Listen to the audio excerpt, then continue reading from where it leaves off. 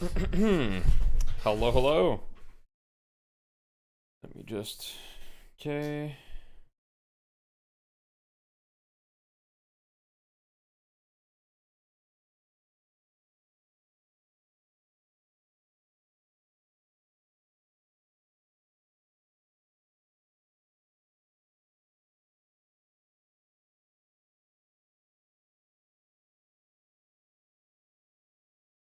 One sec. Okay, what's up, Sonny? Hello, hello. What's up, Soko? Hello, Weefo. Hello, everybody.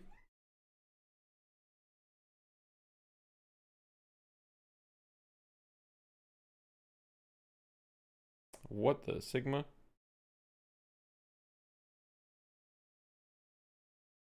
There's no announcement in Discord this time, really? Might take a second. Sometimes it takes a second.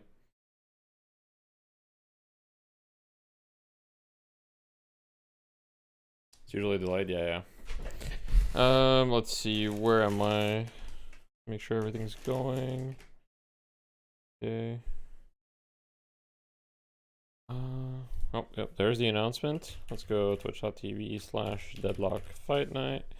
Show you Make exactly sure what's we're going to go on the good. schedule here for today. Of course, we are kicking things off with our EU Challenger match. The winner goes on the fight in the money Okay, match. we're gonna Those do this. A best of three. And, Let me you know, remove for EU, this. it's been a state of flux as of late, where It's fight night, hell yeah. top three teams, and then the rest of EU is, New video. been doing a little bit of Are you seeing this new one? Statlocker.gg. I have not. close, Jake, Take a look on here. the EU side, but before we go a little bit deeper in that, if you're looking at later in the day, we got melee creeps taken on B&B versus Hydra Nation, where NA also began closer and closer. Hydra Nation, though, still on top.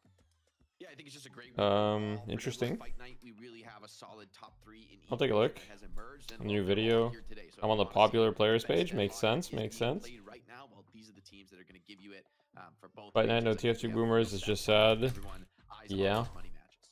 I want to play, but we're just missing someone all the time on fight night. I don't know what's going on. Of some sort. Some say, they have other words to describe it, but we do got Jason Kaplan join us here. Boom. Before we really get into break things down. Jason, All how right, you let me been? just put this Sorry, aside. I want to be referred to as the All right, pick from how's now everybody on, going? as I was quoted from DDK from before. Man, I'm doing good. I'm excited to see what's going to happen this week. All Looking right. back at this matchup last week, I think all of us finally agree that Paravision, they have the comp that we wanted to see out of this team. We saw the one win comp with like very frontline heavy with like a Calico, a Shiv, a Kelvin mixed into there. They had a really good lineup, and also Yamato, I should point out.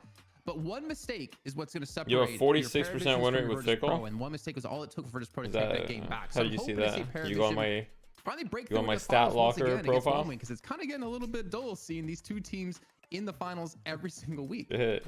Yeah, I mean, you do Yo, what's want up, to look Flammable? at Paravision's Good week. luck That's a today, great good luck time to bring today. up the Paravision roster. There's a players tab. Actually, Okay. no, we're going to the history first, where things have changed.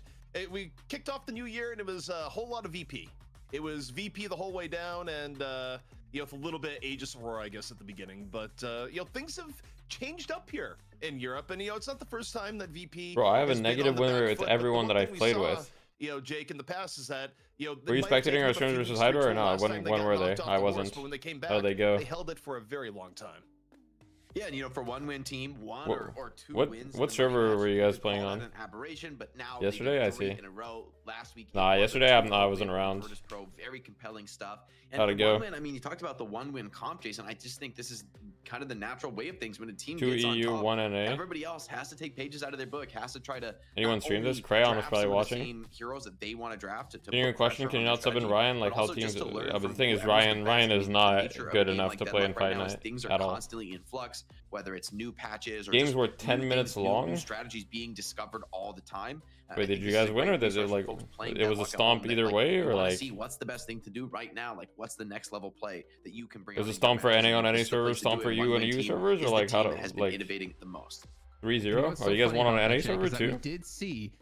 It seems like Virtus Pro don't want to play into that. They don't want to look at one win Oh, and be shit. like, okay, we're going to play a similar composition. They came out with a Dynamo last week to kind of halter that snowbally comp inside the jungle. They had a Dynamo, a Viscous, No, a BMO. it is just a scrim after all, but so yeah. completely switching up their composition, and it worked out in that first match. But then they went up against one win later on, and they went towards EU NA the official? one-win I mean, you comp. know. We're having the aggressive front line with Calico, with Shiv, with Kelvin. I don't know if one win to me or I don't think EU is worse at laning than NA. I think EU just plays lane differently. What the current top dog is, because normally they're the But, yeah. trendsetters. So it's They just kind play of the lane more like a interesting to see what MOBA, they're which gonna is, do you know, this week in their approach. correct. I think for VP, historically, it's a bit of both. Where I mean, they're We're not all so are playing in ignorant as NA they ignore DFN. It's what the is same as beating last them. week. But I mean, they do have a really good coaching Their laning staff was really behind bad them, from my and they have, as you perspective. say, Jason, been the trendsetters in the past. They're Right? just good. So, They're very good I think it's mechanically. a little bit column A, a little bit of But, yeah. column B. I think the one thing we've seen across the board, though, now we've entered If NA into, lost on like, NA the new servers era versus of EU, it's Deadlock, where pretty it's not only bad. the 3-lane map, but Yeah, it's that's also, definitely not you know, good. no teleporters, right? Where Considering you guys teams are probably all really on like valuing 120, early 130 game. ping You have on to make NA. sure you have a good early game laning setup. I do I'm wonder assuming though, it's his this week in mechanics. I mean, terms with of Ryan, trends for it's his heroes, mechanics, there but was it's a also really just big his difference gameplay in between general. EU Like, and NA last Yeah. week, right? Where EU had Kelvin super highly Two were prioritized. 190. NA, meanwhile, Yeah. is like some teams in NA, at least Hydrodation, is like, no, you don't want to do that. That's like ridiculous. Even with the new ice path, I do wonder if Kelvin's going to hold That's the cool. same like first, second pick priority for this week. it could also be I think NA another laning just doesn't question work in well my against EU mind is laning. I really mean, there are the low definitely like Krill. metas We that heard develop from region-wise Hydration and like from the winners interview styles last that week, talking develop about and low like Krill as, like, you know, the defining hero they're of just the not meta, used to like, it. super high I'm sure that they could priority, get up get to first speed or pick, whatever. maybe in the But final yeah, game to secure it for their squad. And you know, EU has played it a bit in the last few weeks, but it certainly hasn't had that like first pick level of relevance. But that's always, you know, I think indicative just of too the aggro fact in that lane. there's Yeah, I always agree. new strategies to be discovered. The fact that the best teams in NA and EU have really How big are different the ice path visions of changes? how to play says to me that there's What still a ice path lot changes? more yet Did I miss undiscovered, something? even by the best teams in the world. Like they're still early Thanks for the on in insight. that Hey, no worries, I got process you. of figuring out, you know, what's Fun to the be best aggro? way I mean, I to guess, play yeah. Deadlock, like how to play, That's true. especially as a team at the highest level. I mean, we're at the very beginning stages. I think we're going to look back in a couple of years, and you know, these strategies are going to look obsolete. But that's sort of the joy of this point in the game, is all that opportunity for innovation for the best players to figure the things out about the game that no one has yet. Couple years, man. You jumped really far ahead in that one. I thought you were just like a couple months from now. But I do want to see that NA EU matchup, man. I hope whenever we do finally get that out of LAN, I hope it's like a best of 7 or something, because I want to see the adaptation. It felt like they don't know how to position themselves to trade resources. Like they were an getting EU both team hit by come in Kelvin with their grenades half the style, NA time. team coming with their style. That's fair. Whoever wins, the other team has to adapt Not and figure making things angles. out on the Yeah, fly. yeah. I think I mean, I think in NA, a lot of things go interesting unpunished, and so like people build really bad habits in lane. So I fully agree with you. You know, as we get in the Paravision roster, just one point on that is that when we do get to that NA versus EU era, I just want to see the chat, like the community, be very innovative. I don't want to see, you know, the 10-year-old That's cool that you memes guys of scrimmed near them, though. airport. Of course, as I say that, of course, this first time. I'm surprised it happened considering the ping differences, but yeah, if you guys won on any servers, that's pretty crazy, because if you're playing on any servers, you probably can't confirm half the souls that you're getting in lane, so you could probably just get spam denied. Although maybe they weren't playing to like spam deny you or whatever, but yeah. As you look at Paravision, is that they've decided, you know, lane feels like unplayable on like 130 ping, but if they didn't take advantage of it, I mean, it's kind of interesting because I feel like the roster change Paravision did get better, and I feel like, you know, overall they've been able to play more of the meta heroes a little bit more effectively, which, you know, helps in the sense that, you know, Hayes, of course, wasn't really a pick for a long time and hasn't been for a while now, but you know, for Paravision, it just feels like whether it's a little bit consistency. we were too close to creep, so they couldn't deny it. They didn't freeze the lane when they had advantage. At times, Jason, it feels like they're missing just yeah. a little bit. If your lane management is good, you can mitigate that. You can mitigate it to an extent, but if both teams have good lane management, then you know you can't really mitigate it, right? It's one of those things where if you just have better lane management, yeah. NA has the shove meta where they like to keep it shoved. It depends. Hydra Nation like to play for shove a lot. A lot of NA teams like to freeze more. I freeze a decent amount. It depends on the player or the have that happen more often than not, unfortunately. And then I look over at a player like Wolfie in particular. He's not typically like this brawly kind of player, like in your face. He's more of like a sit back, like on a 7, like we've seen like Pockets in the past, which I know Pocket can get in the face as well, but very versatile and elusive. I think he just needs some time to kind of adapt to the way the current quote-unquote meta is going to really unlock some potential in Paravision, and obviously cleaning up a little bit of their macro play to not make those mistakes. I think we could see Paravision easily come out on top again. Well, you know, the first step to coming out on top is getting the right of first pick or first ban. Arzillion is Paris coach? You never knew that? One-on-one. The NA player? Is, where, you know, I've long stopped being the person recording really? this, so I have no idea how this one panned out, but what in the world is going on here? They're like gigabaiting the parries or something. I can guess see it's so. D-Mob. Who's on Paravision though? I can't see who's. We need to. I'm not sure. This is when the crowd Not starts sure. booing. In the Here's your tip real- of when you're real getting boxing held match. under a tower to be more It's kinda proactive about clearing so creeps, and it's overtime. actually hella good advice. Hey, You know, thank We're you. at the NA where it's a slugfest. This is mind games galore. Vivid Vanjo coming on up. D-Mob against the ropes right now. And D-Mob's down. It's going to be Paravision. Again, first pick, or their choice of first or second ban. Curious to see what the prio is right now, because to my mind there isn't such an obvious. I mean, I guess there's like Mirage is like a super powerful first pick hero that you can just like almost always open with and feel really confident in. But at the same token, like, you know, there's also a lot of other heroes that you might want. You can get like the, you know, the Paradox, Great Talon. Like there's other, you know, really Wait, is powerful that right? picks to grab. Paravision won the 1v1 and they gave over first pick to Yes. Virtus Pro. Yeah, They- yeah. I mean, they I think deferred. choosing second pick is not wrong. Like, it's just a different perspective. If you, What's the like, point of getting two pressuring picks in a tower row at is first, like also 2-3 super minutes? I mean, I valuable. agree. First 2-3 minutes, you can't get any There's tower three pressure. You top-tier can't get heroes any damage. I mean, you can get versus some just damage, but you one. can get very little. Yeah, you'd rather have the second slot. All right, let's see. I'm also really curious with Calico Virtus Pro, ban, and, okay. They're still heavily investing. Looks like the into ban this, meta has first changed a pick little bit in Vindicta. EU. we I don't know talked if we about, saw like, the Calico being flexibility first of the banned last roster, week like, much in Overkill EU. could play it, I don't Mikael remember. could play it. Technically, there's a lot of shuffling they can do within the VP roster. But I don't know if I value Vindicta so highly because we just haven't seen it be too successful. I feel like there's just so many other heroes you could be playing right now, like your What's up? Pockets. What's your up, average? Donatos, How you your doing? Grey Sinclair, Talons, okay. that are gonna have such higher priority, at least in my eyes.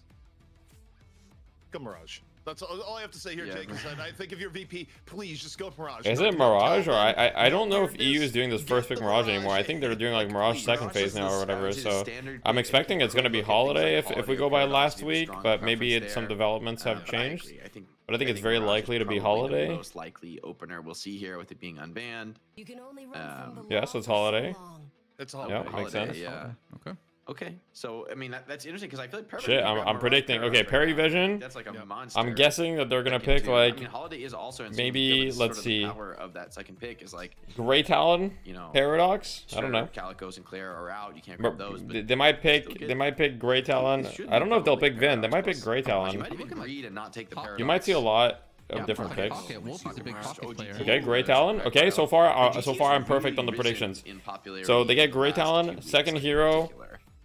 Getting think- first banned a lot. And, yeah. Pocket maybe. It's either Pocket Grey Talon or Pocket? Grey Talon will always have like the highest damage on your team. And looking back at like Grey the Talon stats we've had Pocket? in the past DFN, And you hope you get it's always one Paradox of those third? two within their own roster because of the range you can play from GT, and of course how much damage you can do with Affliction as a Pocket and how hard it is to lock you down. Okay, so they go the Mirage.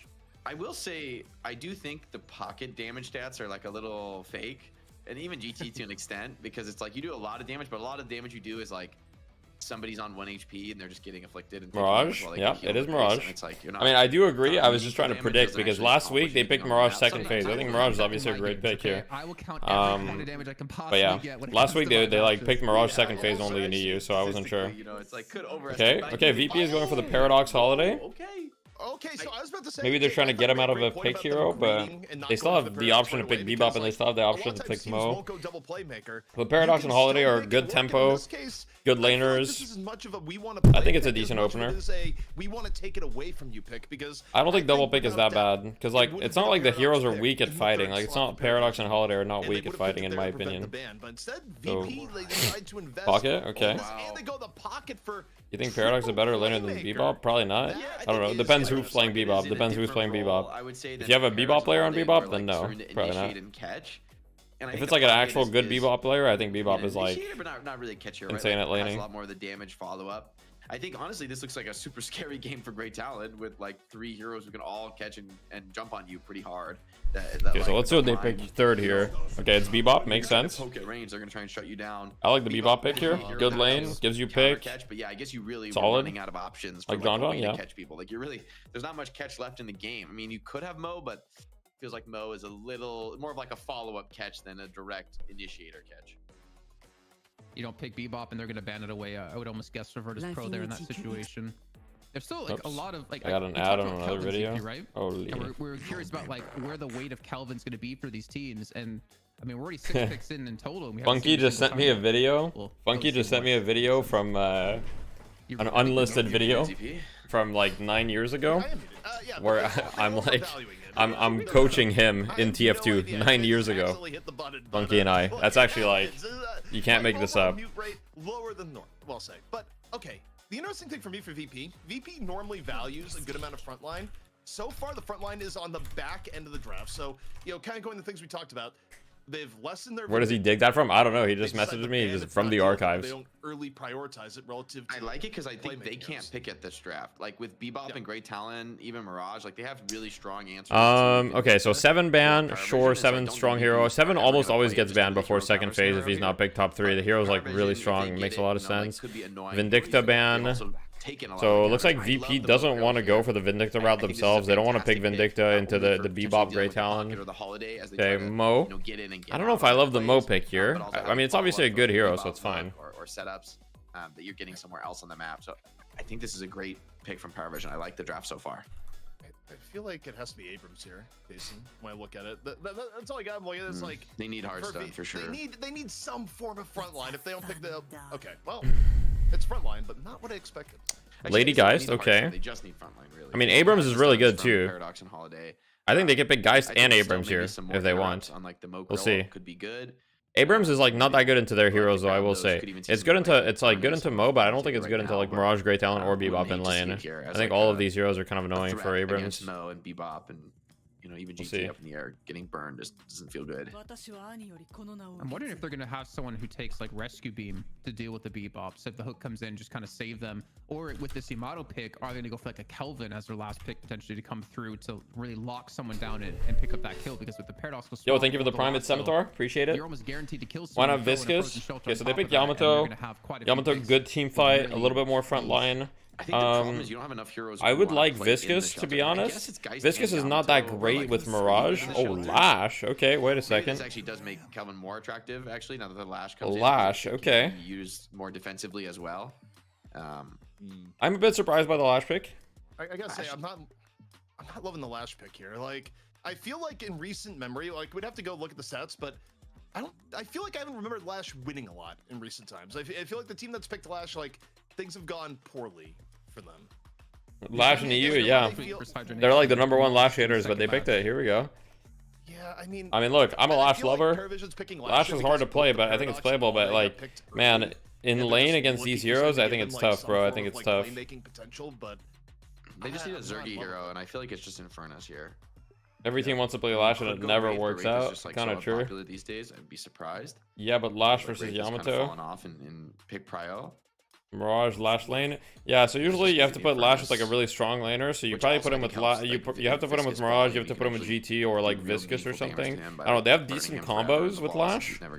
Lash with Viscous is pretty good because you have like someone to apply Spirit Strike and then you can amp your slam damage and all that stuff, so that's pretty good too. I always think the team that goes double playmaker is like, I mean, you know, they've got a lot of ways to play around your ult for sure on Lash here, but the part where you can almost always manage to get Lash ult somehow, right? There's play around it, yes. That's not the issue with Lash. The issue with Lash is like his laning stage, he kind of gets stomped by a lot of people. Just because that's such a so we'll see. Signature player hero combo. You have to build Gun Bebop and Complete because of debuff remover. Yeah, for the most part, you should build Gun Bebop. 3 more aggressive frontliners. I'm kind of worried about the damage or lack of repair vision.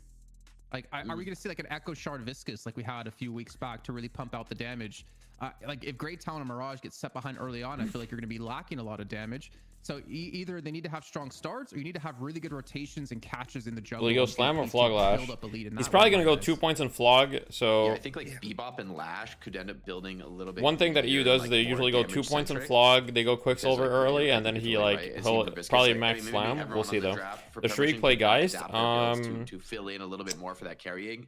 I'm actually not sure. Is like the most critical. I don't know what Shriek's playing here. GT has a lot of it's probably Demov Pocket. Somebody who's just like pumping damage through the course of the fight. Although it could be Demov on one of the pick heroes too. I actually don't know who's playing what here.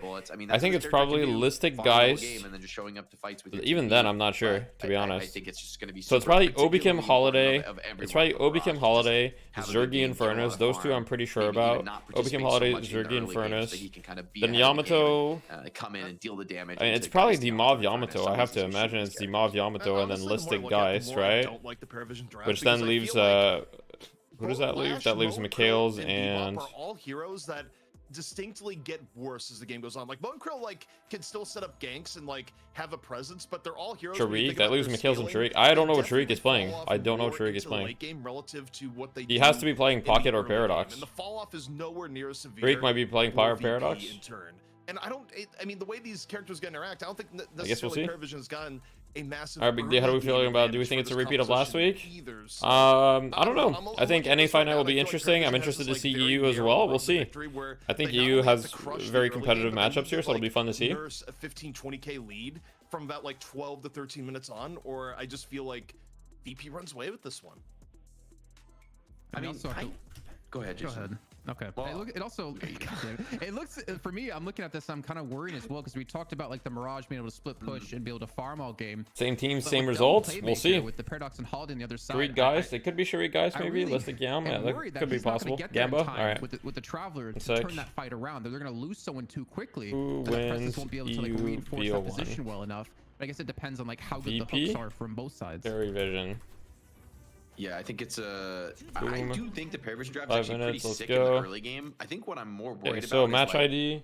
I think 3, they, like, 4, you're right. They 9, need to win early game. They need to get the snowball. Holy shit, that's a rolling. lot of twos. But like, there's this key threshold for me when you start to pressure walkers. Where like, yeah.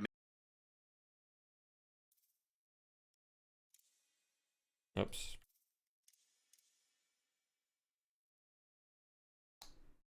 Harry just goes 6 debuff removers. This shit is cooked. Nah, but it's like obviously going debuff removers is good, but it does have insane value up. I have the disabled HUD. Where is it? No. Citadel HUD visible. Citadel.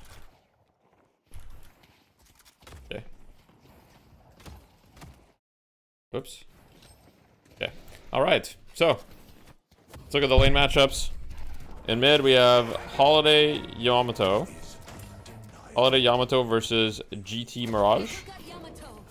I would say that this is going to be an interesting matchup. I would give the upper hand to GT Mirage surely in this lane, but it's hard to say. In the other lane, Geist Pocket versus Mo Viscous. So Mo Viscous is just like a sustain lane. It's going to be very hard to kill for Geist Pocket. Cube can counter a lot of bursts. Like, we'll see how it goes. I think this one should be probably fairly even. And then Paradox and Furnace versus Lash Bebop. So it looks like they're just playing a more defensive style lane with the Lash. So they're putting him with the Bebop. And they're just going to play under their tower, look for hooks, I'm guessing. They're just going to play fairly defensive. I guess we'll see, though. Isn't Mirage Mo just better? I don't know. Mirage Mo is quite good. But EU used to play Mirage Mo a lot. And now they don't play it. So clearly they found something they prefer. Or they just wanted to put the Mo with the Viscous and they just wanted to do a very defensive lane, right? It's probably just like they wanted to put the Mo with the Viscous and have a lane that's like, hey, we just play defense here. A little bit of aggression in the mid lane. Ballistic taking a lot of damage there. Like, that was not a good trade.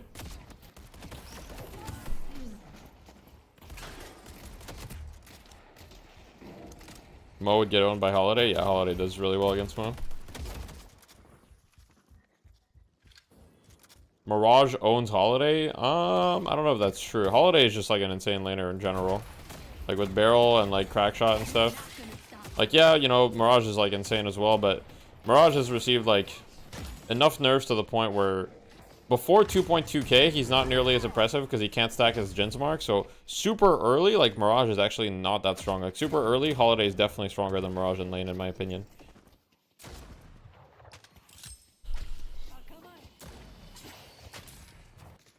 So in this lane here, let's take a look at what the Lash is going. So he's going for exactly what I said. So he rushed Quicksilver reload. He's going to go for the 2 points in Flog, right? And he's just going to play the sustain route.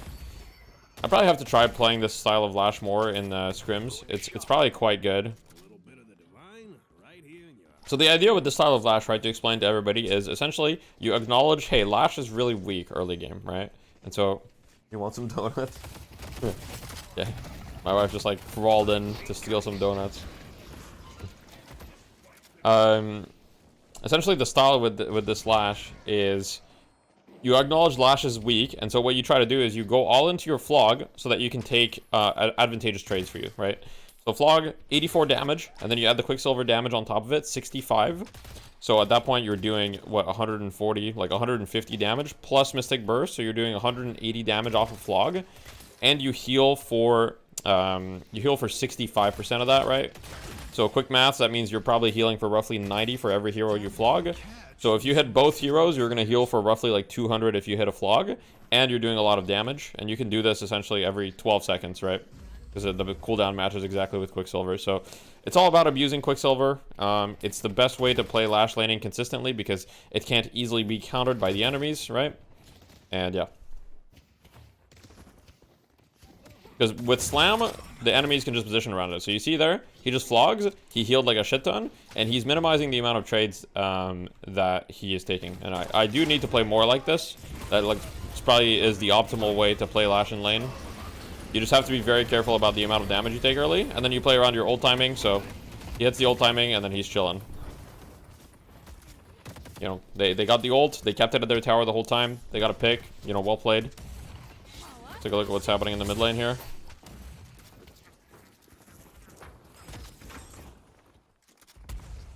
This HUD is the gameplay HUD, not the Source TV one.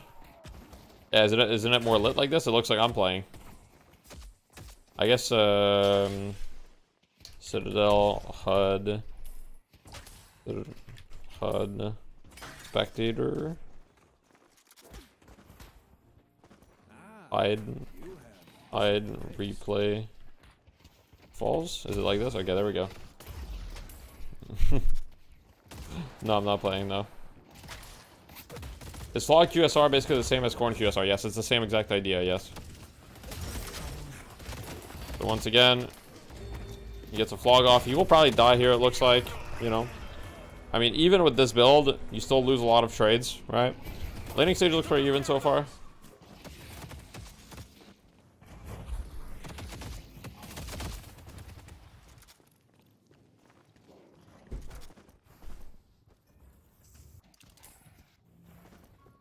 The old New York tuxedo. Okay, so far, lane's pretty even, but usually around this time, this is when things start happening, okay? So the way that the lane is played right now, as, you know, is with most MOBAs, is like, early on, you can't really get a whole lot of tower pressure, right? Because you don't do a whole lot of tower damage. But around this time, if you get a kill in the lane, you can start to get a lot of damage, right? Okay, so we've got a bit of a commit in the mid lane on the Mirage. Good parry. Nice, well played. Bird doesn't kill. I don't think they'll be able to do anything off this. Mirage probably has boost, but the Mirage is 0-3 right now, so it's not going well for him. At the same time, it hasn't translated to a ton of tower pressure. They're just going to TP right back to the lane and defend it. Makes sense. On the other side, we've got Bebop ult that was used. Okay, no, he didn't fully cast it, but he wants to use it. Okay, he's just like canceling it over and over and just like making them afraid.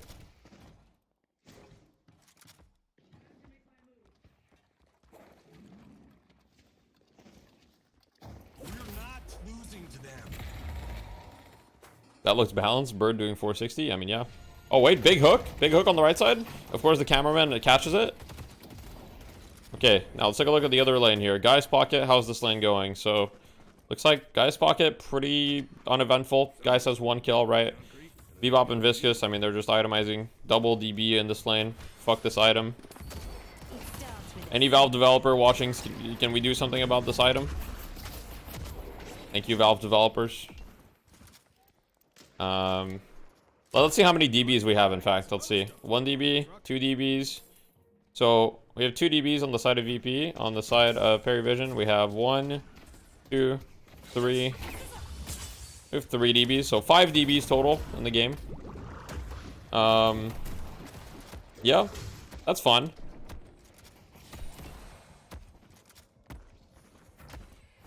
This Lash having a pretty good start, though. 7k net worth, actually the highest net worth. Like, Tass and Wolfie's lane, they're definitely winning this lane.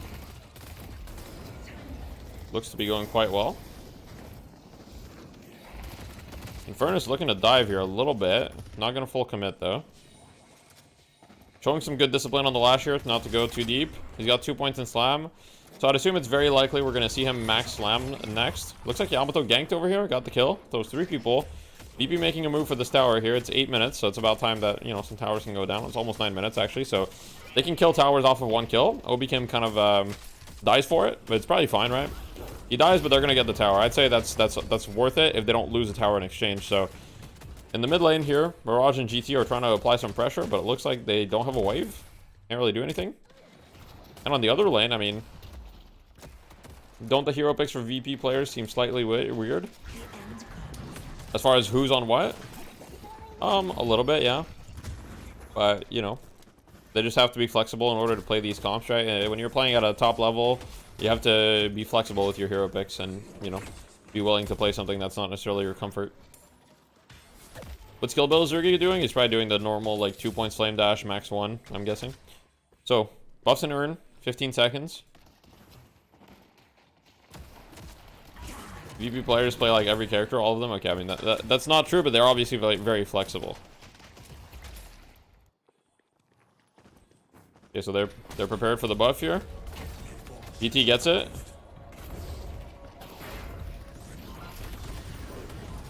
They're going on the Infernus here. Infernus flame dashes. I think he's living this. Bebop goes down. Okay, well wait a second. They don't get the buff. Fight happening on the other side. It's like an Infernus POV here. Holiday going in. Holiday's a little deep here. Yamato has to ult. Lash runs away. Very hurt though on the Lash. Holiday's still going in. We're in their base. Can we finish them off? It looks like we maybe can, maybe cannot. Oh, lasso? Is this really gonna result into anything though? This looks like we're overextending a little bit, but hey, I don't know.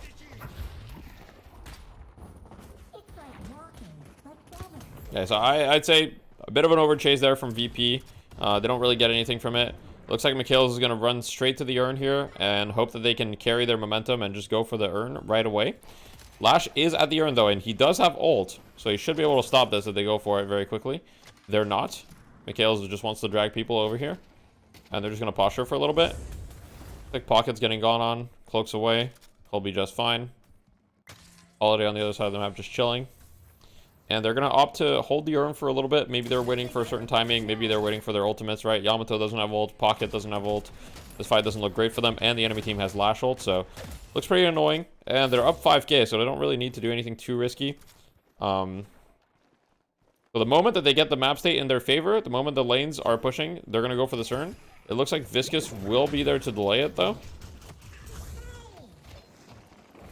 They're trying to buy space so that Mikhails can do it. He's going to run the Urd. Bird delays it. I will say that U teams are really good at like just delaying the Urn without committing for it. So there they made it really hard to just turn in the Urn by just delaying with different abilities. They started with Viscous Punch, then they went with Bird, and then he got Bebop ulted. He just couldn't play the game there. That was well played.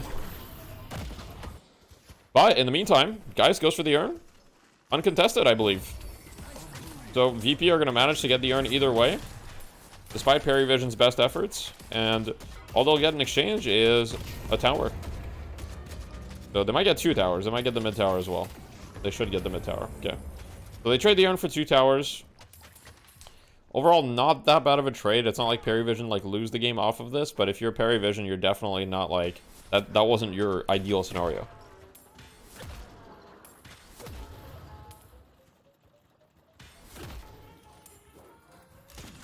I mean, I would say that Paradox is utility, so it depends what you mean by support. A lot of people have the vision that a support hero is like survival, right? Like a healer or whatever, like a Mercy.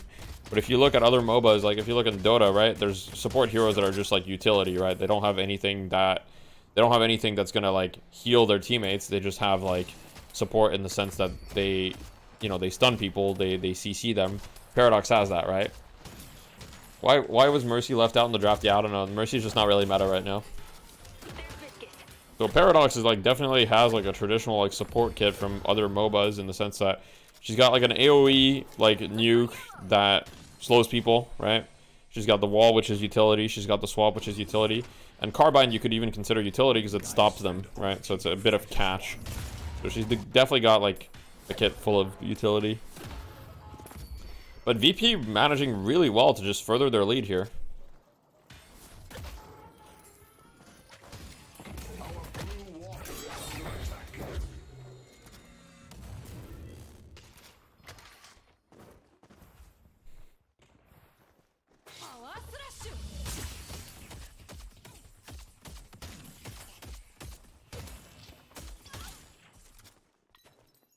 I think what we're seeing is Para is broken, needs nerf. I mean, she's very strong.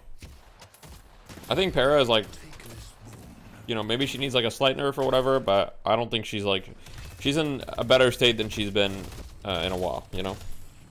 There's so many heroes that are like insane that like, you know, her kit is insane, but she just, yeah, she's fine. Maybe she needs like a slight nerf, but like nothing good. Delete wall, yeah, I mean, I dislike wall, but I don't think the ability is unbalanced. I just think that it's very unfun. I just hate the design of wall. Deathy, well, you played Dynamo. Probably not. It's just not really my vibe. So VP extended their lead quite a lot, and now we're gonna see play around the comeback urn, right? So if you're the side of Parry Vision, the most important thing for you right now is to get this comeback urn. So if you're the side of VP, obviously you're gonna put most of your resources on the right side. So as you can see here, VP had 4 or 5 people on the right side, just because they want to make sure that Parry Vision don't get this comeback urn. Now this is what I talk about in my new video, right? When you're the team ahead, you always want to secure the urn so that they don't get it. It doesn't mean you have to go for it right away, but if you at least hold it, then the enemy team can't get it for a little bit. Let's look at the pocket build here. Okay, so Mikhail's likes to max 1. I'm not a big fan, especially when you're playing against like Mo and Krill and Viscous and these heroes that are tanky and have a lot of healing. But he does go Healbane. Makes sense, right? Since he... If you don't put points in your ult, you definitely have to go Healbane, I think. You know any active Eterna 6 Dynamos? I'm not sure. Hencon, maybe? I don't know if he's Eterna 6. Hydration? I would not consider Hydration as active. Make wall breakable? Yeah, that would be a lot more fun.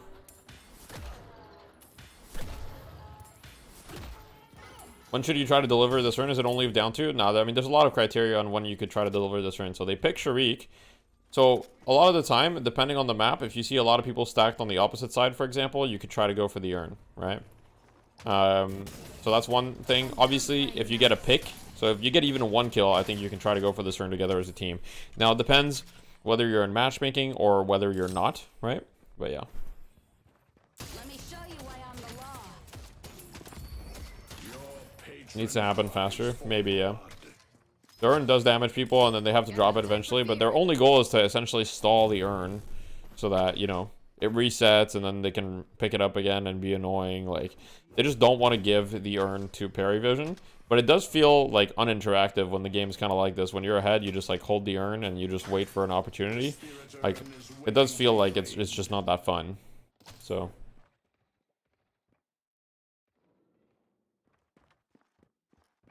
what does the urn randomly change sides while you're holding it? What do you mean? It does it? Change sides? Like on your shoulder or like here?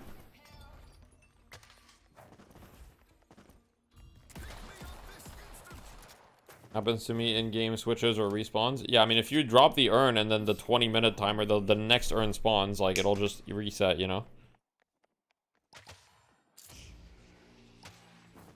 So, yep, they pick it up again. Now they're taking some damage, but they're just holding on to it, right? And they're just going to bring it into the mid-boss, and they're going to drop it. Soul urn pickup disabled. Like, yeah, the urn is going to reset here, and they're doing mid-boss. So, you have to make a decision, right? Do you want to keep this urn, or... It looks like on the side of Parry Vision, they're going to leave mid-boss uncontested, and they're just going to go for pressure on the side lanes. So they're going to try to push both side lanes, and just, like, try to defend the urn. The lead is still only 10k, right? So them getting mid-boss is not, like... It's not like it instantly wins you the game, right? The mid-boss advantage doesn't really make you that much stronger in fights. I mean, it does give you a lot of fire rate, which does matter a lot in fights. But, you know, 10k down with the lash, you can still play the game, right? You get one big lash ult, and that's all you need, really.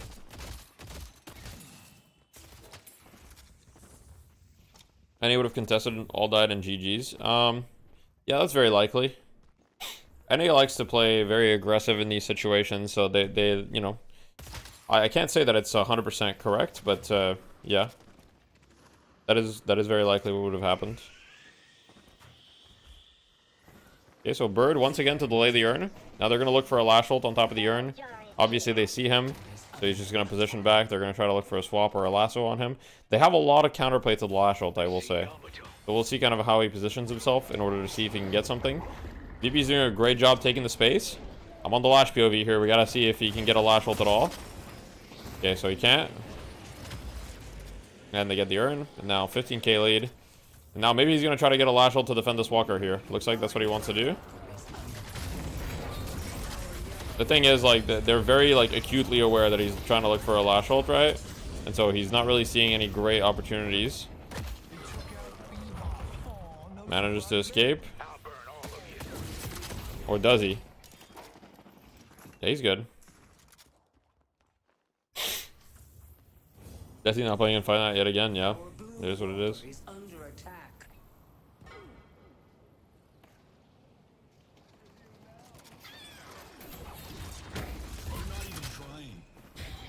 Looks like VP are kind of just cleaning up here. I mean, some of them are dying, but not much. They're getting every walker. Now the lead is going to be like probably too big, right? It's a 25k lead at this point, so goes for the ult on the Yamato. Is going to catch her. Can he finish her off? Oh, misses the flog just barely. I think she probably would have died. Maybe not actually. She might have lived. Unfortunate. I think he was just trying something. I mean, at this point, realistically, VP should never lose from this position. All they have to do here is just pick up the urn, make sure that the enemy team doesn't get it, and they can hold it again hostage, right? So on the side of Perry Vision, they know that this urn is like really their only way back into the game, so they're looking for an engage around the urn right now. They manage the cube. They're on the Paradox right now. Paradox will go down, so they get 1 kill. If you're on the side of Perry Vision here, you have to get more kills. You have to get this urn. You have to get out. So the Mo manages to get the urn. He's gonna escape. Or are they gonna be able to get this urn in? We'll see.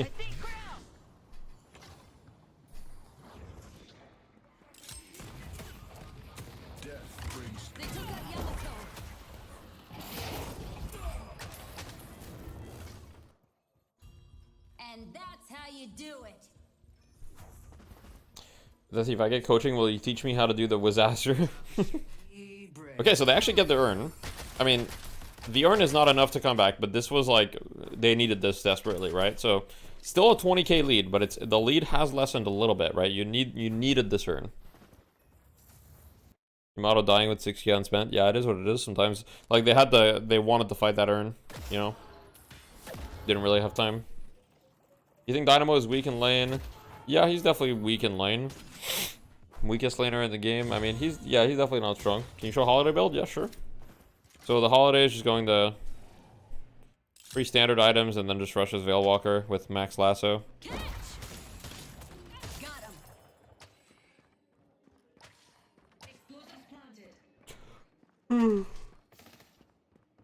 He's literally just playing, waiting for his Veil Walker cooldown, and then the moment his Veil Walker is up, he's gonna look for a lasso. Let's take out Bebop. Let's go to green. But hey, it doesn't work out here. Headed to green.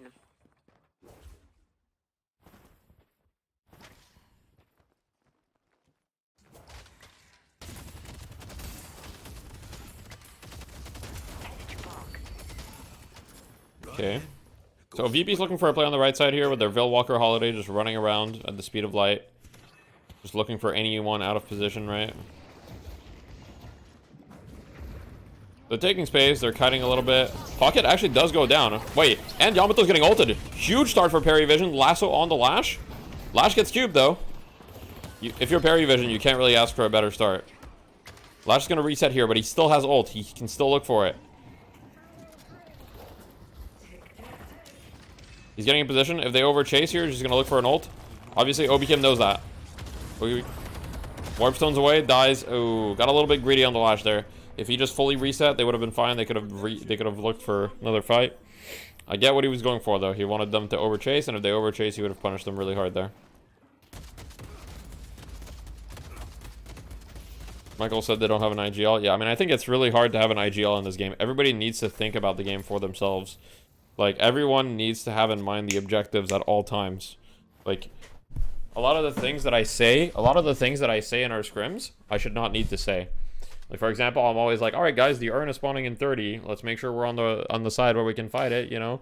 And, like, let's make sure we're ready for buffs. Like, these things, everyone should think about them. I should not have to say them.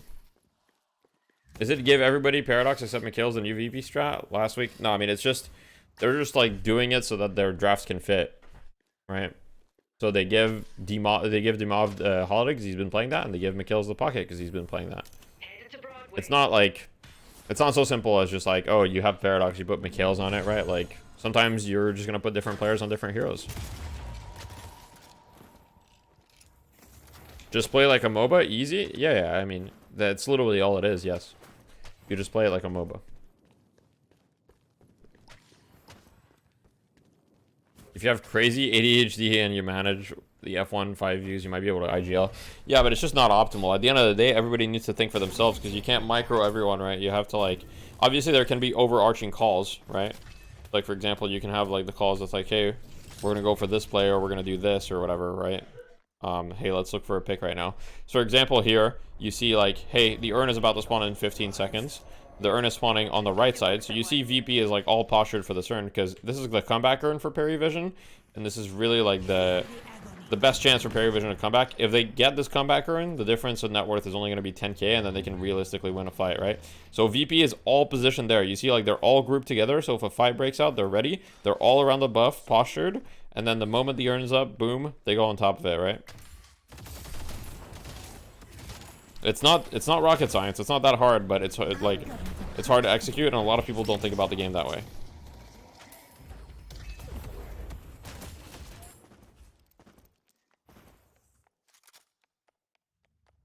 This would never happen in a pub? Yeah, of course, of course. But one day pubs might be at this level, right? Like, these will be things that just, like, are automatic in people's minds. Is like, hey, this is the urn, whatever. Oh my god, what a hook! Holy fuck! I caught that on camera from downtown. Holy shit. That was crazy. I mean, Parry Vision are doing a really good job of keeping this competitive, like, and getting these, like, insane picks. You think those comeback souls are so boring? Needs a rework? You mean the urn? I think the urn as an objective is kind of boring for both sides. I think the fact that there's comeback souls in the game is obviously like a good thing and a normal thing. So it looks like they're just trying to force mid or something. Paradox doesn't want to get picked, backs up. Let's get on the Lash POV here. What's he going to look for this fight? I haven't seen a ton of value from the Lash here, and he's also maxed Flog instead of maxing his ult, but I guess he hasn't... I don't think he's really gotten a fat ult. I mean, at this point, Zergy has E-Shift, Mikhail's has E-Shift, Obikim has E-Shift. The only people that you can ult are... I mean, Ballistic can just ult, right? It's going to be tough to get an ult.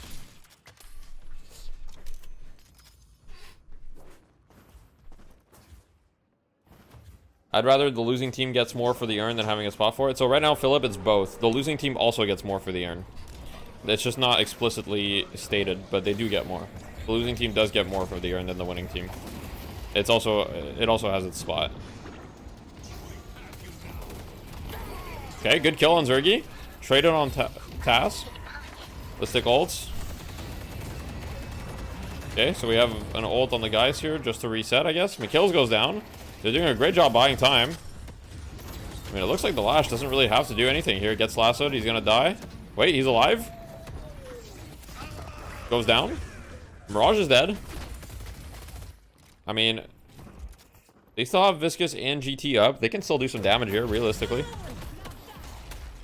Geist has ult, though, so it's a little risky. They're just trying to buy as much time as possible here. If they can buy time for one of their respawns, it might be fine, but at the same time, the respawns are pretty long, right? I think they're going to stick around and just try to go for this, because you might as well. You're down 20k, you might as well try to go for this here. Holy fuck. My cat just almost fucking broke something. One sec.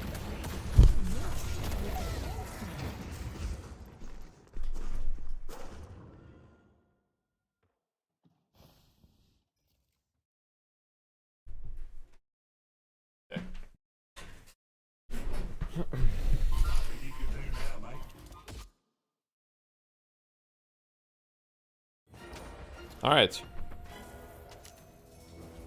My cat is a saint, never touches anything. Yeah, definitely not my cats.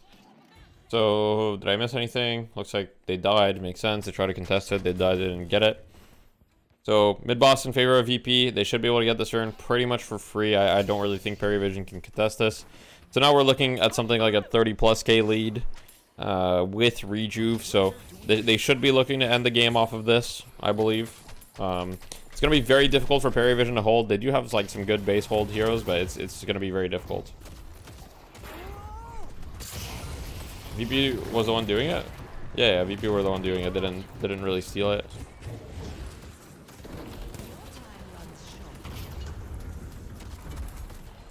So let's look at third person perspective here. Actually, let's watch the last POV. Can he get something going? Okay, wait. He kills Zergy. We missed it.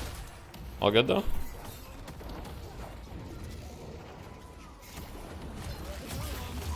Okay, big flog. Good damage.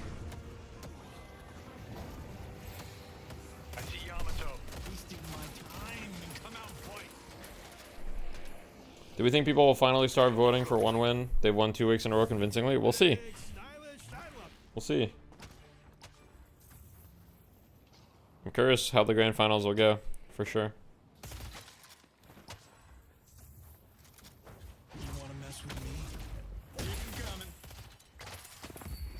Take this boon. People just love. I'm curious about drafting for one win versus VP. Yeah, I guess we'll see. So, once again, same thing. Urn spawns or urn spawns, buff spawn. VP pick it up. They're gonna play. It's gonna be comeback urn for the enemy team. I would say that if VP gets this one, it's pretty much gonna be impossible to come back at this point.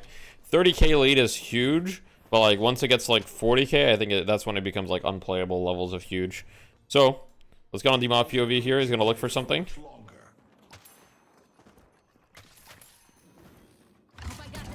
I see Bebop. Let's take out Bebop. Okay, lasso on the GT.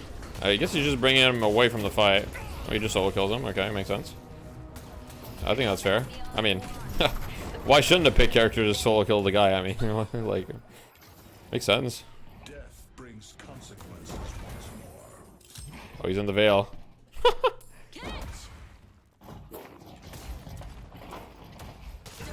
And he's dead. Alright, and that should be GG, I think. Oh wait, although wait, did they get the urn? Wait, what happened? Why is the lead not as big? They must have gotten the urn. Perry Vision must have gotten the urn, yeah. I wasn't paying attention. Okay. I will say, that's good for them. I mean, I think it's still probably GG. I mean, no lash hold. Do you try to just end here? Maybe? If they kill this guy, you definitely try to end. Ooh, missed the lasso. They don't kill him. I don't think they can end. I think it's going to be very difficult for them to end. Like, Pocket is really low health as well. Yeah, they look to peace out here, it looks like. Okay, wait, big swap from the Geist. Wait, if Mirage goes down here, it could be GG. He's alive, just barely. Superior Stam, let's go. Okay, they're looking for something. They're looking for any pick, any stagger that they can get. And they're looking to reset, it looks like. Both teams just want like a pick. I will say Perry Vision are like impressing me. They're playing really, really well from behind. Count the superior staminas, it's probably like on every single hero. 1, 2, 3, 4, 4 on this team, and then just 2. So 6 total, that's still a lot. I mean, yeah, superior stam is an insane item. What makes Spirit Snatch so much better than Spirit Strike? I mean, yeah, you steal the resist, and resist steal doesn't like...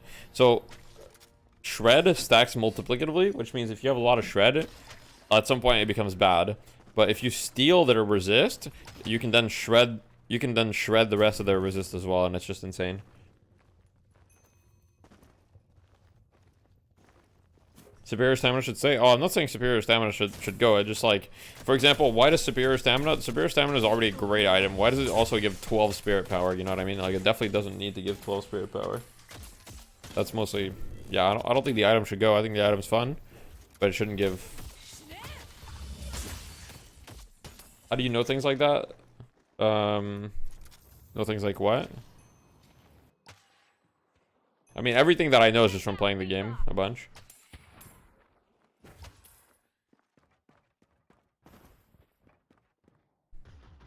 It also gives fire rate. Does it still give fire rate? I don't think it gives fire rate anymore. I think they removed that. Yeah, they removed that. Oh, Spirit Shredder versus Resist Steal? Oh, yeah, from testing. Yeah.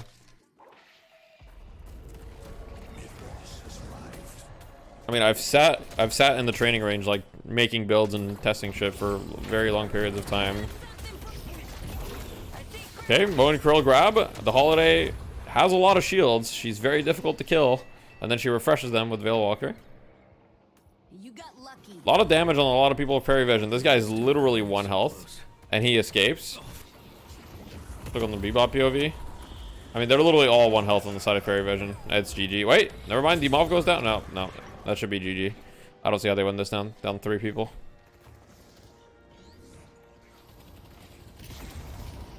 Swap on the GT.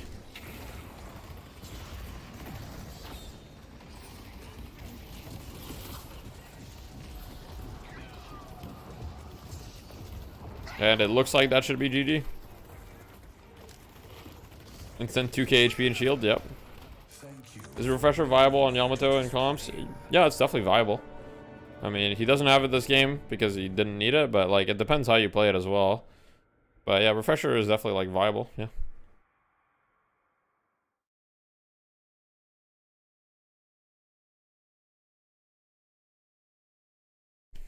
Yeah, I mean, Superior Stamina is just an insane item. Why didn't he go Reverb? He probably prioritized filling his slot since they had a pretty big flex slot advantage, right? Parry Vision were stuck on 1 flex slot, while VP had 4. So they, like, if you see, all of the VP members had all of their slots filled, right? So instead of like going for high cost items, he most likely prioritized filling his slot with 3k items and just being as efficient as possible.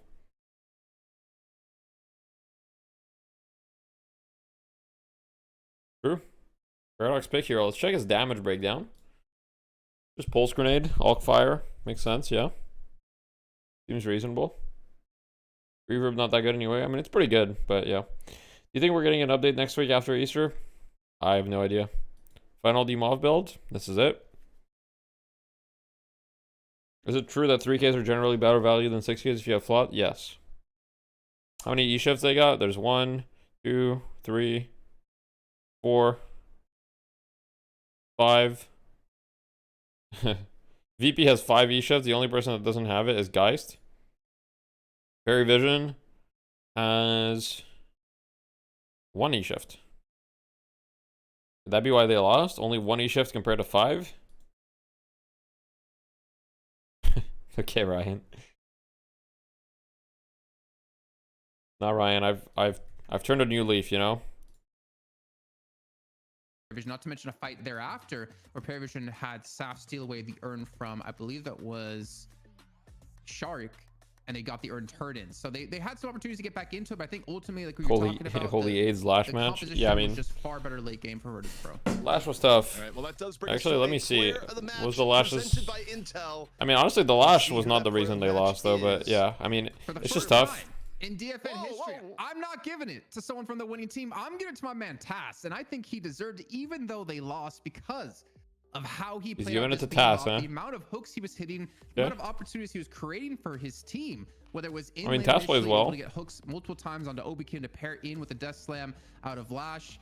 I feel like he did a great job overall. Just a shame they weren't able to kind of use more of his pick opportunities that he was able to. Is he Lash apologist? Their lane looked a bit rough, but they were doing fine in their lane, to be honest. They were doing fine. I actually did good in their lane. You know, for me, VP, it was very much like a team effort to get this win. I don't know that any one. But yeah, I mean, they were doing fine, but they didn't get any momentum, right? That's the thing. Is like if you pick Lash, you're not gonna win the Lash lane, right? You can delay the Lash lane and you can delay not losing it and then play to win the mid game with Lash, but you're not picking a Lash to win the lane. It's just not a lane hero. Master at it. He finds so many pickoffs on any hero he Taz is good, yeah. And he made this game as competitive as it was for Paravision. You put another player in this slot, I don't think that hook was crazy though. Like this.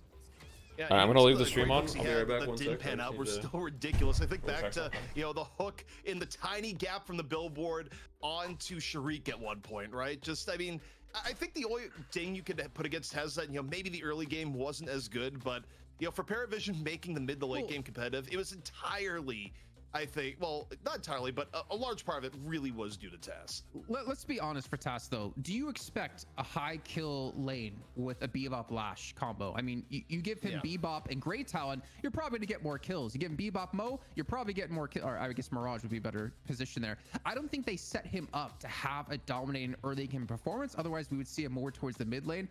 I think he did the best with the situation he was given, to be honest. And I don't want to be too critical on his early games. They did facilitate some kills. But yeah, they didn't really set him up for success in that sense, I would say, ZP.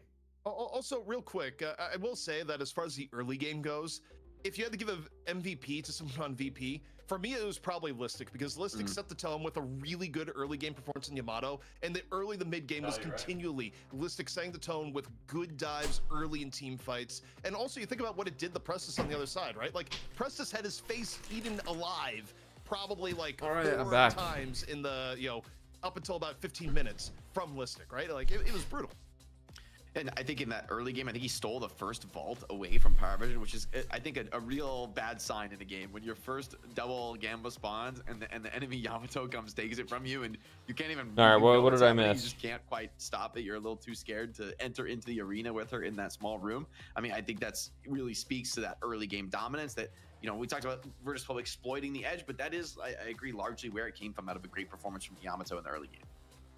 I want to see one more thing. Maybe I can put. You guys want to see? Can we see the match results at the? You guys want to see me coaching Funky in TF2? Is that good content? In particular, Together had. I've got the video. Game, and I don't think it was necessarily because of him playing like Greytown, like you guys talked about a lot in the draft, where like good luck when you're up against a Yamato who can dive you, a Holiday, a Paradox, and a Pocket. Like there's so much. Our job. Oh shit! I got an ad, bro. Oh man, get out of here. Get out of here, bro. Let's go get started. Very nice. Check this out. Map review with Deathy. 9 years ago. 9 years ago. This is like deep lore. This is deep lore. This is deep lore. 4 views. This is unlisted. You're good. Alright, check this out. I'm famous. So now pushing out of last, you're gonna want to make sure a soldier always goes up top. Wait, I sound so young. Soldier pushing up top, you're not gonna want to like actually move forward that much. You're gonna Wait, why do I sound like that? Because if you get rushed lunchbox, if you like push like right. What do I sound like that? Destroyed by soldier, so it's much safer to just stand here. And so that way you just spam the people around this corner, and it's really hard for them to back gap. You have to make sure that a soldier. Yo, check out my fucking rocket launcher though. That shit's fire. You don't want your demo there. No other class can really hold this. Sound like Vegas? Prevent them from going to last. The other big thing you have to watch out for is like someone. I feel like I sound like much more of a nerd. I don't know. Yeah, unusuals, of course, of course. This is deep fucking lore, bro. You have to try to punish them like right through this door. Yo, Skinner. Yeah. Thank you for the 20 subs. Appreciate it. Thanks for the 20 gifted. Appreciate you. Teams are going to be like coordinated enough to be able to make this push. This is fucking lit. So I wouldn't be too worried about that. If you see them being aggressive though, just like tank your demo and stuff them right there. Tank your demo, stuff them. This is insane. What's the goal in TF2? It's 5 CP usually. Well, there's multiple game modes, but what we played in 6s was mostly 5 CP or King of the Hill. I played Pocket. Yeah, not a lot. Oh, holy shit! This is old ass Steam UI. Look at the Steam UI. Wait. Oh my god. So now, pushing into mid, there's either garage or choke. Obviously, 2 main ways. Yeah, this is crazy. I usually go garage when they're like close. If they're close, if they're combo like on the point or whatever, and I think I can holy get fuck. Side and mid. Did you ever play with Banny? I mean, I played a bunch of games with Banny. Yeah. Not on a team with him though. So generally, what you're gonna want to do is take the high ground for whichever side you like. Take the high ground. One Bro, this shit is lit. I'm not gonna watch the whole thing, but that was throwback right there. If Together could maybe play the yeah, Funky is literally, he's not listening at all. He's typing on Steam. Doesn't give a fuck what I'm saying, bro. Funky does not give a fuck what I'm saying. He is typing on Steam, bro. He is not listening to the coach. Something to at least keep note of. This is what Deathy sounds like with no beard, and that's true. I didn't have a beard. VP in the money match once more, but they have to go against the 3-time consecutive champion. Funky's the GOAT, true. Win. Will they be able to reclaim their throne this week, or will one win again prove supremacy? This is Deadlock Fight Night number 22. Yo, Freeze, thank you for the tier 1 sub. 4 months, let's go. Deathy always coaching ever since he came out of the Rube. Hey, guys, shameless plug for my coaching services. As you can know, I coached legends such as Funky 9 years ago, you know? So I'm just saying, look, over 10 years of coaching experience, guys. Over 10 years of coaching experience. Yo, thank you for the prime, Caleb. Appreciate it. How many subs did Funky have back then? Back then, Funky probably had like below 100k, most likely. Not that many. I didn't even know, when I coached him, I didn't even know like he did any like YouTube stuff or whatever. He definitely didn't have 300k, there's no way. 9 years ago? Let me look. YouTube channel history. View stats. Okay, so let me type Funky. Let's take a look here.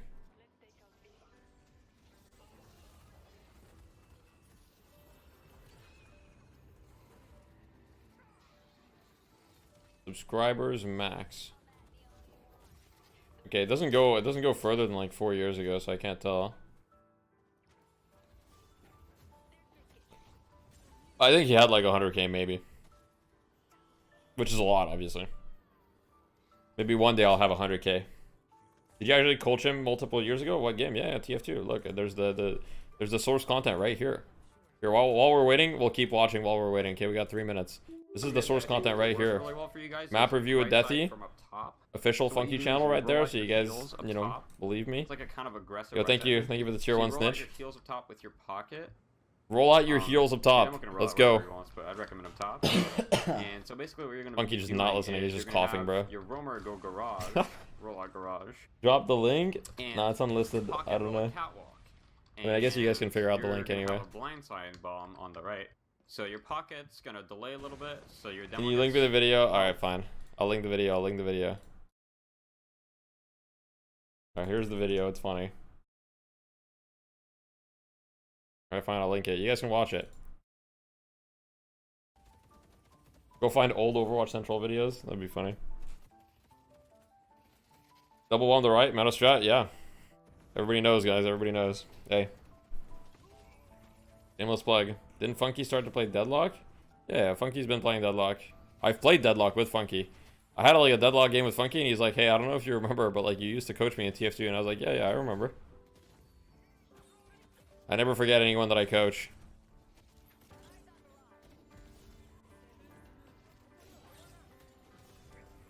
Can we get the prediction points back? Oh yeah, my bad. Boom. You won't forget me if I pay you $30? I mean, you know, I won't forget you either way, man. Did you play Invite level NA? Yeah, I did. I played Invite for like 4 seasons.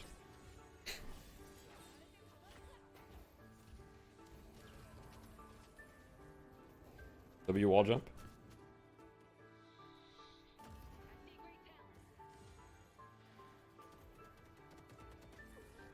How'd you get into the comp TF2 scene?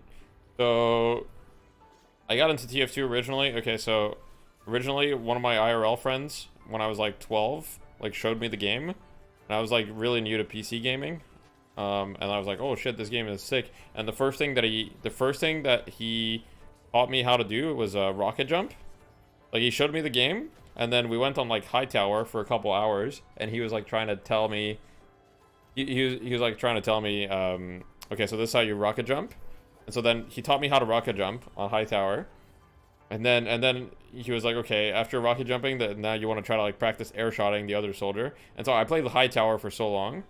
Then I played on Stars community server, for those that are familiar. So I played on Stars community server, and that was like that server was where like a lot of like actually like good players played back in the golden era. Like for those that know, like Silk Thread, for example. Silk Thread is like a friend that I made playing on that server.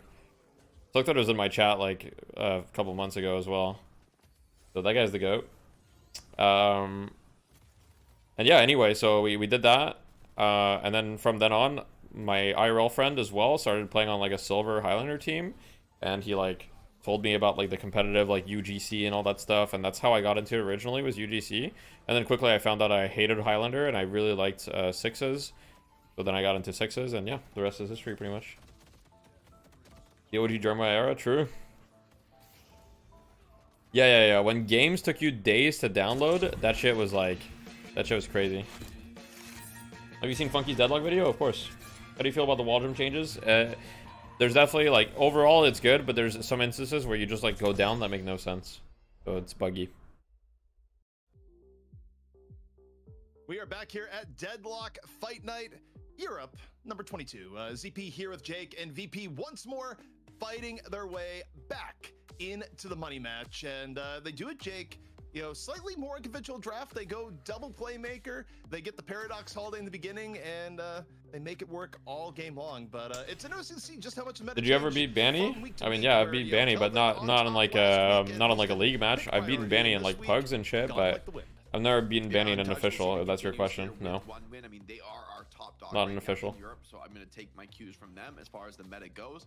In the end, that last game I think was kind of classic VP. Get yourself a lead and just build on it, brick by brick, rather, like little opportunity by little opportunity. Whether it's the urn fights or sealing a jungle camp here and there, they just seem to get further and further ahead until at some point the advantage is insurmountable. TF2 center, who remembers? I remember. That's been the guys, let's say if I kicked you into the balls and immediately start, what the fuck going in the first place. Did I just read? If they could maybe get an early lead here, I can see this being a more competitive. Did you ever play game, fours? So far, I played like fours like one time and I hated it. The laning phase, almost always coming out of that early, first that 10-15 minutes with the advantage in the match. All right, but of course, before we get the new whack wall jump stuff comes from when you melee heavy melee right before wall jump. Really? Because sometimes it happens just like completely randomly. And Dan, what have you thought so far, from week to week here? I had to move here because Crayon Stream is arguing about e-dating and deadlock characters appealing to gooners. Yeah, I mean, okay. I think that's not ideal. What's the build you use for Holiday? So I have my own build, I believe, published. That's the build that I use. But otherwise, anything that's made by top EU players, you can usually know is a pretty good build. For some reason, not a lot of NA players like publish their builds or like make their builds. Interesting because that will give them more leverage in the draft if they're both competing more actively for the same types of picks. Then this is kind of the final we could see. Or at least I don't see them in the popular match that we saw. Alright, let me eat my donut. We're starting to see more gravitation from VP. Some of you players don't even use builds. Yeah, I mean, most of them like at least base it on builds. But yeah, I agree that ideally you want to. Yeah. Take a look at here. We're not going to wait too long before getting directly into the draft, but the wall jump thing, 2-second fatigue timer. For some reason, light melee and heavy melee trigger the fatigue timer. Interesting. Bringing them over the top, and why they have been our kings of Europe. Oh, sorry, I don't have chat on. My chat is off screen apparently. Whoops. Here we go. You could talk about overseas. You could talk about even Xenon in recent weeks. Is that a donut? But for me, yeah, it's a Tim Hortons donut. Soul of one win, and the addition they had to their team where they really started winning. It's got to be ABL for me. Just what ABL has done for the team, and not only versatility, but just continually able to carry, whether it be on heroes like Yamato, heroes like the Calico, even Pocket. VP doesn't make builds anymore. Yeah. ABL has just been a force. I haven't seen a VP build in a while. Yeah, ABL's been great on like some of these heavier spirit nuker type carries, but I've also been really impressed by Xenia, MT Dream, Xenon. I mean, across the board, this ABL has good builds for sure. Their own. I think they've or donut just been insane individually, sweet sugary buns. Really been able to well, the buns themselves are usually not that sweet, but usually they have some sort of sweet filling or like this team where all the individuals, yes, they're still having like this one has like sweet filling, for example, right? You can probably see it right here. The team play has caught up to that level of play, and so far VP have not been able to answer that in the last few weeks. I mean, they've had another week to go back. Anyone else would get kicked from the main Deadlock Discord. But we still have to see whether it's been enough. I mean, what'd you do, bro? What'd you do? Continuing to improve, continuing to grind the game and push their own limits. You started a job at Tim Hortons last month, Sam. Tim Hortons was my first job ever. I actually think that I was 16, worked at Tim Hortons. I did everything. Obviously, Flammable is the guy that would play it. I was, I feel like I worked the like sandwich station. I worked the like, I worked the register. I did night shifts. I went through it all. Obviously, that late game disabling, usage with the hex for multiple opponents and all the rest of it. Boston cream donuts, kind of like that. Yeah, that's a Boston cream donut. Yeah. The aggressive potential. So Sinclair, I'm really E6 Tim Hortons worker. I mean, that was pretty good. That was pretty good. This next match as well. Yeah, I feel like you got to ban. They make me do everything too. Yeah. So good at it. It adds this like huge disabling. My least favorite. What shift do you work, Caleb? I don't know if it's still like that, but when I worked at Tim Hortons, the shifts mostly were. You had night shift. Well, it depends. I worked at a 24-hour Tim Hortons, so there was night shift, which was from 10 p.m. to 6 a.m. That was my favorite one because there was like no people and I could just chill and make donuts. Then there was like the 6 a.m. to 2 p.m. one. That was my least favorite one because it was like super rush. it was like a shit ton of people. Like in the morning, it's crazy, bro. In the morning in Canada for Tim Hortons, it's fucking crazy, bro. Like that shit is like it's fucking wild. And then there was like evening shift from 2 to 10. Evening was like pretty chill. I didn't hate evening too. Before Deadlock, I was a consultant. Right now, maybe second pick is best pick. You work 6 a.m. to 1 p.m. I see. It was insane. Curious what the one-win ban is going to be. Last time VP in this spot. Makes sense. Banned the Calico. Drive-through times are crazy. Something yeah. I think one-win also would love to have in their I consulted digital transformation. And they're going to become automation. Sinclair. Wow. So interesting. They think looks like Sinclair's being they banned a don't lot. want to take it first pick, but they are scared it might go in the second too. My job now is more impactful in real. That's funny. For VP, I feel like you. I mean, I just think Mirage is so insane. Like, I just think this hero is like always broken. You really like it? That's fair. You should ban it if you don't have first pick, and it's a great opener. Honestly, Tim Hortons was not a bad job. The only thing that was bad about my Tim Hortons job was my boss was a bitch. More scared of the GT respectfully, or something else. Actually, not respectfully, disrespectfully. I agree with the Mirage. Disrespectfully. Also, just because I think one will she was a probably bitch. pick it up. Because I feel like Mirage is like the consultant explains the coaching. Really well for one win. I don't know. I've always liked Mirage, doing that type of especially, stuff. You know what I mean? Get that Mo and Krill, which is not necessarily a priority for one win, but for VP, Mo and Krill has been more of a priority. What is consultant? Consultant is like I definitely think when you help people, to give you that early when you help companies as an external help. Really heavily. So, you know, whether you do plans for them, whether you'll work on implementing technology. I mean, there's a lot of ways that it can work, but yeah. Against that previously, and now for VP, do they come? My boss is a bitch. All good though. Yeah, exactly. Go with double playmaker. It worked. My coworkers have honestly been incredibly nice to me. That's awesome. I mean, honestly, types of jobs like Tim Hortons are like entirely determined by who you work with. If you work with people that are cool, then the job is totally fine. Like there's really nothing wrong with working at Tim Hortons itself. The job itself doesn't actually suck that much. It's just if you're in an environment where people suck, the job is gonna suck. If you're with a fun group of people, it's gonna be awesome. All right, let's take a look at this. So one win, first pick, Grey Talon. Over the course of the match, you know, you lose. Makes sense. Fuck that hero. You're not really that same level of threat that you might otherwise be. But at the same time, it does really limit your draft, and it's very early to take it. Yeah, they're gonna go with the pocket instead. Did you go to college? Yeah, I did. This is a little bit. This is a lot more conservative. English major. In terms of you're not going actually Paradox Holiday, which is like really overlapping. You get two heroes that are great at getting on top of Great Talent that are happy Holiday pocket. Okay. I don't know about picking the pocket second into the GT, but the actual pure catch heroes. I think it's fine. The thing too is that I was gonna say, in addition to Sinclair and Flammable, I feel like Empty Dreams on pocket. Yeah, Mirage is very strong. I mean, I think if you're a one-win here, you get. Oh, Kelvin. I like it. Kelvin Mirage maybe? Or what do you want here? Just Paradox? Kelvin Paradox? I like the early Kelvin pick from one win, and I also think. I don't know. One win really prio Kelvin historically. One win's success has come off the back. Did we see Kelvin even touch last game? I feel like he got ignored. Was he even played? Like, I don't even think he was touched at all. Let's see how good you are without the pocket. We've taken it early, and now, I mean, do they go Paradox? He got ignored, and now he's like second pick. Kelvin Yamato, okay. So they pick something with a synergy in the Kelvin Dome. At least part of what you did in the early I mean, you can dome Yamato. Yamato can kill anyone in the dome. I mean, it's just good to get in there, isolate fights. I mean, you've got good front line. It's interesting. I don't think I agree with it, or I would have preferred if they just picked something else, but maybe they don't value the Paradox. Yeah, they absolutely can. Does VP have a chance here? Yeah, for sure. Like the Kelvin does create. Do they pick two in a row? Sometimes, so it depends on the stage. Mirage, okay. They're gonna have Paradox, by the way. They have to. Yeah. So it looks like one win feel like they have an answer to Mirage. One win, I feel like they haven't got like. Yeah, they're why pick those into pocket early? They're a bit behind after the Kelvin pick, because I also don't think VP are going to contest. Why pick those into pocket early? What do you mean? Yamato and Kelvin both are pretty good against pocket in lane. Obviously, Kelvin healing's not that good against pocket, but like, yeah. Ban Shiv. Okay, so they banned Bebop. I think one win is going to look for the Shiv here, or the Abrams. But maybe they still get Paradox now. We'll see. I think they can also grab a Mo Krill here for VP. You know, if one win do go grab the Paradox, you could respond with the Mo Krill to whether if you're punishing Paradox after her swap in, or just like making it much more. I think if you're the side of one win, you ban like with the threat of the combo. And I don't know, Vindicta. Okay, makes sense. And that's interesting to see. I guess maybe without Bebop, you're worried too much about the threat from Vindicta, but I'm not. I think they were just worried about the Crow. I think the Crow just like kind of like fucks your team a little bit. I mean, I guess they could. VP aren't picking Vin here, though, are they, into GT? You can pick Vin into GT. It's just not ideal, but you can still get a shit ton of value from Crow and shit. Some of the Vindicta player heroes have already gotten heroes, I think, are more likely for them. Yeah, I think VP are pretty likely to pick like an Abrams hero or 7. Okay, they pick Paradox, so they're going full. Yeah, I mean, VP's team is fairly squishy. I mean, obviously, if they get Veilwalker and barriers, being squishy is kind of like fake. The thing right now is like being squishy is kind of fake just because like barriers are so strong early that any hero just buys double barrier and is actually like kind of hard to kill.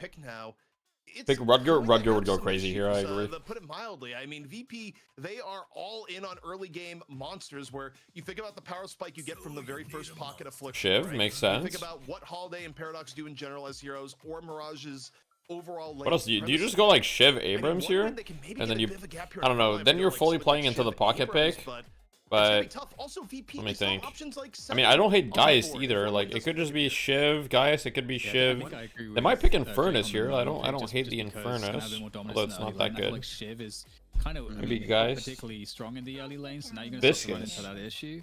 And this is yeah. not a conventional one. I forgot about Viscous, but it actually makes a ton of sense. Oh god, my cat almost shut down my computer. So I'm super curious how they mitigate. Get freezy, buddy. I'm just gonna cover the power button from my computer. I also think there's a possibility. Yeah, Viscous is really good here into Paradox Holiday. It's actually a really good pick. I didn't think about it. I think it's like a possible final pick for VP. I think Mo is. I think one win really needs Mo. They need some kind of lockdown. Okay, 7. I would also not hate just seeing them take the Mo for themselves to block pick it here. Because, I mean, one-man team have their only lockdown is, I guess, the Kelvin Shelter's lockdown, the Great Talent ulti is lockdown. But Mo sucks into Viscous. Yeah, I agree generally. I think it's a bit of a double-edged sword because you can grab the Viscous ball and not get stunned and then try to you know kill it if you have enough shred. But yeah, awesome video, Deathy. Surely helped me understand some stuff better. Hey, thank you, I appreciate that. Check out the video, guys, if you haven't. Items that catch people. But maybe now, okay, you can at least get one. I think that's like just what you need as your final pick here, is somebody who can make individual catches happen. And frankly, I mean, it could be Lash, but like, I feel like Mo is probably the best for the single target catch. I think if you're one win, is it not Abrams? Yeah, I'm saying it's like, does Dan have a point? It looked like Dan had a point, but okay, it's Abrams. Yeah, it's Abrams. Finish off with Abrams. So okay, I mean.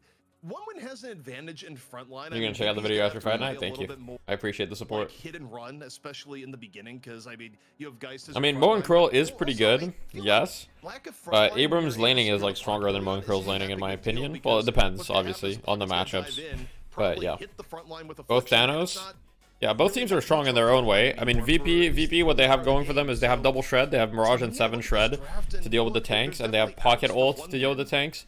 I think this is definitely the type of game where if you're pocket, you max ult here, because you're playing into Shiv and into Abrams and like some tanky heroes where ult is going to be really nice, and anti-heal is going to be really nice against this team. So I think you have to max ult this pocket here. I guess we'll see what happens. What do you think the best Viscous build is? It's situational. I think there's like 3 Viscous builds that are playable. There's like the splatter build with Echo Shard, there's the support Viscous with like Echo Shard Cube, and there's like the frontline / standard Viscous where you build a hybrid punch and ball and you get in there. I think depending on the draft you play one of those 3 builds. I thought Mikhail will max ult first, he almost never does. I guess we'll see. I think this game you should max ult first. Alright, 2, so 3, we're 7, getting 7, 1. Into it and we'll see what the early lanes are. I mean, to me, I feel like if you're one win here, Jake, you're... Alright, let's take a look here. Boom.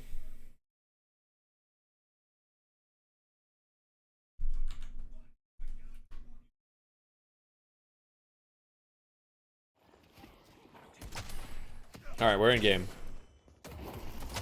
Alright, my cat wants to show up. Hello, Freezy. What's up, buddy? Text in the middle of the screen. Oh, whoa, what the fuck? Gamba? Yeah, let me do that real quick. Who wins game 1? One win or VP? 5 minutes, let's go.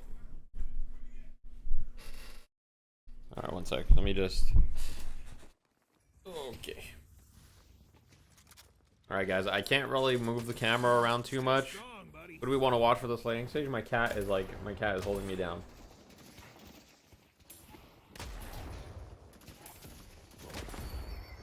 Best Sinclair's builds or playstyle? I mean, I like my build obviously. I'm a little bit biased. You can check out Rocker's build if you want like a more carry playstyle. But yeah. What happened to Tracklock review redeem? Tracklock was like being like super fucky, and so I like stopped it for. Cat was locked in, yeah. He's like, okay, baby. He just wants to cuddle a little bit.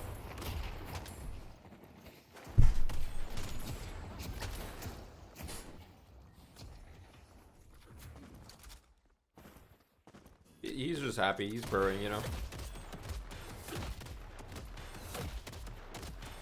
That's locked now. Really good side. Okay, okay.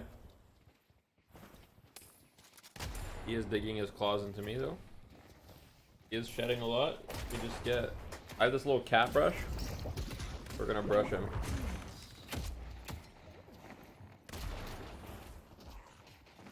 We're just watching the pocket right now. So, pocket 7, this is a lane that I think is pretty good. So the theory with this lane, to give you some insight, is 7 gets Spirit Shred. So once he has 1 point in his 3, he amplifies, like, you know, he essentially amplifies any spirit damage that you'll do in the lane.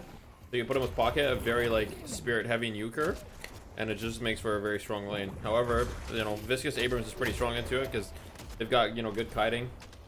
Yo, Lotharito, thank you. Told you in 6 months, hell yeah. Thank you, I appreciate you. Alright, I'm gonna let my cat go. I see someone appreciates fine craft. Check out how much fur I got, guys. Check this out. You can't see it very well, but it's a lot. It looks like not a lot on the camera, but... Why Kelvin Shiv combo is meta? Shiv is just like... Shiv is a hero, like, in Dome, he's essentially unkillable with how much sustain he has. So he's really, really good in Dome. And he's good at killing people in small, like, enclosed spaces with his dash. His dash is really hard to play around in domes. So it's just a very, like, good combo that way. Ooh, good parry from Akills. Okay, so 1 win have 2 kills so far.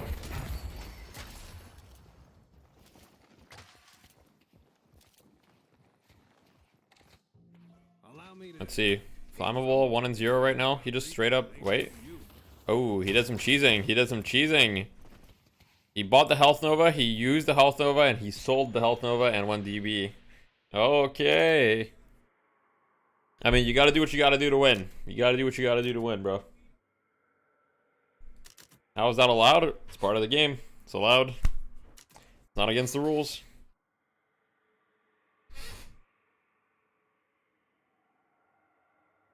Isn't it 50% off after once you use it? No, it's not. You can sell it. You can sell it. Mm-hmm. Really, bug abusing is forbidden. You could argue that's not a bug. Just abusing one of the game mechanics.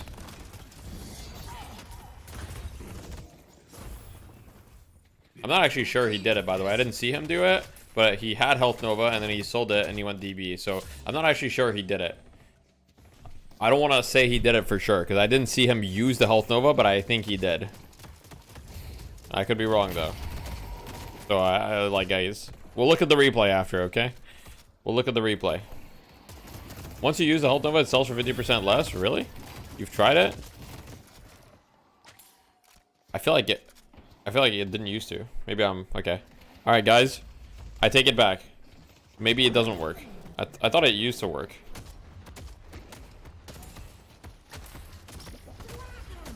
There's also another interaction with like healing right or something, but regardless. The old New York tuxedo.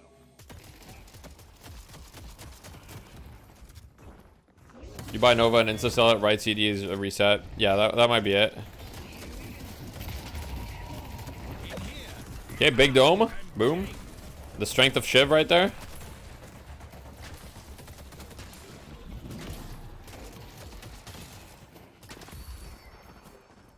Well played. What's NT Dreams building? So he just went full gun. 2 points in dash. He went locket. He's going... Kind of looks like he's building hybrid. I bet he just went gun items at first.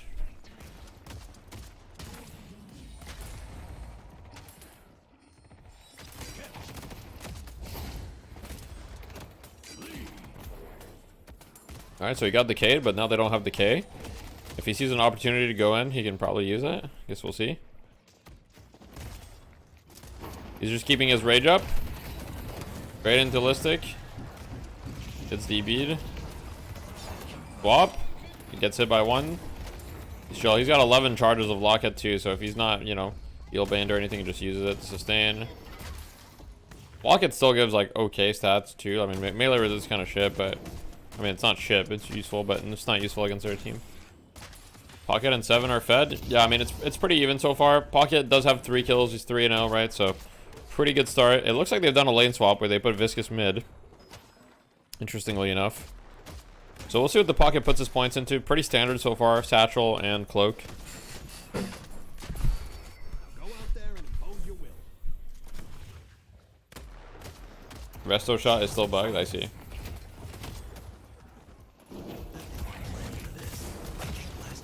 Okay, Affliction. Abrams is 1. Okay, dies, goes down. Good kill.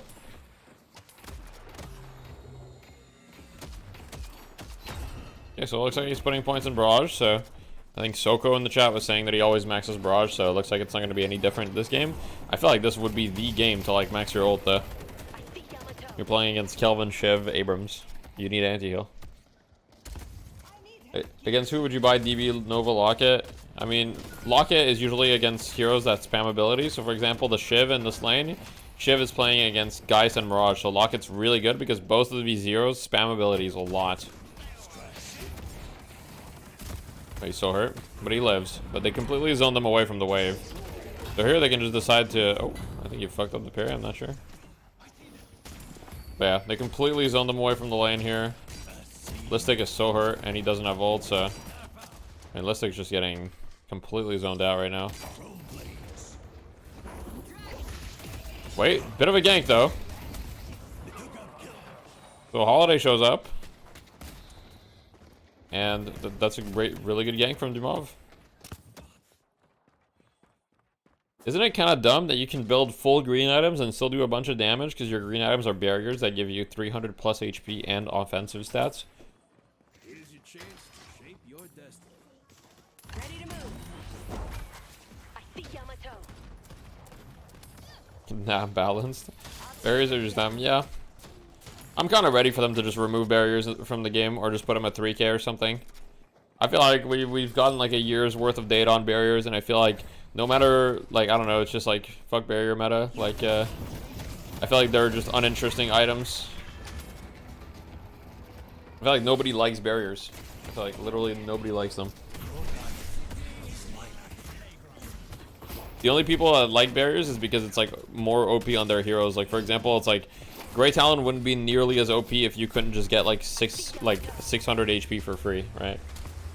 Remove E-Shift? No, I think it's fine to keep E-Shift. Having an item like E-Shift in the game is important. It's just like, it's just way too good right now. Please keep my Vindictive playstyle out of this. As a Mirage player, does Dota have barriers? All the barriers in Dota are temporary.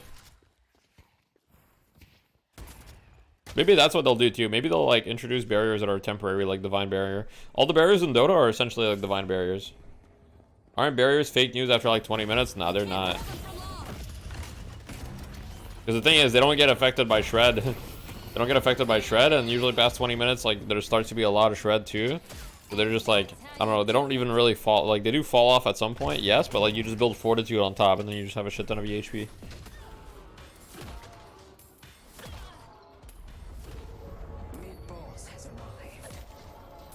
Don't we need also barrier against Talon and lane though? But if Talon is like killable, maybe it's fine, you know? Like obviously Talon's just kind of broken, but let's say Talon is like a bit more balanced, then if he doesn't have barriers, you can actually kill him on heroes that like... The thing right now is that a Talon is like just as hard to kill as like an Abrams or something. Regardless, because he just goes double barrier. They don't get affected by Shred. Yeah, barriers don't get affected by Shred at all. They also don't get affected by resistances though, so if you have 40% resistance and you have a barrier, your barrier has 0% resistance. Having barriers at 3k would be kind of cool. Yeah, it could be an option. I mean, I just think at 1250, they're just like, I don't know. Okay, so it looks like Obikim's going to be holding this urn. Fully even game right now. Zergy goes down. Slight lead, actually, for one win, if anything. As far as the tower situation goes, it's fully even. So they're holding the urn here. The important thing is that they have the urn on this side of the map, right? And that anytime that there's going to be an imbalance. So here you see this is like resource allocation. This is well played by both teams. It looks like one winner are going to look to apply a lot of pressure here on the left side of the map. They're just going to go for this tower, which in theory would give an opportunity for VP to go for this urn together. But one would also have 3 people on the right side, so they're playing 3-3, leaving the mid lane open for a little bit, but they pushed the wave before. So just have 3 people here to contest this urn turn in.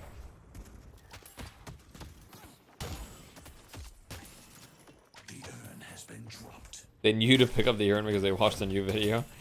Well, thankfully they probably knew this a while ago. So it looks like we're gonna have a bit of a skirmish here over the urn. Delvin's going in. Big dome. Very aggressive. I don't know if they're gonna get this kill though. This dome might actually not work out at all. Because they don't get a kill. They don't get anything out of it. And now they have to back up.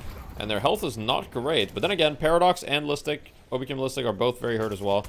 Looks like it's gonna be a reset. Yamato manages to snag the urn here. Huge play. Okay. Once again, a small reset, but one win's health is so much better, and they've got like a 5k lead right now.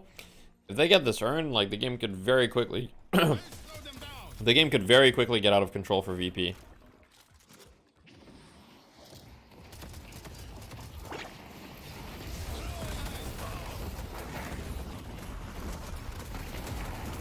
Okay, 7 really hurt. This guy swapped. Oh, big parry on Mikhail's. Goes down. Even kills so far. Listic goes down, Obikim. It's still like fairly even. I mean, it's a 3v2, but like at the same time, like Flammable is literally 1 HP, so it might as well not be a hero. Urn gets dropped. Who's gonna get this? Okay, so he's gonna bird. He's not gonna bird yet, but he will bird soon probably to delay the urn. Oh wait, the holiday catches the bird, and VP gets the urn. Holy! Wait, that's kind of insane. The hunter's over here. Holiday there going for aggressive with the bird. Okay. That was well played. I always get my man. E-shift honestly is fine. As often as E-shift works as an escape, it's just as likely to be delays my death by 5 seconds. Yeah, that's not fine though. Delaying your death by 5 seconds is insanely powerful. Like, people don't realize it yet because most people don't play in an organized environment where people buy a 5 E-shifts, but when you have to play against a shit ton of E-shifts, it's just extremely unfun because anyone you go on, just E-shifts. And then they just buy a bunch of time for their team to come.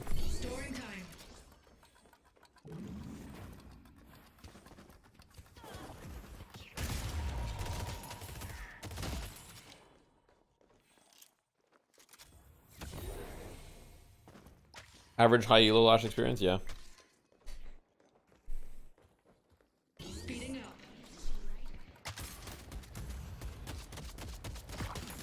Okay, so very, very even game. I mean, 2k lead for VP. Like, slight tower lead for the side of... so one win actually have flex slot advantage right now. Even though they're down behind a little bit of farm because they lost the urn. They do have flex slot advantage because they've been defending their mid tower and their left side tower. So obviously, if you're the side of VP, you'd love to do something. Urn and buffs spawn very soon. Looks like they're looking for a jungle invade on the Shiv as he's farming. They've got a 2 or 3 man invade. He gets DB'd. He gets domed.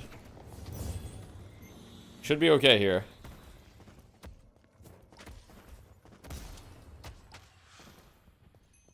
They should just nerf E-shift CD. Yeah, that would be an option. I mean, there's a lot of options to balance it. I'm kind of down to just like keep it as strong as it is, or maybe even make it stronger and make it a 6k or something. I think it's important to have strong defensive options. It just shouldn't be as accessible as it is.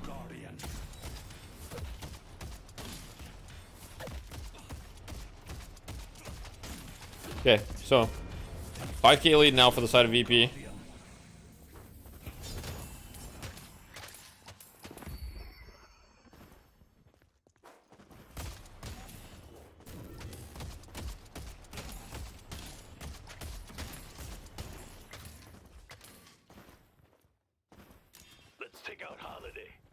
Make DB a 3k? I'm down.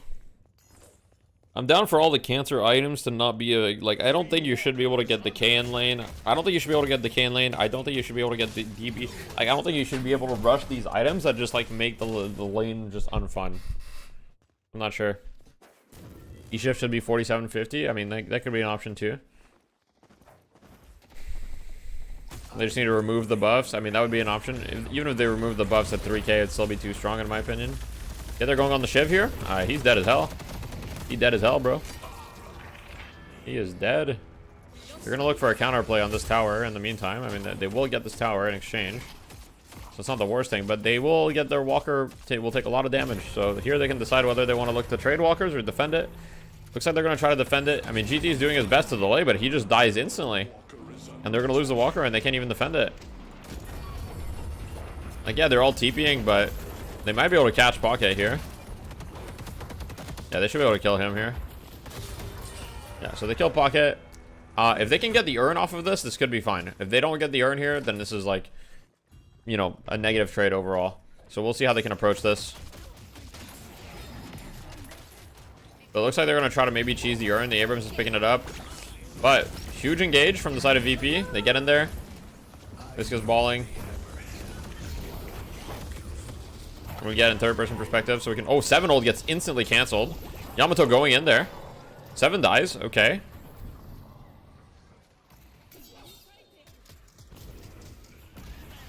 So it looks like Mirage will get caught out here. Has to drop the urn. Dies to the bird. They're going to pick it up. Could this be a free urn for the side of 1win and full comeback here? Okay. And just like that, 1win are pretty much just back to even. Down, they were down 10k just a second ago. Now they're back to even. This is like very, very back and forth. And now they're going to get at least another kill here. And they almost have the mid-walker. The mid-walker is like as good as dead. It's 1 HP. Well, it's not 1, but it's very hurt. You plan to make game reviews on stream? Not at the moment, but maybe eventually.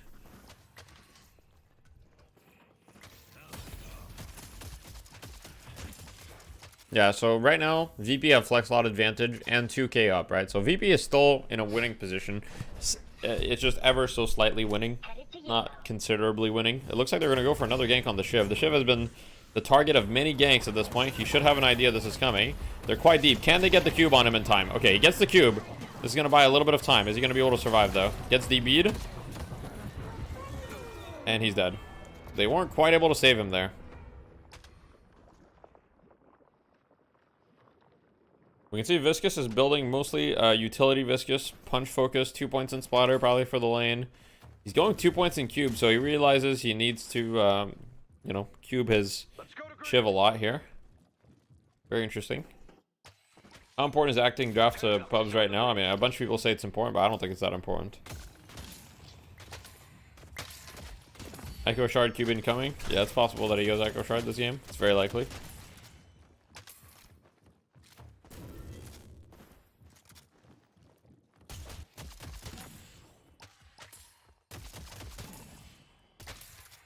So Kelvin's Dome is just healing for 321 a second.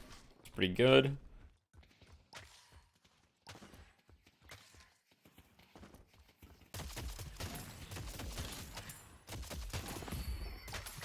So 30 seconds for buffs and urn. All right, we know the drill at this point, guys. Okay, we know the urn spawns on left side. Right now, they're just chilling and farming, right? They're farming the map. They know that there's nothing to do. So this is the next fight. 15 seconds. He's setting a trap. They're getting positioning, right? Watch the way that they're playing. Now, there's been some people that TP'd in, right? So the 7 and the Holiday just TP'd in. How do you know which side the urn? It always spawns on the same side. You can at 10 minutes it always spawns yellow, and then 15 minutes it spawns blue, and then 20 minutes is back yellow. So you know if it's an even or odd number. Okay, Kelvin gets caught here. Looks like he's just gonna die. That's a really, really good pick for the side of VP. Like, that's about as good as it gets. Kelvin is dead for 40. So now you have the opportunity to take this fight without a Kelvin. Mid Walker is getting killed by Yamato, however. So she gets it, but at what cost? I mean, she's dead, 100%. Okay, so 2 picks for the side of VP. What will they do with this? So it looks like they go straight mid. Well, they actually went mid hella fast, yeah. So Holiday's going to go to the urn to try to deny it because they know that they're going to try to turn in the urn probably, right? And on the same logic, Grey Talon zoning off the urn so they can still get this urn. So even though VP got mid boss, from a Souls perspective, this is going to be actually favorable slightly for 1 win. But now VP have the opportunity to get a lot of pressure with this rejuve. It looks like they're gonna go straight mid here, try to take this fight. VP has all of their ultimates up. Shiv here gets afflicted, debuffs removes, but he's still taking a ton of damage from Pocket, balance hero.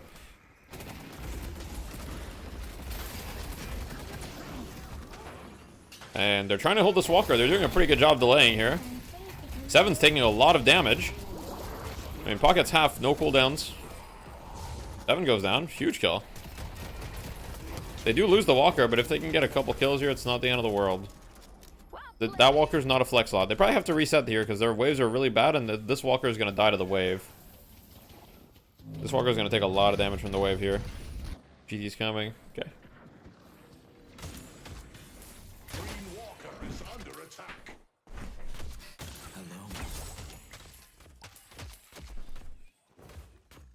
Is T2 Boomers playing today? No. Let's go blue. Can you show Yama build? Of course. You're not gonna regret that.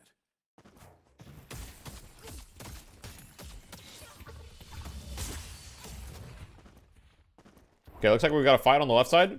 Are they going on the Shiv once again? Because, I mean, okay, wait, big dome. The dome's to live here. Makes sense. No lasso, or did he get a lasso and then he gets stunned out of it? I'm not sure, but either way, lasso didn't really get much. Either he got stunned or he got nothing. In the meantime, though, Zergy is pushing this Walker. I mean, he should be able to get this for free, most likely. I mean, the bird will delay it a little bit, but I don't think they can get there in time. Wait, Abrams is getting there, and he ults, and the Walker's literally won. Oh, he just wants to shoot it once. Okay, I mean, he got it, but his death, he's dead for 50. He does get a flex slot out of this. Well, I guess we'll have to see what one win make of this. Wait. Big swap on the Shiv. Uses debuff remover. He should die here. Nice. Good kill by McKills.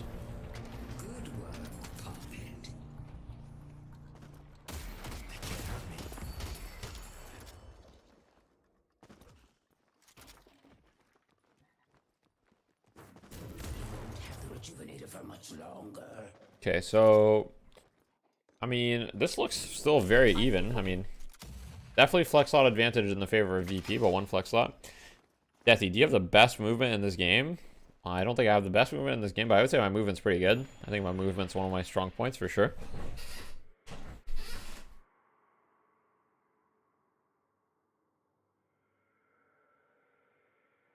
Whose Mirage build do you recommend? I have a Mirage build that's pretty good, but otherwise you can use, you know, some standard high rank EU builds too. Name 10 moves. Mikhail seems to forget to use his AP. I mean, forgetting to use your AP is pretty fucking easy in this game sometimes. You know, you're gonna be busy with a bunch of shit. Who coined schmovement? Ido? Well, the term schmovement definitely doesn't come from Deadlock, so I don't think anyone in Deadlock coined it.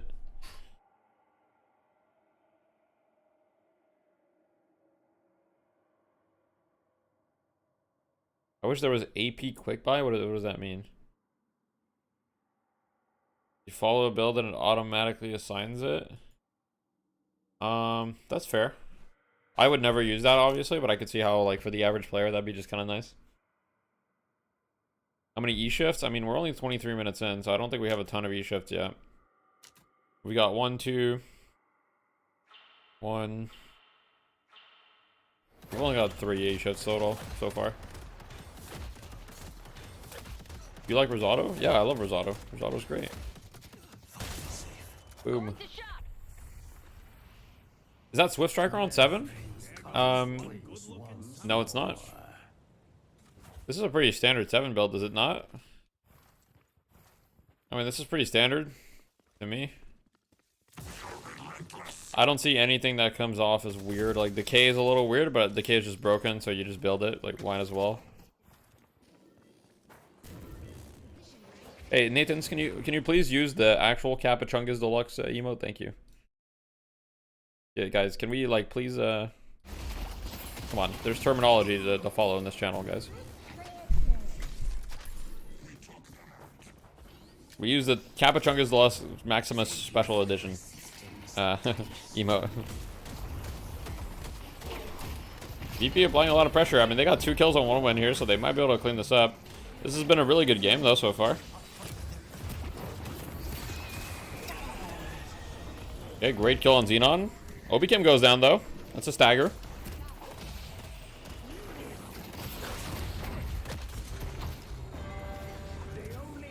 You just got emissary on me. You've lost 18 out of your last 20 games. Should I stop playing? Bro, it doesn't matter if you lose your games. Are you having fun? If you're not having fun, then you should take a break. If you're losing 18 games, but you're having a fucking blast because you're just trying dumb shit and like having a good time, then keep going, you know?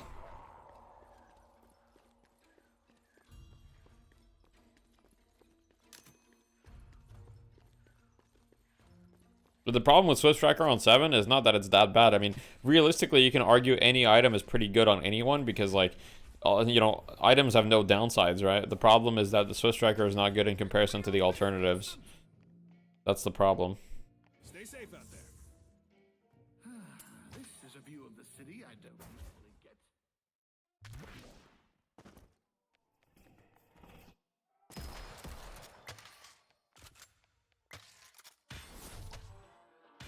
Would it be interesting to see items have downsides? I don't like items having downside. I think when you buy an item, it should feel good. When you buy an item, it should feel good. It shouldn't feel like shit. I think one of the problems itemization has right now is that it gives you too much. Like, I agree that, like, for example, why does Withering Whip give me bullet shield health, spirit power, and sprint speed, right? Why does extra spirit really need to give me health regen and bonus health and spirit power? Does this item need to give me fire rate, damage, and bullet shield health? Like, items have so many stats, I think it's hella bloated, but I don't think items should have downsides. I think they should just have less, they should have more clear upsides. Right now there's a lot of items that just give you like everything as an upside. USR most balanced item in the game? Yeah, I don't know about that, but it's good. Wait, VP died a bunch. 1 win, got a bunch of kills. Well played. And now they also have the urn, so, oh sorry, VP have the urn. What am I smoking? I got distracted.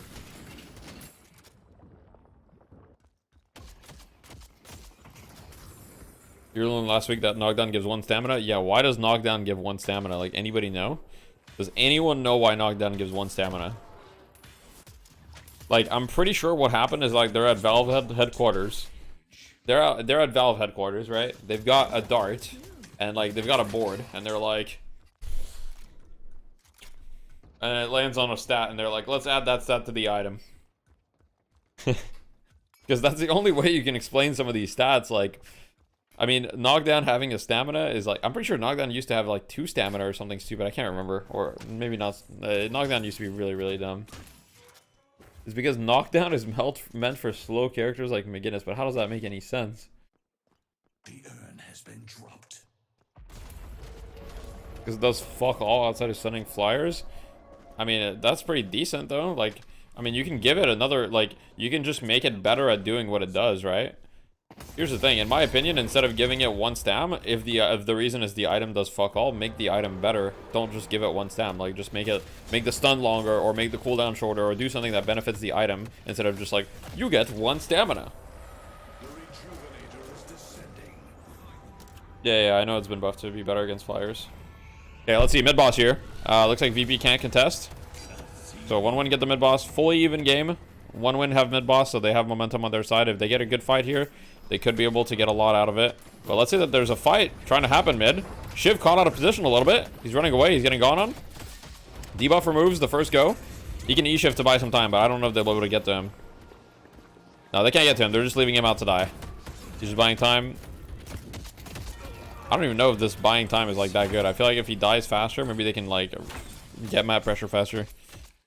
I'm wondering if like buying time is even good there. Hey man, as Warden, it's nice to skip extra stam and use knockdown to get people in my cage. Okay, so the thing about items having random stats is not that it's not nice, it's just that it makes no sense. Like, it's very confusing for new players when stats from items just like come out of nowhere. You know what I mean? Think about it, you're a new player, you buy knockdown, you should understand that you're buying knockdown in order to counter flyers and heroes that play in the air like Lash, you know, like Holiday, like all of these heroes, right? And so you buy knockdown for that. The fact that it gives you 1 stamina is like not intuitive at all. Why does long range give bullet shield? I don't know. As a new player, those stats don't matter. I mean, stats matter for everybody. Obviously, they're not the reason you're... Are we balancing for new players? Guys, it's not about balance. It's about making the game approachable. Like, the items... I'm not saying you balance the items so that they're, like, at a level where they're good or bad for new players. I'm saying you make it so that the items are obvious in what they do. Like, right now, a lot of items just give everything. That makes no sense. You don't even know what those items do. Yeah, of course. But like the fact that you don't know, then we've added 2 layers of complexity. Not only do you not know what those items do, but also they give a bunch of obscure stats that you didn't realize they gave. If you at least make the items give stats directly like related to what they do, it'll make a lot more sense. Okay, what the fuck is that?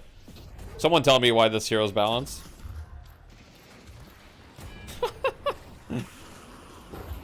This is, by the way, this is a... Yo, guys, this hero's supposed to be squishy. Guys, this is a high damage hero. He's getting ran out by 2 people this entire fight. He's buying so much time. If his team still loses this fight, I don't know what to say. Like, he's got 2 people on him in the back the whole time. Well, his team still lost the fight, it looks like. That's crazy.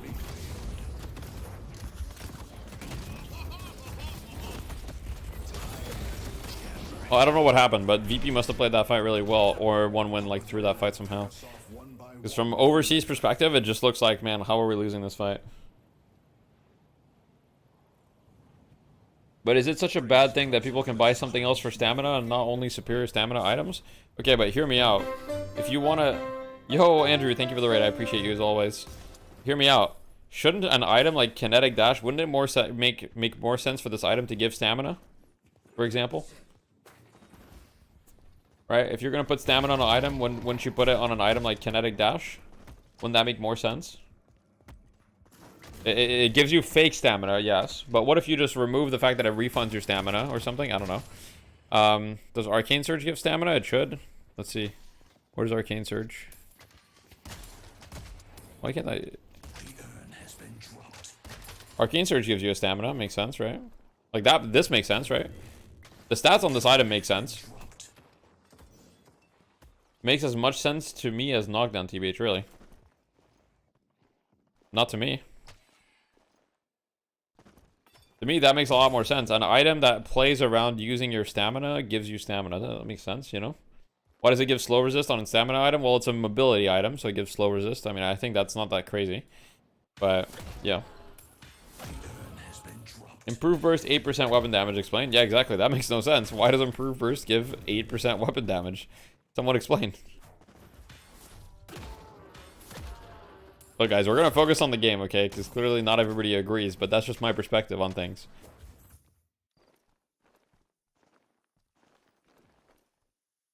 I guess knockdown is like encouraging you to chase who you knock down. Yeah, sure, but I feel like it's a little bit stretched. But yeah. Debuff remover, 20% weapon damage. Yeah. Like, hey, we give you an item that's like already like insane. And also it gives you 20% weapon damage. What happened here, by the way? Talon was gliding through the air like a lizard on ice. I mean, he just used his air dashes, if that's the clip I'm thinking about. And Talon gets more movement from his air dashes in the while he's flying, I believe. Does improved burst work with Mystic Shot? It does, yes. You just realized remover gives 20% weapon damage? That's what I'm saying. Like, okay, Shonique, as an example. How many games do you have in Deadlock? I don't mean to put you on the spot, but how many games do you have in Deadlock? Do you have like 100, 200, 300? How many are we talking? 500. You have 500 games, and you just realize a stat on an item. That, like, that to me is just like not good design, you know what I mean? And you've bought this item a bunch of time, and you still don't realize it gives you that stat. Yes, but will it change anything for him? No, but like, it's just, I don't know, I just don't like that design. I feel like if people with 500 games don't know these things, to me, that's bad. It's not depth. It's like, it's just a number. Guys, just a number that doesn't change anything for him is not depth. It's just like, it's just stat padding.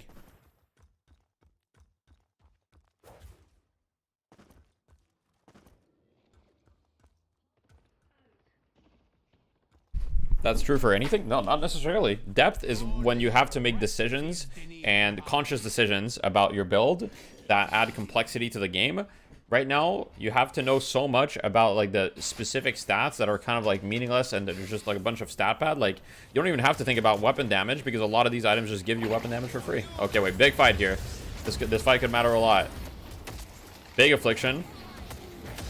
So should we? Oh. Oh wait, big E shift. Kenny dome. Manages to get the dome off. Will he live though? This looks like a long game. I guess we'll see. You worked as a consultant, wasn't it the same? Oh, that's funny.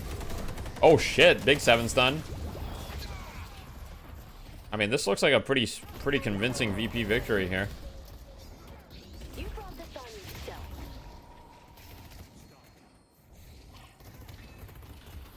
The spirit urn is waiting to be claimed. Yeah.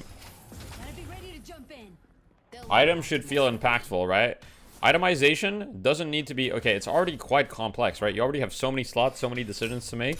Itemization doesn't need to also, like, make you think, like, oh, what about the secondary stats that my item randomly gives? You know what I mean? It should just be like, okay, well, you know, they have weapon damage. I want to itemize against that. Here are a few options I have to itemize against that. Or, hey, I want to improve the amount of damage my weapon does.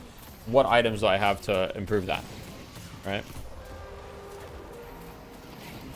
Is it rewarding? It's not rewarding. Getting 20%. The thing about these stats is that 20% weapon damage, it's really nice. It's very strong, right? But at the end of the day, you're not going to feel the difference right away because this doesn't change the way you play the game or impact your gun extremely significantly. It's just a little bit of bloat for no reason. And it's like a bunch of heroes are going to buy debuff remover regardless of whether they want the weapon damage or not. If that makes sense, like, I don't know. I feel like this shouldn't be like controversial.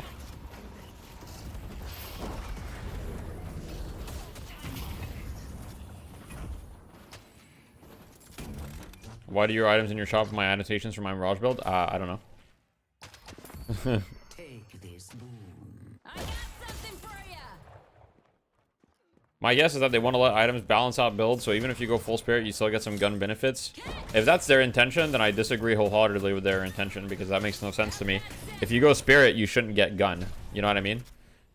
You should have to choose whether you go spirit or gun. You shouldn't get both. Right now, you get, like, right now, you don't even have to invest anything in gun. The reason we're in, like, a spirit meta for the most part is that most heroes can just invest in spirit and still do a decent amount of gun damage.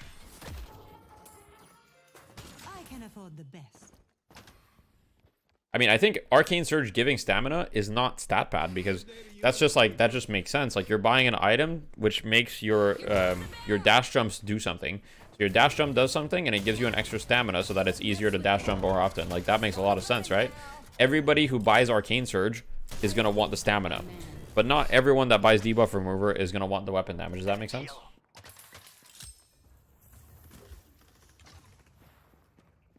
That's kind of the point that I'm trying to make. Like, for example, think about an item like Improved Burst, right?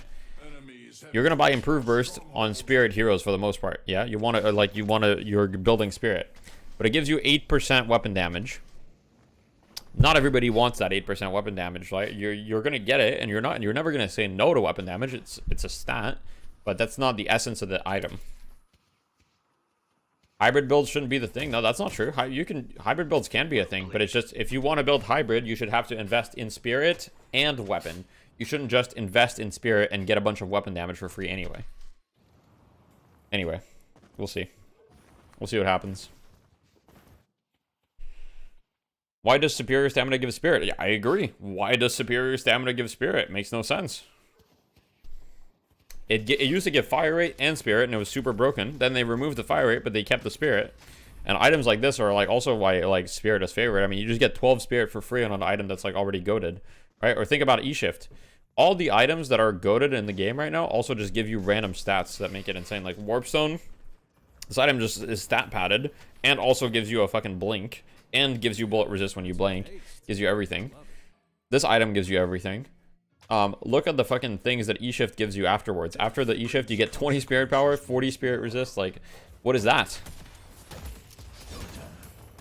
Sorry if I sound passionate. I'm very passionate about Deadlock. I'm sorry. Is Viscous good? Viscous is pretty good. And why Grey Talon and Calico just exist? I mean, as far as hero balance, like, you know, they'll get to a point where the heroes are balanced. And there's always going to be patches where 1 or 2 heroes are going to be ridiculous. I mean, in every MOBA, it's like that, you know? I mean, I played the new patch of Dota, and I played Dazzle, and, like, that shit was OP as fuck. Wait, big kill on Obi Kim, though. This is a huge fight, by the way. This fight is going to determine a lot. I mean, they're down 50k. I'd be hella surprised if they win this fight, but maybe if they execute really well. They're isolating the 7. They're all on him. He ults. Ults, then E-shifts. They're buying time. Everyone's popping their E-shifts. And 1 win, or down 2. They're going to be down 3 soon, maybe. And they're not able to clean up any kills. The 7 manages to escape just barely, and that should be GG. Everyone's just E-shifting. I mean, the fucking support Kelvin's got an E-shift at this point. How many E-shifts do we have? 1, 2, 3, 4.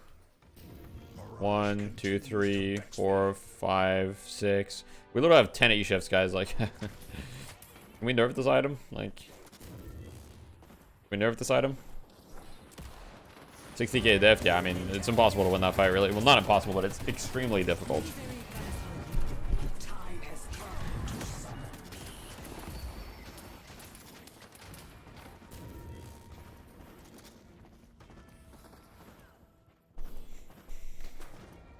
Only 10. Guys, can we bump these numbers up? I mean, it's GG here. I'm pretty sure they can end in time. I don't think they respawn in time. Yeah, the patron just, like, dies instantly. GG. It was a long game for pro. Yeah, this was a very long game, yes. 40 minutes. Usually the games don't last this long.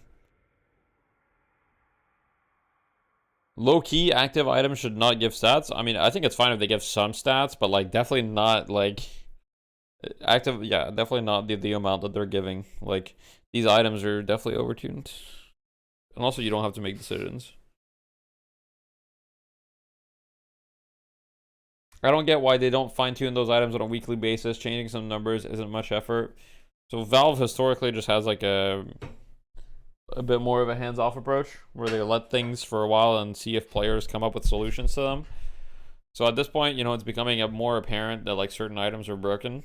Right, but you know, people like 2 months ago would say one thing is broken, and then like the meta just kind of changes, and people find solutions to it. So it's important to not be too hasty. But like to me, that there are some items where it's like it's extremely clear that they're broken, and we should do something about them. And I'm sure that they will do something about them. But also like I think they're prioritizing like bigger patches, or at least that's my hope. Where they're, you know, hopefully they're working on some like much bigger, broader changes rather than focusing on the small little numbers. E-shift is broken for so long. Yeah, that's true. Maybe they're like in Hawaii right now or something, chilling.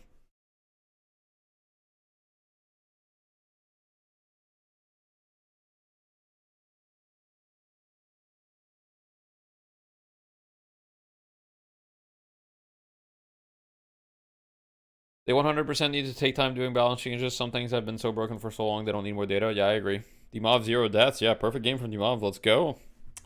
On holiday. He went like Diviner's Kevlar. He went full shields, by the way. Diviner's Kevlar, Veilwalker. Guy was probably unkillable. Like, that's why he didn't die, bro. He has infinite shields.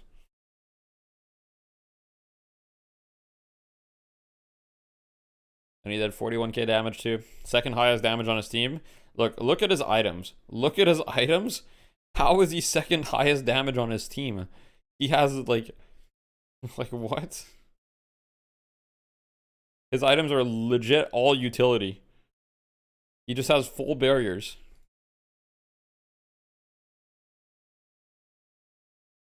Look how much gun damage he's doing with... Look at his investment in gun, okay? His investment in gun is legit nothing, right? It's like almost nothing. For 41 minutes into the game, he has very low investment in gun. And his biggest gun item is all chemical fire. Okay? Why is he doing this much damage with his gun? This is what I'm saying. The thing is, look at his items, right? Combat Barrier gives you 22% weapon damage and 7% fire rate. He's always shielded because he has Veilwalker. Fortitude, 27% weapon damage. He's always above 75% health because he has Veilwalker once again. So he always has barriers, so he's always going to be above this, right? So just from his green items, he's getting 50% weapon damage, plus 8% here, 58% from his green items, yeah?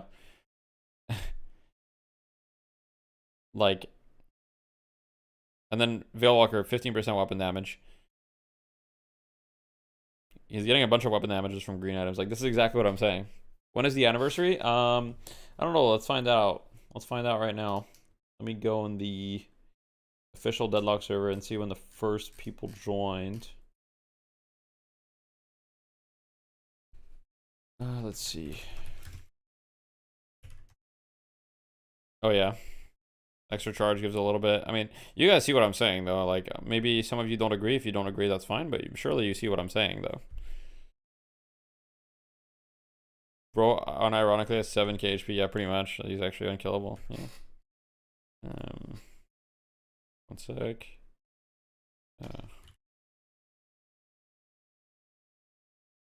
Okay. What was I gonna do? Oh yeah, I was gonna check when the anniversary is. Okay, so let's see.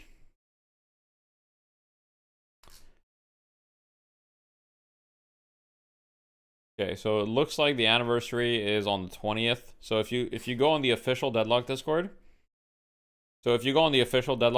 and you search Yoshi's messages, you can see that he typed the rules. He typed the rules for the playtest on the 21st of April. And he welcomed someone in the Discord on the 20th of April. There's a post from Yoshi on the 16th for the forums. Really? I think the Discord is like more accurate though. So realistically, the first people that got in started getting in around the 21st or the 22nd. On the 22nd, Yoshi posted, "Welcome everyone, you know, excited to have you." And there's like a couple people that were in there. So yeah. Can Affliction not count towards player stats? Let's check his damage breakdown though. Barrage was his top damage type. Alright, let's go back to the stream though. You have it. So my idea, before we get in the break, and so to just think about into the break, is that I think when One Win has played really well and has been part of their core identity to a lot of their wins has been the pocket. I think the way One Win is going to adapt is that they are going to ultra high prioritize the pocket, assuming if they go first pick anyways. Anniversary is on Easter, I guess so, yeah. Pick pocket first, and I think they might not hard commit to going first pick and then go pocket. I think they may defer, go second pick, and then pick pocket in the first two, and at the very least, surely they ban Holiday now. I guess we'll see. Yeah. The first pickpocket, but yo, Deathy, I missed the announcements last stream. What did I miss? Essentially, I'm hosting a community tournament. At the moment, applications are closed because we got a lot of applications, so we're gonna go through them. But yeah, community tournament where I'm gonna be coaching teams, and it's aimed at the average player. It's gonna be awesome. Open beta, nah. Their winning strategy, and I think if they're able to go back to that and just go, even if how many abs you get? We got over 300.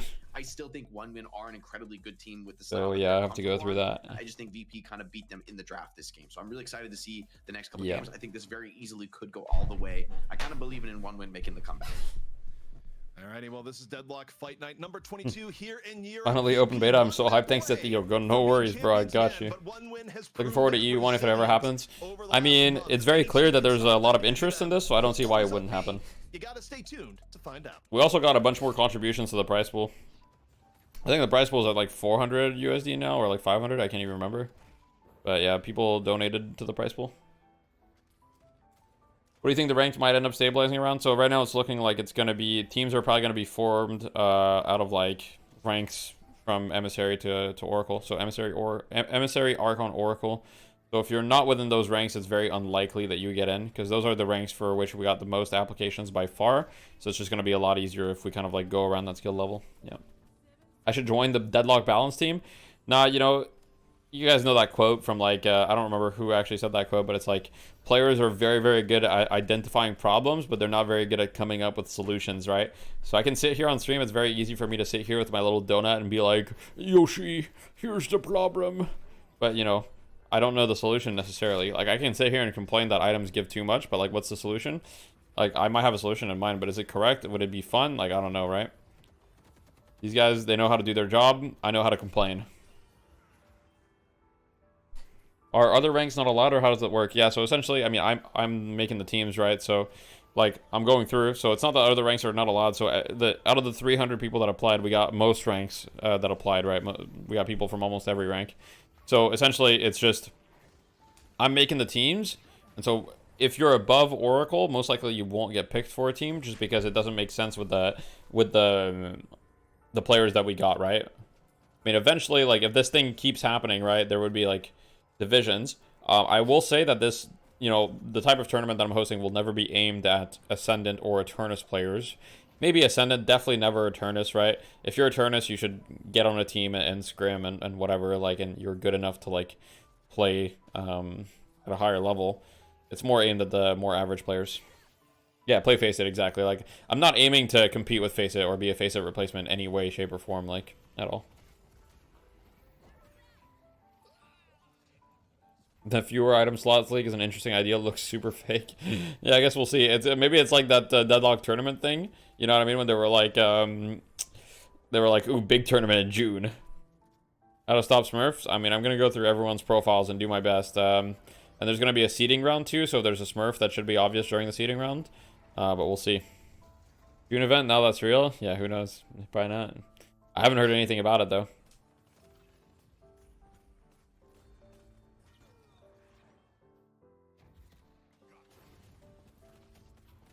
You Faceit is so meh. I mean, Faceit in general, I mean, Faceit has its own set of issues, right? So it is what it is. You know, I'm not aiming to compete with Faceit at all. I'm aiming to do something that's more akin to a tournament environment, like competitive environment where you can build like friendships and stuff. With Faceit, you're with different people every game. With this, I want you to be like, okay, I'm putting you on the team, right? And then you guys can like, you guys can bond, you guys can play together more, you can play matchmaking together, you can do all these things together, right?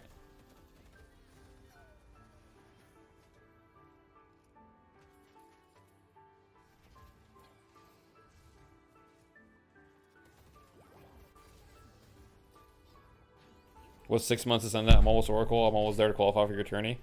Yeah, obviously I go through everyone's profile, so if I see that someone historically was a higher rank, you know, they're very unlikely to get picked. Like, let's say that they were Ascendant, but now they're Oracle. Like, obviously I don't really consider them Oracle, if that makes sense. It's a lot of work, of course, and I'm gonna do it, like, do my best, and we'll see how it turns out. I'm excited about it. I think it's gonna be a lot of fun, but yeah, I'm excited about it. I'm Archon on main, Ascendant on alt now? What? Well, I mean, there's nothing I can do about that. But most likely, if you're Ascendant on your alt, you probably just got placed higher than you deserve because you didn't have a lot of games, and alt accounts place people really high.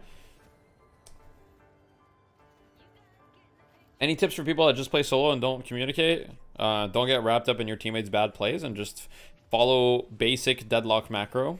You know, you watch my new video for deadlock macro tips, but essentially, as long as you stick to core principles, you play for your own game, you understand which fights are important and which fights are not important, and you play around objectives, you don't really need to communicate. You know, everybody should kind of have the same vision, and a lot of fights are pointless. Like, I've coached a lot of people, and like a lot of fights are just like actually pointless and shouldn't happen. You can also do very basic communication. Yeah, but I would say that that doesn't matter. Like, I could make a new account, not say a single word, and like get a turn of 6, you know? I'm very confident in that. I wouldn't have to say like anything.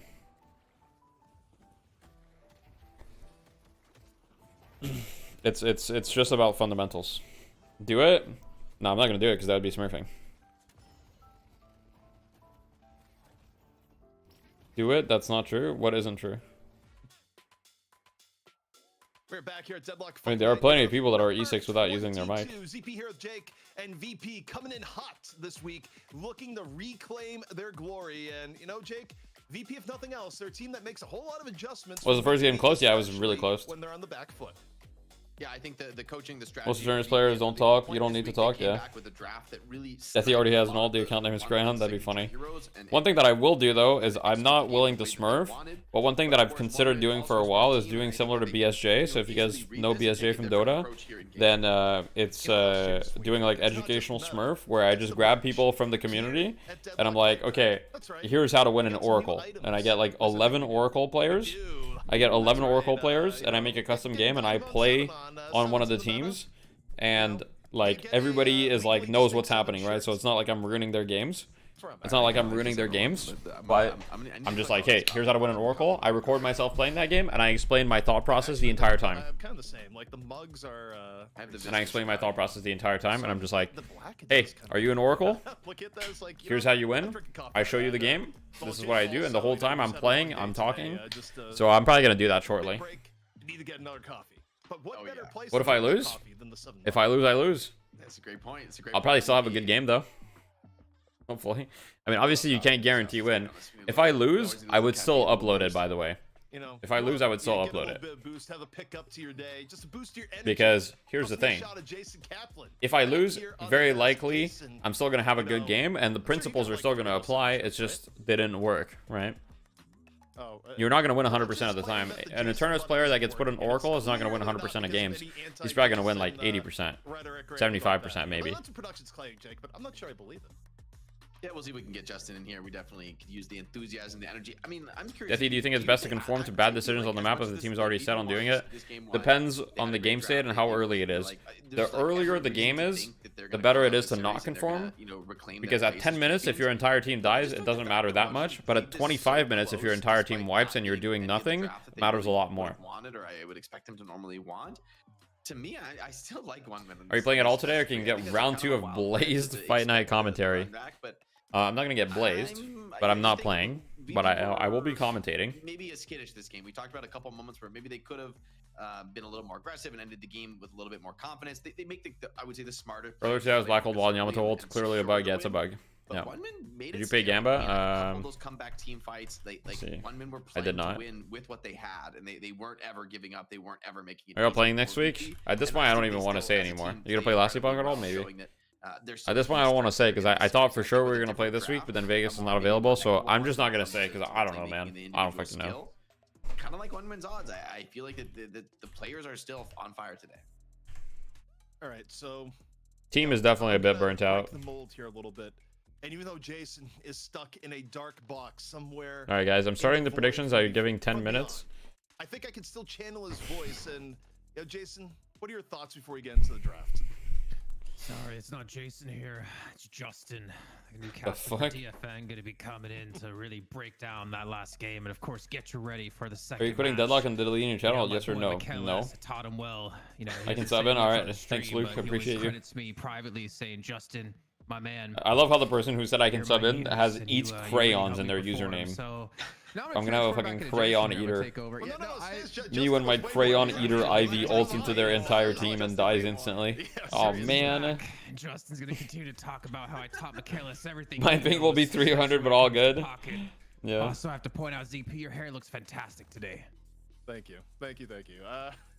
You know, look, honestly, you know, Jason, you know, at times will throw barbs at people. Justin's raising everyone up. This is fantastic. But this is our history here in EU, in case you're tuning in. We talked about it a little bit earlier, but, you know, for VP, this would be a change relative to the past few weeks. Able to get back on top should they take this next map, but guess we'll see. has kind of proven that they're not. Don't even need to see draft. Guys, whoever is voting right now, you guys still have like 9 minutes to vote. Maybe we should see the draft first. Maybe we should see the draft. Who's the DMS team? DMS is like essentially Perry Vision. Yeah, which also shows that One-Man, they have the durability, the mental focus to make these comeback games, and this is just a best of 3, right? So it's just 2 games. You know, you win one, and then you start to feel like, hey, you're a real gambler. All right, guys. All right, everybody, vote up right now. Don't even need to see the draft. Let's go. Fucking vote. Can let off the gas whatsoever in this series. I think we're going to need to see a very masterful draft out of them to continue to put them in the driver's seat. He's here. Crap, you got me back. Who are you and what have you done with Justin? I don't know. He's not here anymore. He's gone for good. I love how everybody just listened and started voting. You guys are fucking stupid. How do you know? You guys are gambling addicts, bro. You guys are actual gambling addicts. It's a problem. If I told you to jump off a bridge, would you just jump off the bridge? Like, what's going on, guys? It seemed like that's not something they want to have to deal with, but also you don't give them those like 3 heroes of the Calico. Yeah, of course I'm shaming people for listening to me. That one would have been. My wife just asked me if I'm shaming people for listening to me. Yeah. Yeah, I mean, I think again, for me, what everybody just said yes. Okay. Is I think the pocket priority is going to be the #1 thing to change because I feel like One-Man has clutched on pocket more than any other hero. Yeah, if you jump off too, then yeah. Yes, it may be I mean, you know me. I follow. Way, but I think the pocket is. What happened to Aegis? I'm actually not sure. But also, I believe the draft is ready, so we're going to call for it. We're going to see what is. What if I corner boosted off a bridge? From the One-Man end. And, you know, if a team can bounce back, it would be 1 win. Again, just... I paid Deathy for coaching and he spent the hour berating and shaming me. True, exclamation point coaching, guys. Come on. I think is, you know, such a key point to remember. You want to get berated? I got you. And often in DFN, we see a team... Is English or French your household language? I guess my household language is English, because my wife is Anglophone, but we also speak French. My family's language is French. Find adjustments late in the series. And while VP so back when I lived with my parents, the language was French, of course. They're a team that has very used to winning this championship. What item should I buy? you know, I plays don't know. Just back buy on the like throne. Warp I Stone, don't think Superior One Win Stamina, are gonna make it a E-Shift, and beast. Debuff Remover on every hero, and you'll be fine. Oh, sorry, Justin almost came out again. I don't know why I'm like defaulting to Justin. I feel like voice that's is in his creative head. person. It is. It's gonna be with me all night. Yeah, I think you can't count out One Win, but at the same time, I feel like that Every coaching session, Daddy's asked me multiple times if I have a brain. Guys, But I say that at the same time, I'm just okay, kinda come like, on, guys. Is that just the meta? Is Now that we're what just teams should LARPing. be I'm playing? actually, I kinda I'm wanna pretty know nice during if coaching, the meta guys. swaps, if we have a I'm big pretty patch, everyone nice. seems to be talking about come into the game, and it mixes like- things up quite a bit. What'd you say? One Win still play at that level and still. I'm be brutally dominant honest, with said my wife. before. I don't know what that means, guys. That's a good point. I do feel like VP with their draft last game for me confirmed that One Win. Yeah, is well, correct. pretty That nice. was, Like, I'm very not that One Win-esque nice. Like, I'm draft, not like right? A lot of glazing the individual person I'm playmaking, coaching, not obviously. really much emphasis on the team fight, just bringing your whole squad When do we get to the team cheese fights, curd but not squeak necessarily ASMR? drafting When I have some cheese for curds? like super specific hero combos that really enable a team fight to be dominant. Just playing as individuals, you know. Bonjour, je m'appelle La France. Baguette is the only things people say to me in French. Yeah, that makes sense. Well, which languages are available in your coaching? Only French and English. I have coached people in French. Very few, but I have. Yeah, I mean, They're like the I only think team I've that coached thinks 2 that people in that- French. That's how I feel, at least based on the bands. Like, If I pay you, can you just tell me on the go? No. Okay, I'm still gonna coach you. Okay, One Win's gonna ban the holiday, and now I think what's gonna happen is that they are. Okay, One Win bans holiday. VP doesn't pick VP has Pocket first pick. here. One Win will pick it themselves 100%. So No Albanian? No, unfortunately, no. Pocket, Paradox, Mirage, and we'll just see who gets the one and who gets the two. That's my. Well, that's my I think if you're expectation. VP, you probably. I think they go Paradox. I think they'll value the Paradox a little bit more than Pocket, unless they value denying the Pocket away. Do from they One not Win just go even GT more. if they're VP Either here? way, you're not going to have Pocket, Paradox, and Holiday all on the same team. Oh, they pick Sinclair. Oh wait, Sinclair's not banned. Oh, I mean, Yo, first, thank you for the Sinclair 100 was bits. out in the last, Appreciate it. Game, I believe. What kind of coach doesn't at It's least surprising, speak Paradox Pocket, Albanian? we talked Okay. about- Who was mentioning this? That like flammables. If I Sinclair's gave you huge double the factors, like, money, just- would you coach me in French That with a was me. transcription for me to Oh, watch damn. later? No, It'd be YouTube transcription, but sure. If anything good I happens, guess. I would never say something from here like on out, it's that. Justin. That's not a Justin move. Get out of here, Justin. Sorry. Yeah, what? Pocket Paradox we're gonna see? Or Great Talon. Okay, we're completely wrong. I really here. want GT poutine is right still now. high prioed. I mean, How about okay, coaching in GT English is a but super scary long with a game French of accent strat, at a...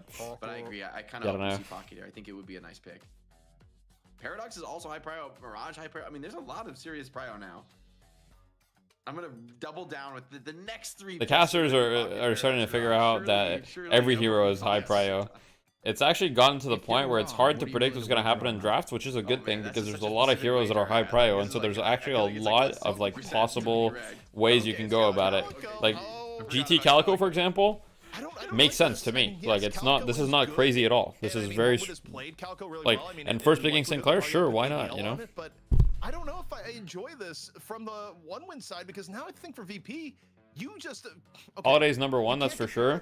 But even then, even if you don't first pick the Holiday, there's other things that you can pick that are also like kind of broken. Like it depends what you want to prioritize. But yeah, Holidays, yeah. You gotta go. I feel like you gotta go. You're from Canada, not Quebec? I mean, I am from Quebec. One of the two, but I am from Quebec, There's the Pocket. which is in I Canada. still think you So value I'm from Paradox both. here, Jason. How much for shirtless Deathy coaching? I mean, It's got to be double like PP triple the combo price. is I quite mean, nice, I have to admit. We love a little double. $100 an hour.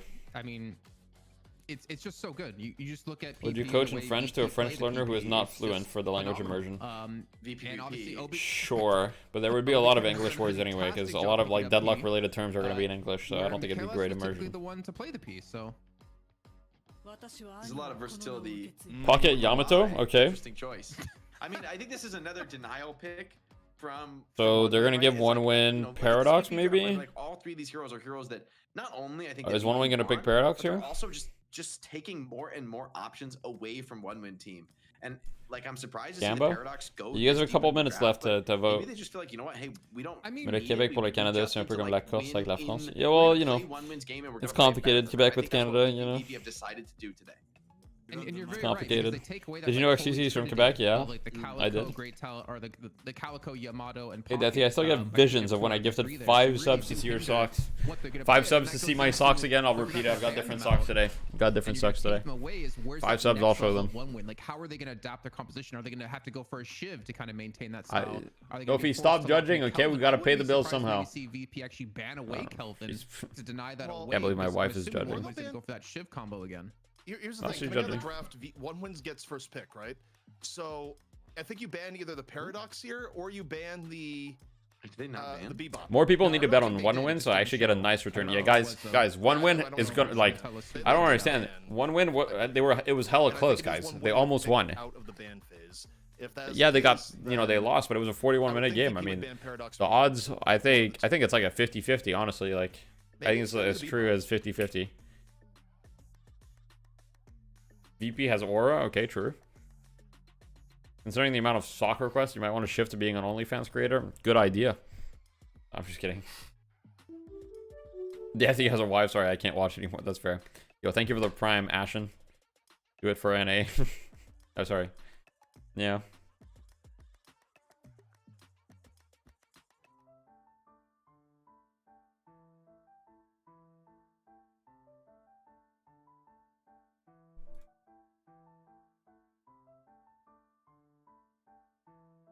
The first language you learn in Quebec is English or French? It's French. It's French. There's my parents don't speak English very much. Like most people, a lot of people in Quebec don't speak English. Like about 40% of the population doesn't speak English at all. Or very little English. Maybe not 40%, maybe a little bit lower. In Montreal, a lot of people speak English, but yeah. What just happened, by the way? What's going on?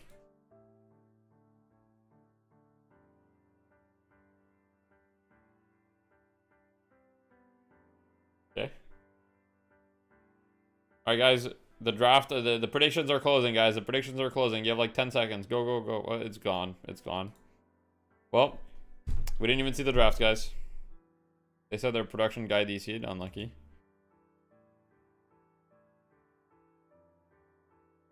Yeah, you can still ping purple in. Yeah. Montreal is very English based. Yeah, I mean, there's a lot of people that speak English in Montreal for sure. No way, I thought all Quebecois speak English? No, definitely not. In Montreal, yes, most people speak English, but like once you get more rural, like once you get in like smaller towns, a lot of people don't speak English or speak English very bad. All right, guys, let's spam our favorite 7 TV emotes while we're waiting. Personally, I like this one.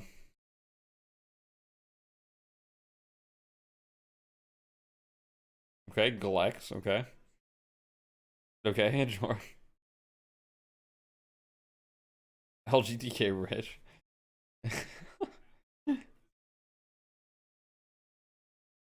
I was visiting in Toronto. I heard some people speaking Quebecois. I overheard a tourist asking if they were speaking Russian. That's funny. Can you coach me in French? Yeah. You don't speak the language very well? It's probably better if it's in English then. Armpit reveal when? Thank you for the 5 months. Not for a prime sub. Let's just put it that way. Yeah, the speed laugh is a good one.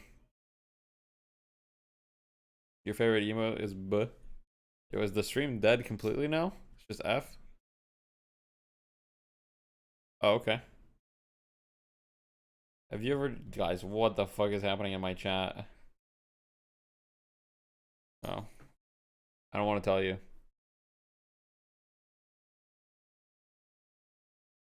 You work for a Montreal-based company, and apparently we are very involved with the mob. Okay. Well, I don't want to tell you my address. I mean, I'm not trying. Have you ever visited France? Yeah, I've been to France a couple times. I've been to France twice, I think. Mostly Paris and surrounding areas.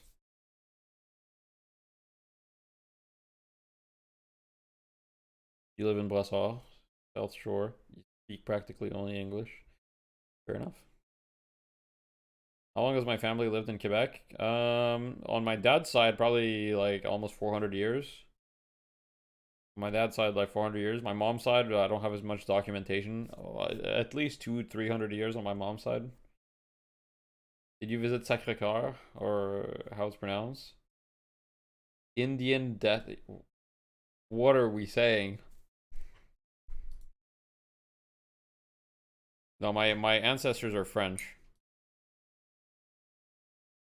Oh, we're just waiting for the stream to come back, guys.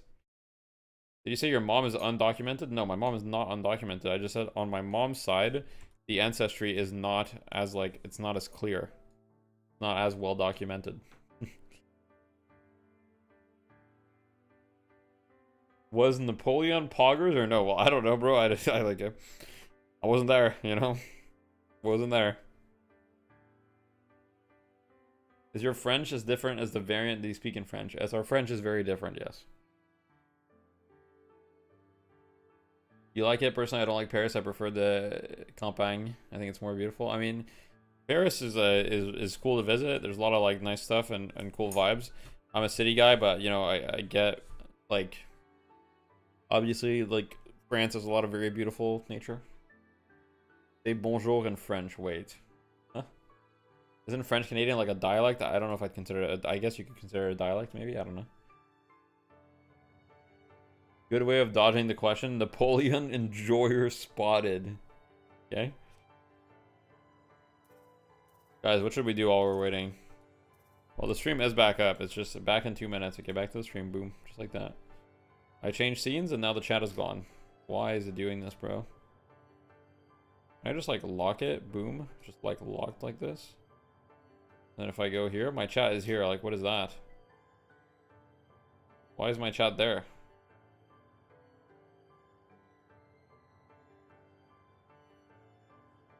And then I move here and it's gone. Bro. One sec. Let me do something. It's cooked, man. Can we get a Napoleon cosplay? Play TF2 MGE. Review Napoleon. Okay. Review your video idea. What's your video idea? Okay, so as it turns out, overall... Okay, we're back. And the draft is over. Hearing myself echo for a second. There, that's fixed. I no longer hear myself echo. Okay, let's look at the draft. What we've learned is that when we summon Justin... I kind of like VP's draft a lot. One win have some answers. Ivy is quite good into this comp, I think. But at the same time, I don't know. I think looking at this, I prefer the VP draft. I think Sinclair is like, okay, so we can't hear Jason. This is W. VP draft looks awful? Really? I think VP draft looks good. I don't like VP draft looks awful. The only thing VP's draft is missing is a pick hero. They don't really have a pick hero. But if you play around objectives, pick heroes aren't as mandatory. But it's just you don't really have a guaranteed way to start the fight. Whereas One Win have like very clear ways to start the fight with Paradox and Bebop. So if they're getting a lot of picks, I can see One Win's comp snowballing. Let me contribute. Very valid points, guys.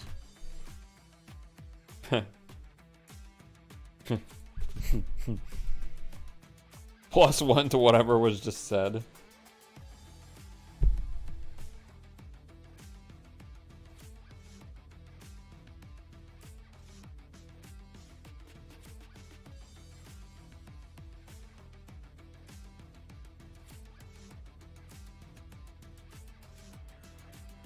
Rabbit is good enough to engage. I mean, it's very different though. Like, it's good to engage, but it's not a pick. Like Paradox, just like boom, swap someone, right? Like someone, your team can focus him.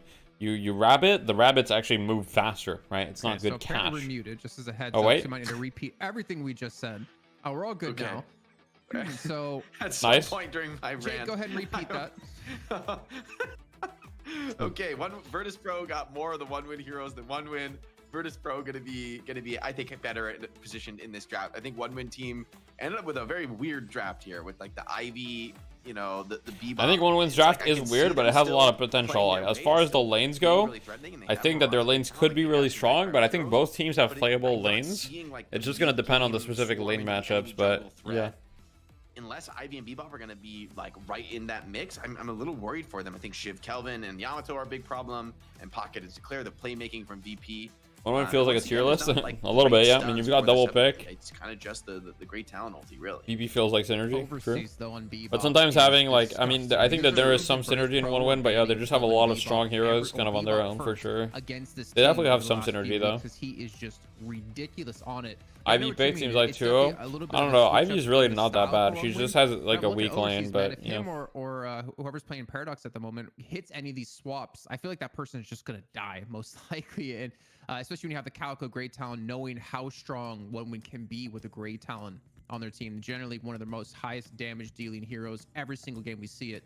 It's gonna be quite insane here, ZP, and I'm excited to see what OneWin can do, having to dig a little bit deeper into their pool of tricks. I mean, what I'm excited to see is VP on the Sinclair. If I would rather have kids or win a deadlock major, Overall, in the sense that we well, why not both, right? But probably short-term win a deadlock major. Overall, it's been more of the OneWin domain, right, where they would run it with Flammable. Like OneWin was probably one of the most eager teams to embrace the Sinclair. But guys, everybody act normal. My wife is reading the chat. Everyone acts normal, okay? We can do it, guys. Okay, guys, this guy's echoed as fuck. Confident in using it too, so I'm curious to see how that aspect of it pans out here for VP. It's going to be an interesting game, and one that'll definitely take on a different slant than the game we saw just a little bit ago. Why is there... Yeah, I'm curious to see what Sinclair. You guys are not acting normal right now. To copy in this game. I mean, I guess you're more valuing Sinclair for the Rabbit Hex and for like his raw. You guys are terrible. You guys are horrible at acting normal. Pound for pound, the laning looks really sick from VP. I think that the mid-game team fighting, they have the Kelvin. They should have a bit of an advantage in the urn fights. Joe in this game, I mean, my cats are like not here. You're putting a lot of pressure on somebody like Overseas. I mean, he is fantastic on the Bebop. Maybe he could deliver one more time, but there's a lot of pressure on him this game. Same for the Paradox. I feel like the draft, I'm not seeing some of the synergies that I see on VP's side. Oh wait, here we go. 2 ZPs in chat. So we have Justin and we have double ZP going on here. Hopefully that's fixed very shortly. I actually want to know. Are your glasses real? Yeah, they are. Going to be playing Sinclair's. Why would my glasses not be real? I assumed Listic would be over. I've read before that people like do that where they wear like glasses just for like aesthetics or whatever. Yeah, he really I'm like, fuck that. Wearing glasses like all day is like not that nice. It's not like. Why would you want to wear glasses all day if you don't need them? ZP does that, does he? Are those actually fake glasses? I need to talk with ZP. I just don't get it. I just don't get why you would do that.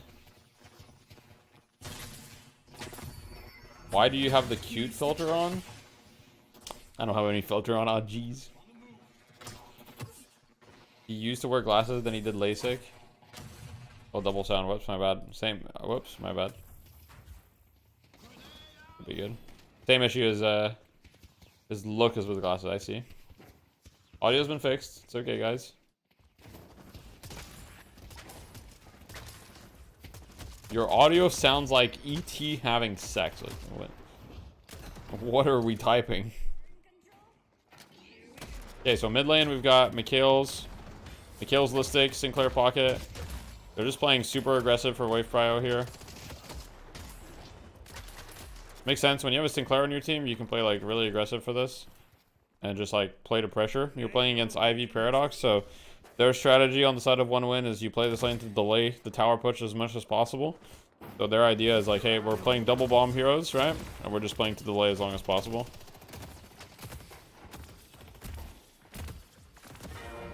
Okay, bro's just harassing.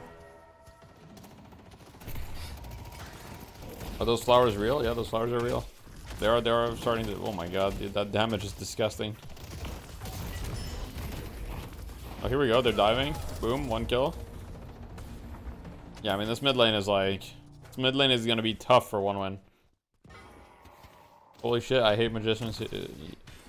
Why don't they put GT on Pocket? Well, you can never really know where they're going to go, right? So, it's hard to say. Like, they could have put GT Bebop mid, right? But it's hard to know exactly where they're going to send their heroes and which lane they're going to run. It's always, at best, an educated guess. You'll be the last one standing. True. My wife got the flowers.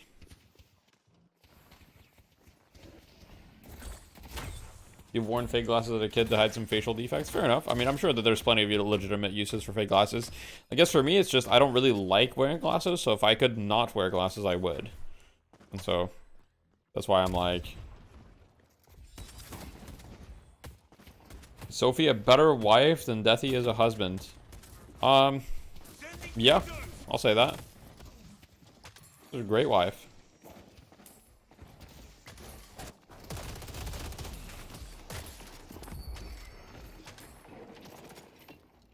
LASIK fun? No, I don't want to get LASIK. I'm terrified of LASIK, bro. Like, I feel like I would die. Like, I don't want them to put a laser near my eye. That sounds terrifying.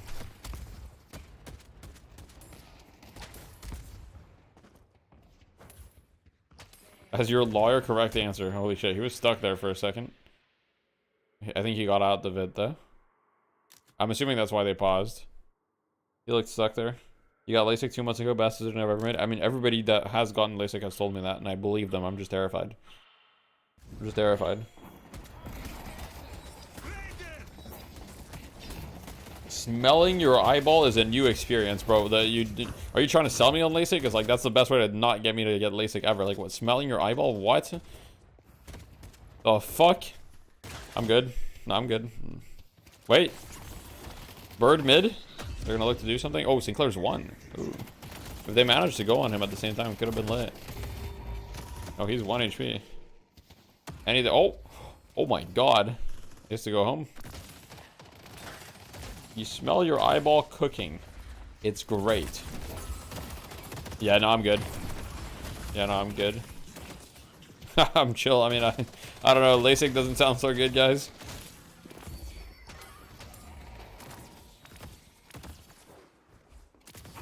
Surgery is so traumatic, only takes 10 minutes. It's not dissimilar to getting railed by Calico or a Holiday. Okay, fair. I guess I do that every day, huh? But usually I'm the one doing the railing.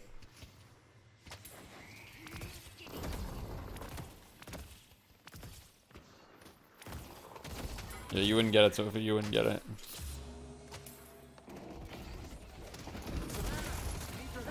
Well, because I'm the one playing Calico or Holiday.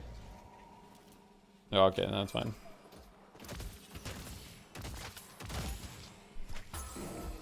Oh. You tried it. Copying swap, it's like 0-second cooldown. It's like this guy can just do that again in 30 seconds for free.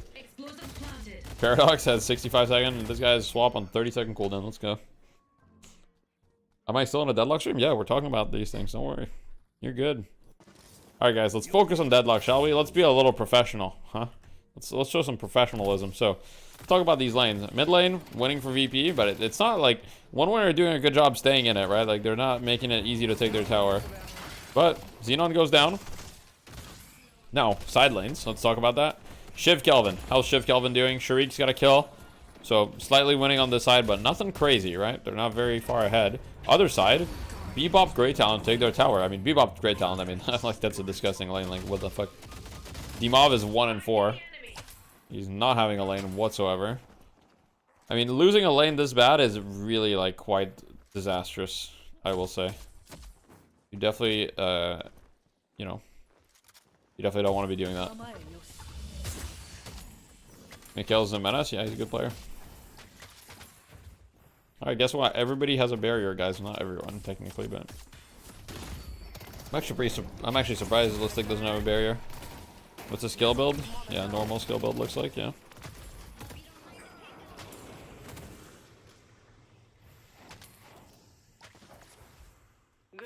Bears and Yamato's a wild decision. Yeah, I mean, he probably just bought it for the lane because he was getting, like, absolutely stomped.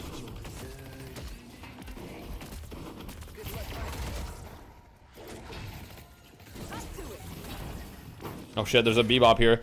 When Bebop wins his lane and comes to your lane to just fucking, like, kill you, that's always a fun feeling. He just comes to your lane and just to fucking end your life, end your lineage. Do either Pocket or Magician have monster rounds? I would guess probably not. Yeah, neither of them do. You don't really buy monster rounds on those heroes most of the time. I mean, sometimes you do, but... If Bebop was a race, I'd be racist. I mean... I mean, you know. Show Ivy items? Yep, sure. There we go. Just DB.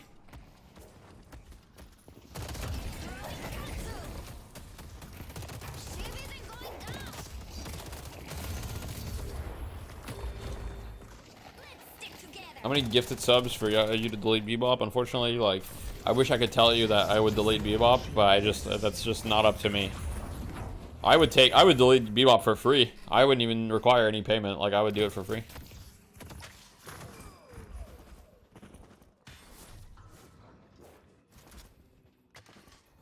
Where Ivy greens? I mean, the Ivy probably just hasn't needed the greens. I mean, DB is like the ultimate green item. This green item does everything. And Ivy actually has a lot of like weapon damage and shit with this.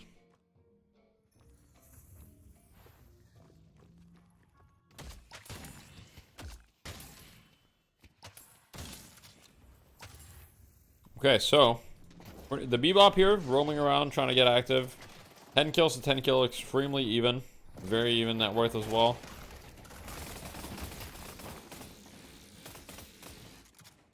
Big damage from Bebop.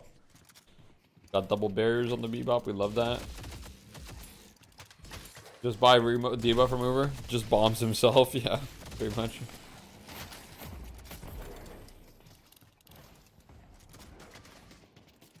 Let's see, look at his barrier. Will it regen soon? Is he just gonna gain another 300 HP because he hasn't been hit by a spirit ability in a little bit? They've missed every spirit ability on him, by the way. Oh, and the barrier's regenning. It's regenning. Oh, and then he got hit by one. He just got 200. Will your macro guide help my initiate one friend? I hope so. If he's initiate one, he's probably got some bigger problems. But yeah, probably. Move chat, please. Why the fuck is chat there? What the fuck is that? What is that?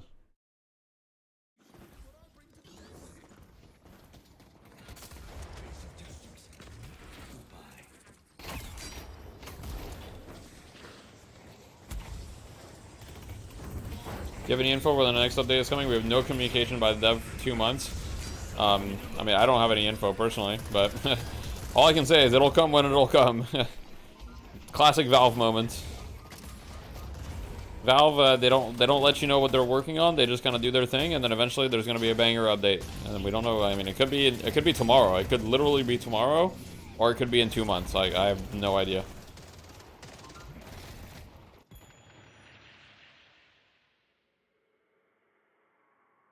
Why do people keep saying no updates? Because people are bored and they want content or whatever, and they love the game.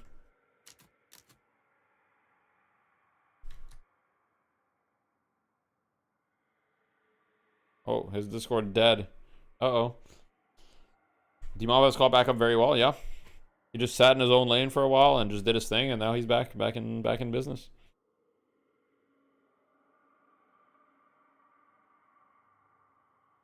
I would love a major patch during DFN. That'd be funny.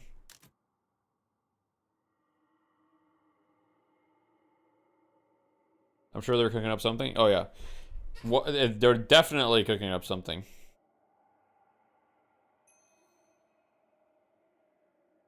I'm not suspicious. Of course they're cooking up something.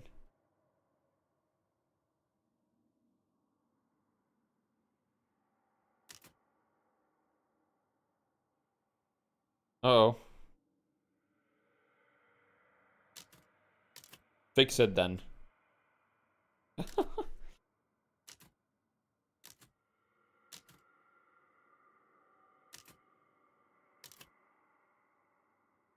Restart exit program. Yo, this is lit. Reinstall Windows, guys.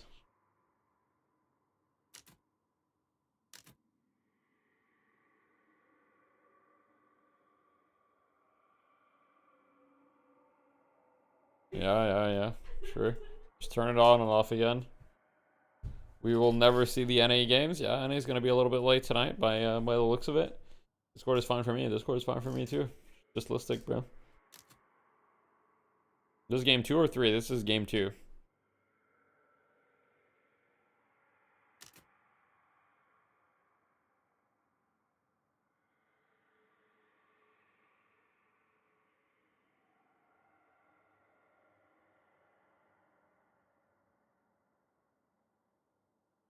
You're going back to sleep? Yeah. Take a nap, average. You got some time.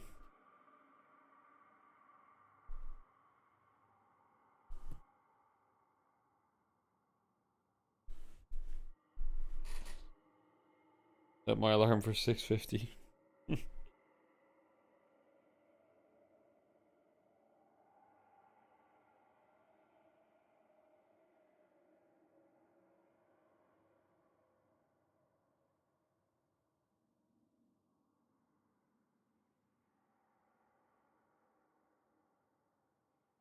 Looks like we're gonna be in pause for a while, guys. What'd you eat today? What'd you eat for dinner? Tell me. I personally, I haven't eaten dinner yet. Pizza, chicken kebabs, okay. Applesauce, salmon, vodka rigatoni. That sounds lit. Leftover Wendy's, yeah, why not? Bread with a Diet Coke. All right, we found the gamer. Let's go. I mean, honestly, I can't say no to that. Chicken parm. Easy pasta, chicken broth, a lot of chicken, butter chicken with rice. That sounds awesome. Fried chicken roll, okay. Mama homemade chili. Let's go. 5 apple sauces. I'm broke. That's rough, man. I'm sorry to hear that, bro. Adderall and a vape. Okay. Just ordered stuffed crust pizza for the kids and making chicken tortilla soup for the wife and I. Damn, that sounds good, man. W parenting. I'm gonna have sausage, pepperoni, onion pizza. Okay, those are good toppings. Enchilada. What region is better, NA or EU? I mean, I say EU, but then NA gets very upset at me. I mean, I think EU is better. It is what it is. Not a big deal. I'm not gonna glaze EU, but you know. It is what it is. That's the type of guy to eat pizza crust first. Nah, come on, I don't. Obviously, I don't do that. Is Listic not trying web Discord? Can't you, like, you can't, like, do, like, push to talk or push to mute on web Discord, right? Chicken cutlet with Japanese stock curry. That sounds awesome. Enchilada, let's go. What's the #1 current thing you'd like changed in the next update? Hero nerfs? I mean, I'd like to see new heroes. Hero nerfs and whatever can always happen in, like, hotfixes or whatever. Thoughts on guys who've been having massive success and feels like she's insanely strong.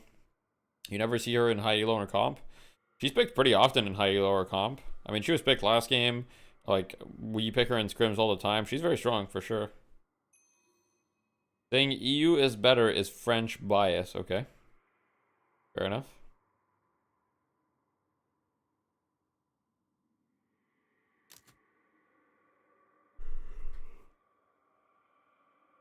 Yo, Deathy, I'm returning to the game after a couple months. How would you recommend I learn the items? I feel like I'm just blindly following builds. So in my opinion, the best way to learn items is look at different builds for a hero and think about the differences between each item, right? And spend some time thinking. Obviously, you're not going to be able to learn every item for every hero and like how it works, but at least for the few heroes that you play, you should experiment with the different builds out there. For example, last fight night, I talked a lot of shit about the Rocker Magician build, right? And then I was like, I talked so much shit about this build, I have to try it. So I tried the build, right? So I could make my own opinions on it. And like my opinions on the build are still largely the same. But like, you know, it opened my eyes a little bit on some of the potential of it. It has a little bit more potential than I gave it credit for. Doesn't change my overall opinion much, but yeah. Oh, here we go. Wait, this guy rushed knockdown on the Sinclair. I guess for the GT. Makes sense. It's very early though. It's gonna make his early game a lot weaker. It does give him 200 Spirit Shield health though. I feel like he needs Enchanter's Berry. If you have knockdown plus Enchanters, you have like a lot of Spirit Shield. It's quite nice. For the extra stam, oh yeah, of course. So, 1 win holding the urn on the Ivy. Let's get back into the game, okay? Let's get back into the game mindset. VP in the lead, 3k up, right? Towers completely even. On the left side, we've got a fight. Looks like a bit of a fight, at least.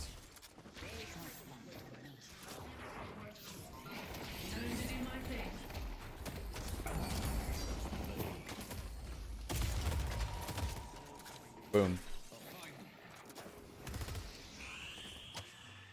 What Sinclair build? The Rocker Sinclair build is the one I was talking about.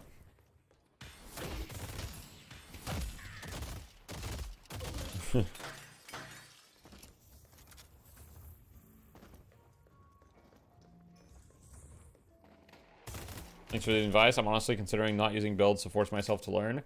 You can do that, but I would say builds are a great place to start. Like, when I make my own build, so I have like 2,000 hours in Deadlock, right? I almost never start from scratch. I almost always just like, for example, when I made my holiday build, I just took like, I took like Obikim's holiday build and I just modified it to my liking. So I didn't start from scratch because usually builds have like the fundamental ideas of the build are almost always going to be the same on most heroes, and you just want to adapt it to your style or whatever, like, or the game. Ooh, good dodge on the swap there from the pocket. Well played. Kills him. Bit of a fight on the right side here. Oh, good kill by Dimov there. I didn't expect him to get that. Could still be a fight win for 1 win. Zergy is just kind of, you know, humping the rope a little bit. I mean, it makes me a bit uncomfortable personally. But hey, I mean, whatever he's got to do, I guess.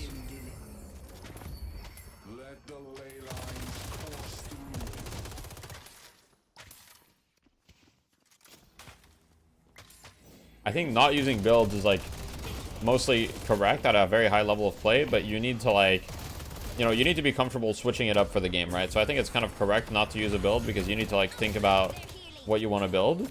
But it's fine to use a build as like a baseline, right? But I think it's obviously like you want to like change it based on the game requirements. What is Zergy AP? I'll take a look here. Max 3, 2 points in ult. Makes sense. 1 point in stun, probably for the lane. Pretty standard, I think.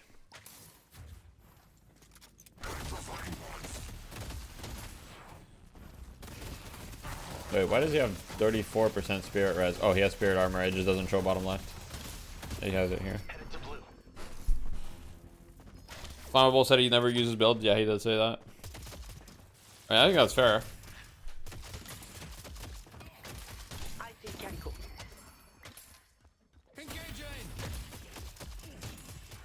A build for essential core items and improvise around that? Yeah. 100%. I mean, there are items that are core. Like on Lash, you're always going to need like some mobility items, right? You're always going to need superior stamina or like majestic leap or warp zone or like multiple of these, right? A lot of the time multiple. On Talon, you're always going to buy the barriers, right? I mean, on most heroes, you're always going to buy the barriers. You're always going to buy these items. Like a lot of these Talon items are going to be the same most games.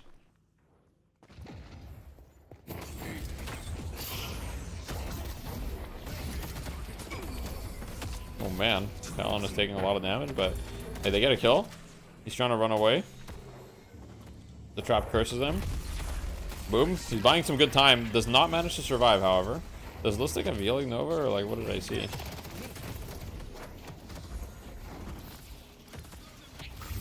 Listic kind of in no man's land here. 7 ults. Should be okay.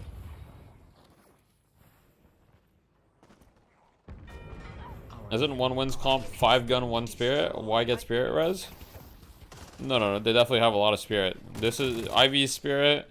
Bebop does a lot of spirit damage. I mean, he does a lot of gun too, but like he does a lot of spirit. So the only pure gun that they have is Mirage. Everything else, so this is like hybrid because you do a spirit with your ult and you do spirit with your Torment Pulse and spirit with your Wound Bombs. So yeah.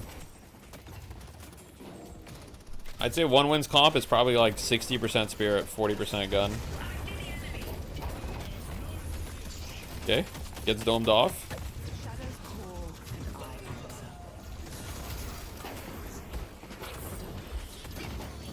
Boom. He's in. Oh, Obikim goes down. Wait, a lot of VP members going down here. Health is pretty bad. They might be able to get this urn for free here. They should be able to get this urn, surely. They also decide to try to pressure walkers. Looks like they're just going to reset, play for the urn, not do anything crazy. I mean, getting this urn gives 1 win a very, very considerable lead. They don't need to do anything crazy here. They just reset the waves, farm. They're up 10k now. It's only going to get bigger. They're actually up more than 10k, about 13k now.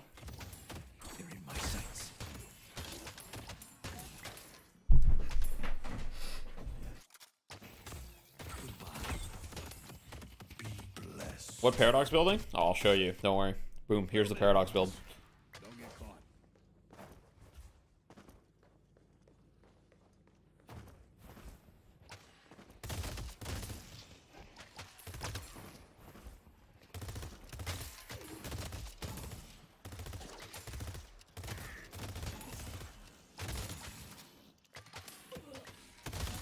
Calling McHale's right now. They have to win for your points.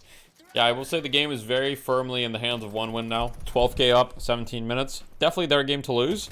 Empty Dreams got 19k on the Mirage. I can tell you a 19k net worth Mirage is not fun to deal with. At all.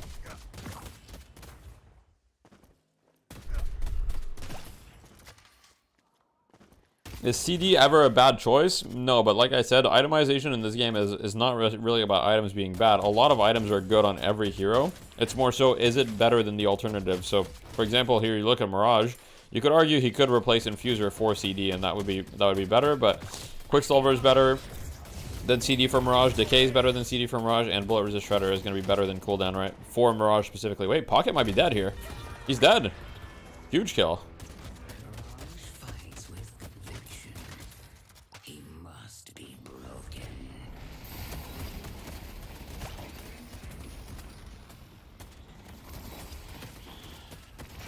It's Bombardino Crocodilo, by the way, but it's okay. Everybody knows Bombardino Crocodilo is OP, but those who know the lore. When can we expect baby deathies? We want Project LeBron. What does that even mean? What about Tralala? I mean, Tralala is pretty strong, but I don't know. Like Bombardino Crocodilo? I mean, I don't know.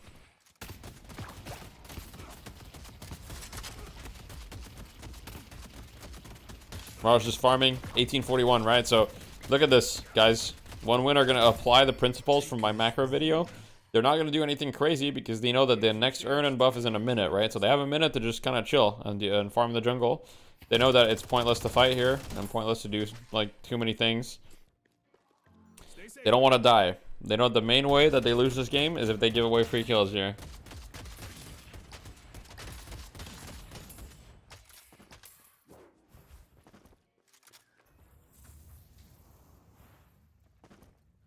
So like one win, they're posturing. So the urn spawns on the left side. So as you can see, one win is already starting the posture on the left side, and they're taking control of the left side of the map, right? Mirage is on the right side, so he can rotate with his TP if needed. But one win is positioning most of the team on their side, and I would be very surprised if they don't keep it. They're gonna look for picks on the left side because the urn is gonna spawn there. So if they get this Kelvin pick, for example, would be goated. Okay, gets swapped. But he does get his dome off.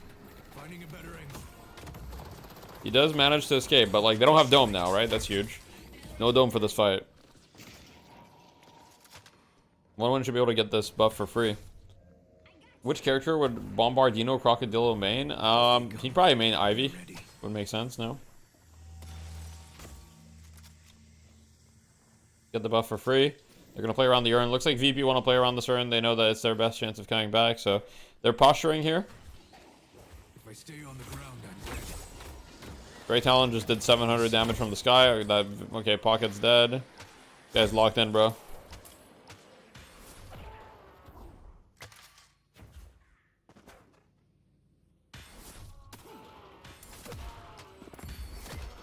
Snares have changed over the years, haven't they? Alright, so they have the urn. Are they going to try to go for it right away? Probably not. We'll see, though. Most likely, they'll try to get the waves, so in this situation, one win is going to try to get the waves in their favor so that they can create some imbalance on the map so they can try to go for this turn, right? So one win have two heroes that are very good at doing that, which is Ivy and Mirage. Because Ivy and Mirage can both be somewhere on the map and very quickly rotate somewhere else. Looks like we've got a bit of an engaged mid here. They're going on the Shiv. Shiv is dead as hell. RIP, King.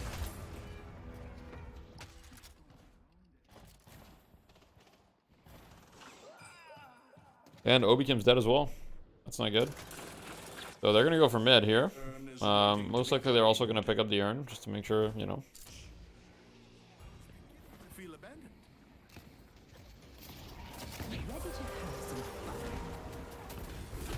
Gusini Bonboncini is better. What the fuck is Gusini Bonboncini? I need to get in. I need to know the lore, bro.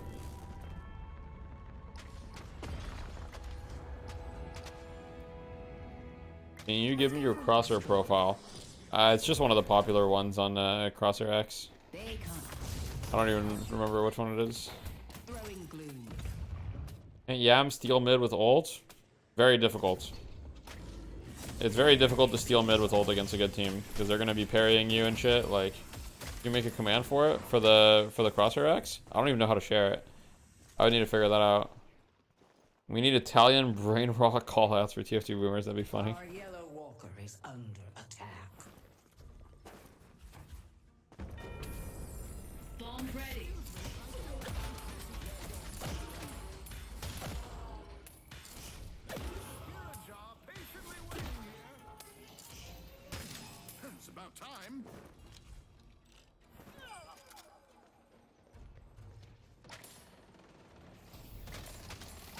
Crosshair access bait, indeed it is.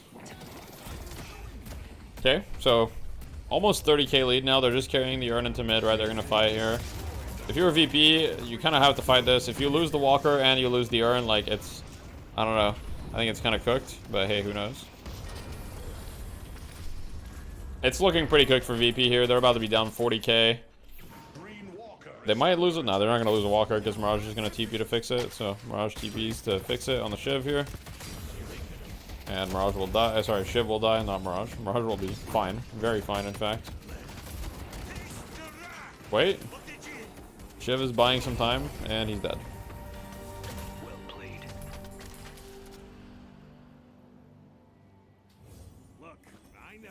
Who was your favorite TF2 class? Why was it Demo Man? I did enjoy playing Demo Man. It was Soldier, of course, but yeah.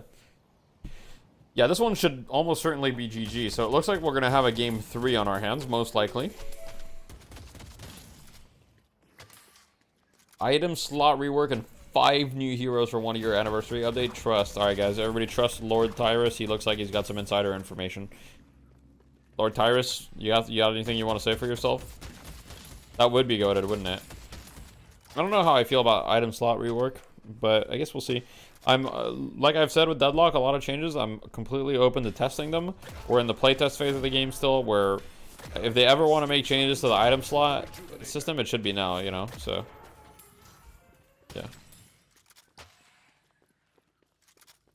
Lash will have eyes with the 1 year anniversary. I can't wait for the Lash model rework. That'll be sick. You know who needs a new model though? Fucking Grey Talon. Look at this guy. Nobody wants to play this guy. Like he's OP, but nobody wants to play him because look at the way he looks.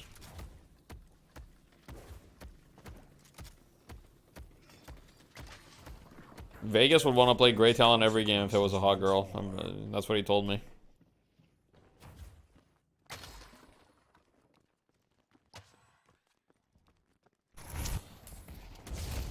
Mirage versus Shiv on the side laning, and bro, this is literally a coughing baby versus an atomic bomb. Like, this Mirage has 32k, the Shiv has 19k, and the Mirage Shiv matchup is already like Mirage favorite. The Shiv just like implodes. Yeah, I mean VP they're looking pretty cooked here. I think they're just gonna hard lose this fight, and then it's gonna be the urn. It's pretty much GG. I mean,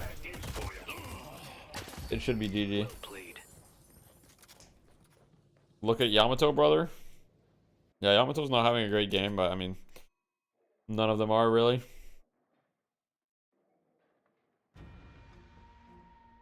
He maxed ult on the Sinclair first.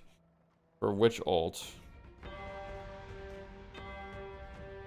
For the Calico ult? I mean, I guess it is really good on the Calico ult for sure. Oh, it's really good on the Ivy ult too.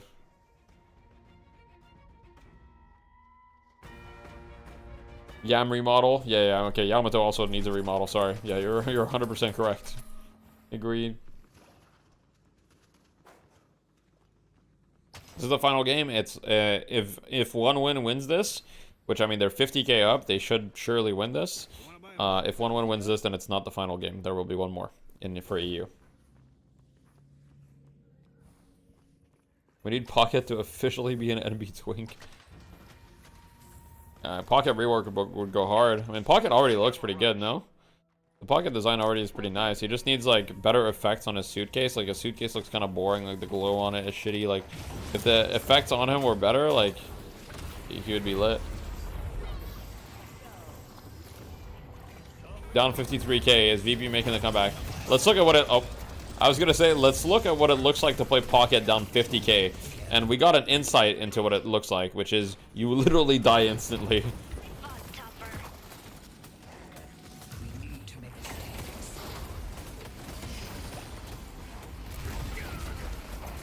GG. Yeah, they're just up way too much.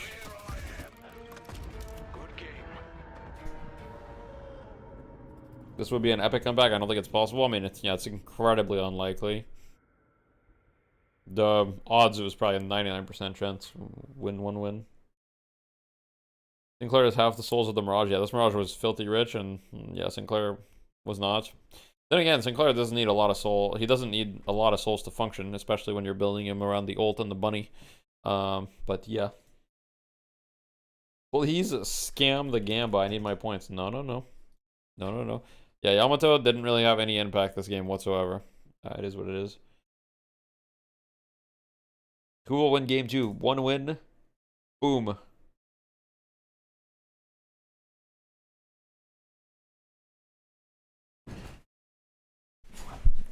This game needs to be more woke. Oh, man. Tough game for VP. Tough game for VP.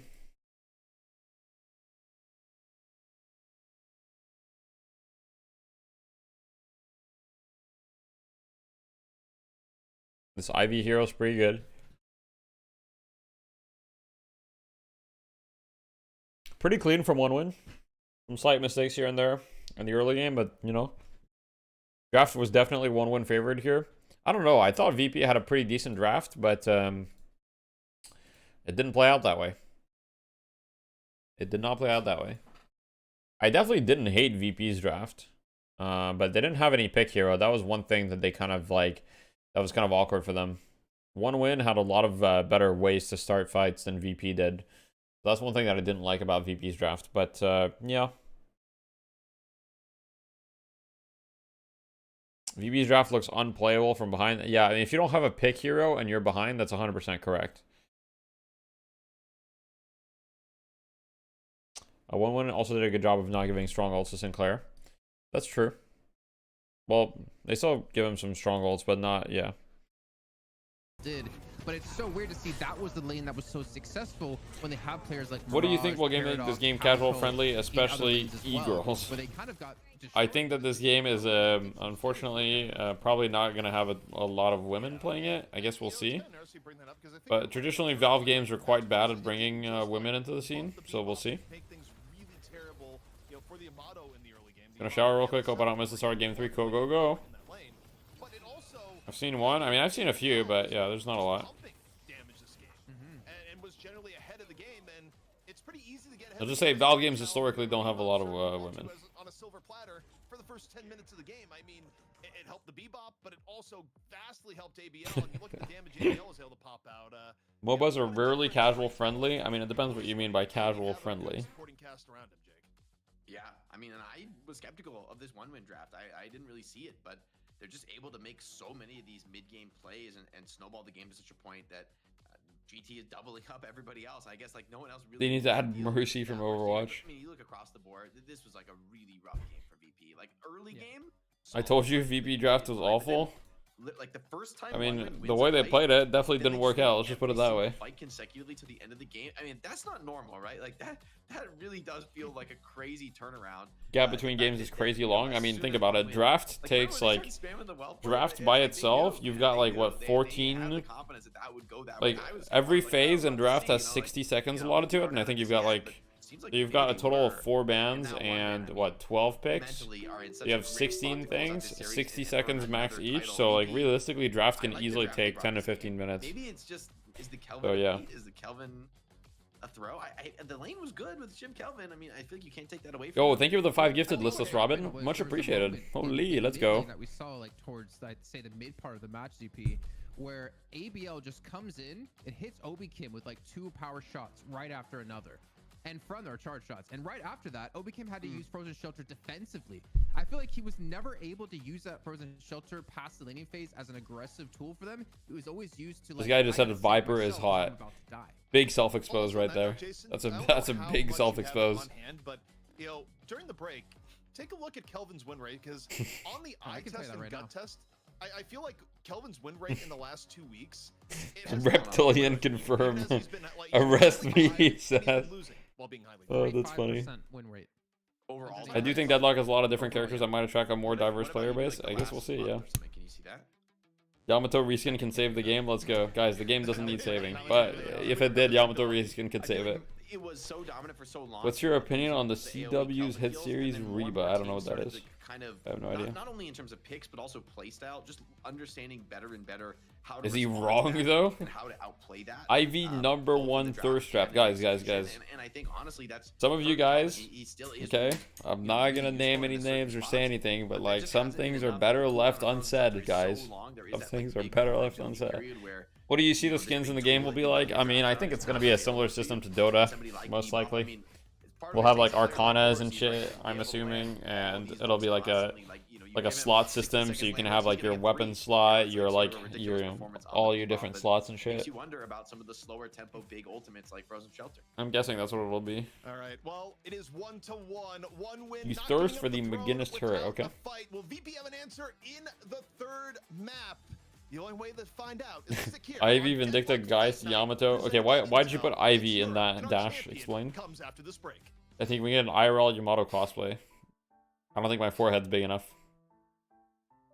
I need to like grow my forehead by a couple inches. It is? Okay. Oh, my bad. The most sexy character in Deadlock is Bebop.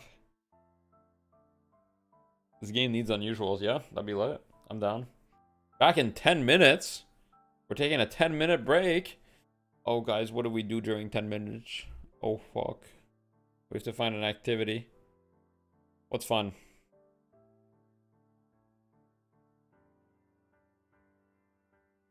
Well, that one guy who went to shower is definitely Q ranked. Words with stream. What is words with stream? Lol beans right now? Should we try this lol beans thing? I haven't tried it. I've seen other people do it. How do I... Party. Create party. Okay, here we go. I have a fucking ad. What the fuck is this? D'ailleurs, le compost, c'est demain. Oh, French ad, guys. French ad. We mute that.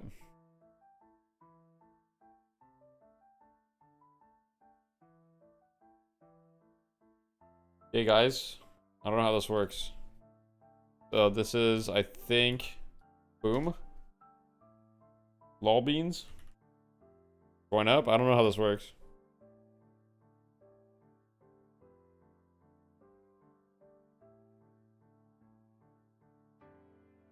One sec.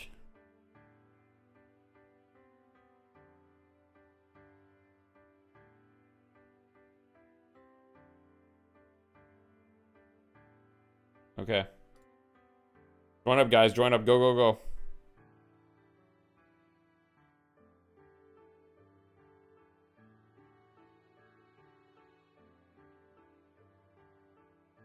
Okay, we got 18 out of 30. We got 12 more slots, guys.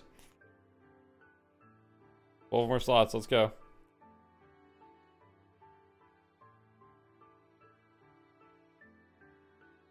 I'm trying. It won't let me. That's crazy. Oh, 3 more slots. Look at Fragpunk ad. Valve needs to do that for Ivy. Yeah, we got 30 slots. All right, here we go. Boom. Yo, what is this?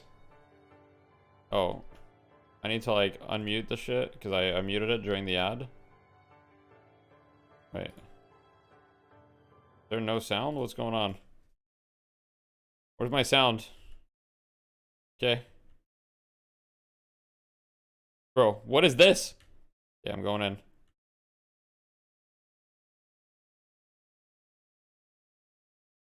Hey, wait, I'm locked in. I'm good. Boom. Yeah, wait, this is actually lit. Oh, fuck. Oh, shit. Come on. Get me in there. Qualified? Oh! I was right there! It's fucked up. Settings? Where's my audio? Is there no audio? Continue. Spectate. I'm gonna spectate now. Noob down. Okay, alright. Alright. Is there no audio? Is there supposed to be no audio, by the way? You looked at the tab that said audio? I did.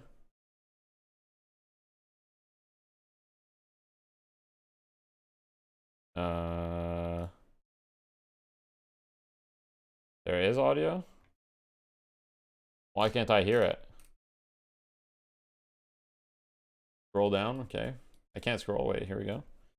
Sound on. Boom. Oh shit, okay, my bad. Okay. Alright, who are we voting for, guys? We've got Bean. Oh god, it's loud. Is it me or is it loud? Oh, I guess I can't play around with the sound volume. I guess this is it.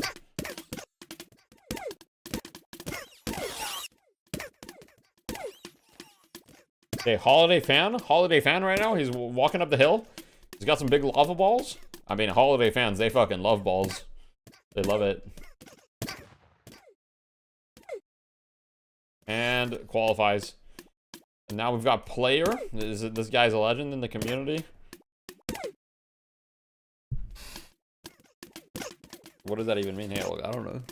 Wait, Binga. Binga over there is going to be the last player to qualify, it looks like. You speak from experience, I don't. I'm not a Holiday player, I simply, like, she's part of my roster. Oh, shit. Boom, boom, boom, boom, boom.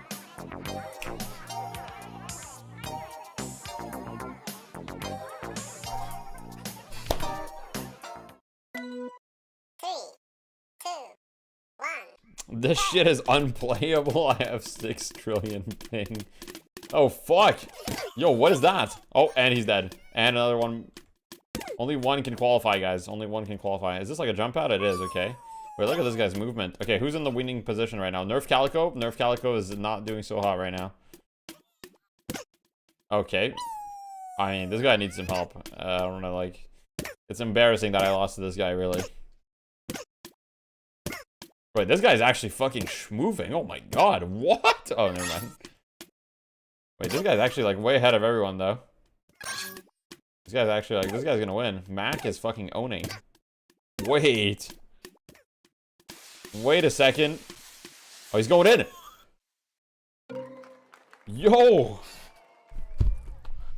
Admin, he's doing it sideways. Okay guys, new game. One sec, let me make sure that everything is...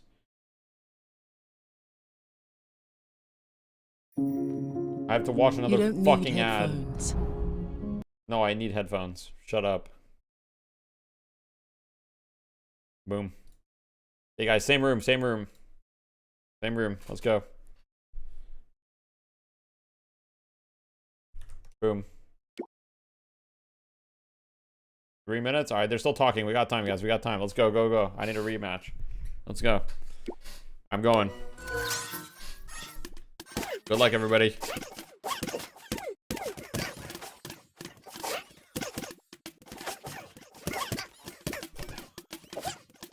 I'm emissary? Hey, look, you didn't look emissary, bro. That's all I'm saying. You didn't look emissary. That looked like a god gamer.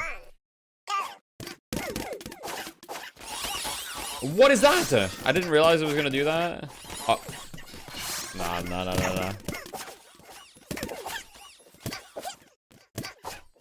Nah, nah, I didn't realize. Whoa.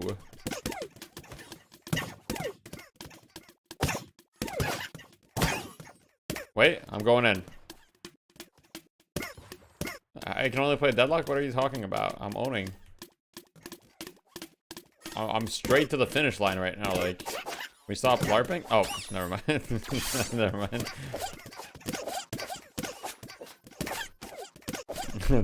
Never mind. I need to get these fuckers off, like, push them off. It's either I survive or you all die. Boom, I qualify. Easy, easy, easy top 10. They're drafting right now? Yeah, let's take a look at the draft. Okay, beautiful. I mean, we'll just, here's what we'll do. We'll put on the draft, and we'll listen to the draft while doing it. And we'll disable the audio. I don't know if I actually didn't expect ABL to be as good on GT as that. I think that's maybe one of the best ABL GT games that we've actually seen, and the fact that you obviously have you know the ABL can play so many can we different, please get heroes really effectively. like I think that was really interesting. So we'll see right now what VP is going to do with the draft off of this first ban, and this will be. I'm getting spammed. Okay, they go for Sinclair as well. Yeah. Okay, Sinclair. Okay, good pick. Sinclair, but maybe I'll just bin that now because well Sinclair's dead. Maybe they can still get the GT. I mean, that being said, I feel like last game I kind of is like are the casters like Sinclair haters? Like that hero's insane. Like if you have a good start, Sinclair was not the reason that VP would lost that. I'm kind of owning though. Nuker carries in the game. Yo, Viper Simp is ahead of me. I can't let that happen. For the way OneWin wants to play, that's what they live for. Is like the fast scaling early power spike. Can I switch to the other side? Oh my god, I see the line. I see the line. Stifling great talent in the lanes. You just can't have boom.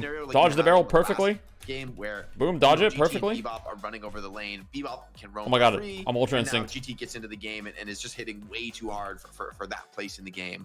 Now the big question for VP is what are the answers? Like, oh my god, I do think heroes like Bebop are good against great talent. Ban started. Will you stream it? Yeah, of course. I mean, should deal with it. Okay, well they pick Calico. Here's my question: do you overpick the Bebop here? I think they're more likely to go for Pocket. I think they don't really want to deal with the 1-1 Pocket.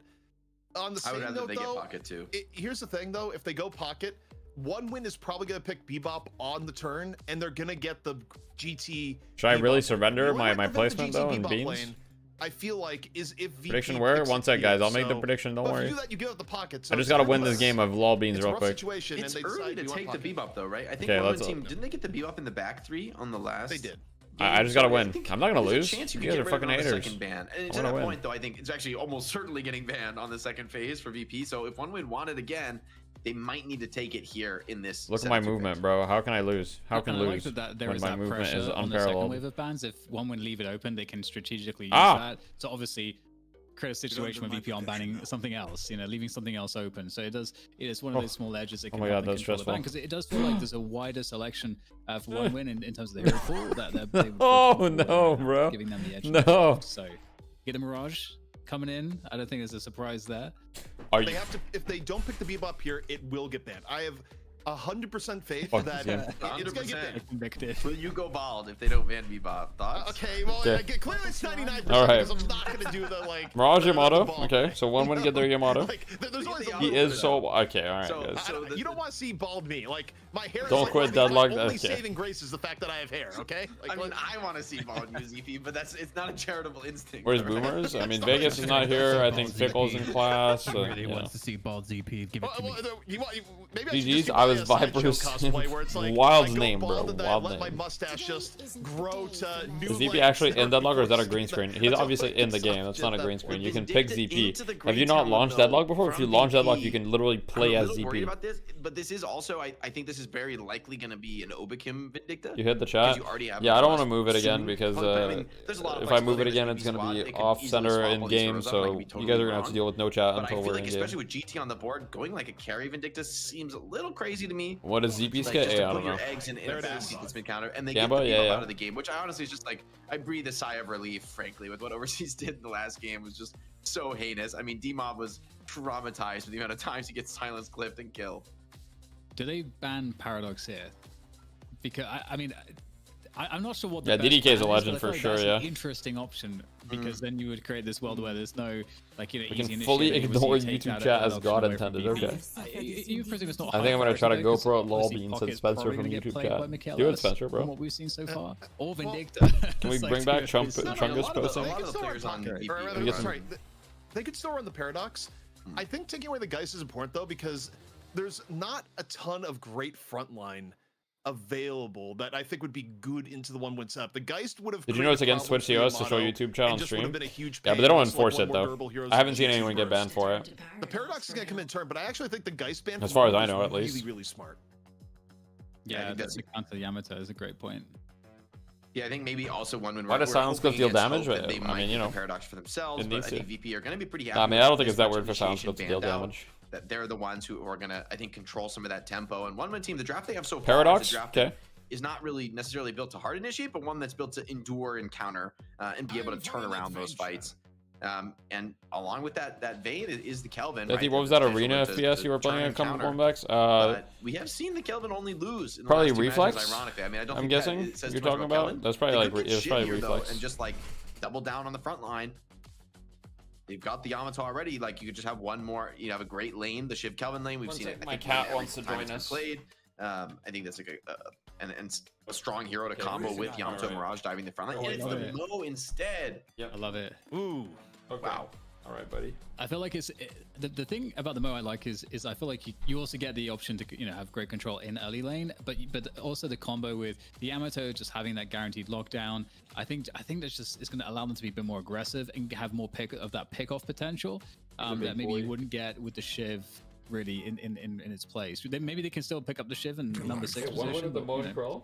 I actually think I don't know if I love the really Mo and smart Crow here too, pick because you think about into some how of their VP heroes. is going to play. Normally with their team comp, you have both a Pocket and a Calico. These are heroes that Put him on the mic. really mess with the fabric of how much you should be able to get away with in Deadlock, because they have incredible escape utility. Pocket, of course, with I think the my cloak mic and is not gonna satchel, pick and it up, Calico though. just All right, Freezy, what do you have to say? combination of Return the Shadow, Do you have anything to say, buddy? leaps, everything. You guys probably can't hear the Mo purring, or puts the maybe you fear of can. God into He's both of purring. those characters and I don't know if you slows can down hear the it at all, game though. and slows down the pace of aggression that VP can go with. So I actually that think, kinda trying to beyond the true? fact of Mo's normal tendency to just feed the Yamato, I think Mo versus the Calico and Pocket double play is How do you actually invest in really my effective stocks? for one win, I don't especially know, man. as we get into the mid game.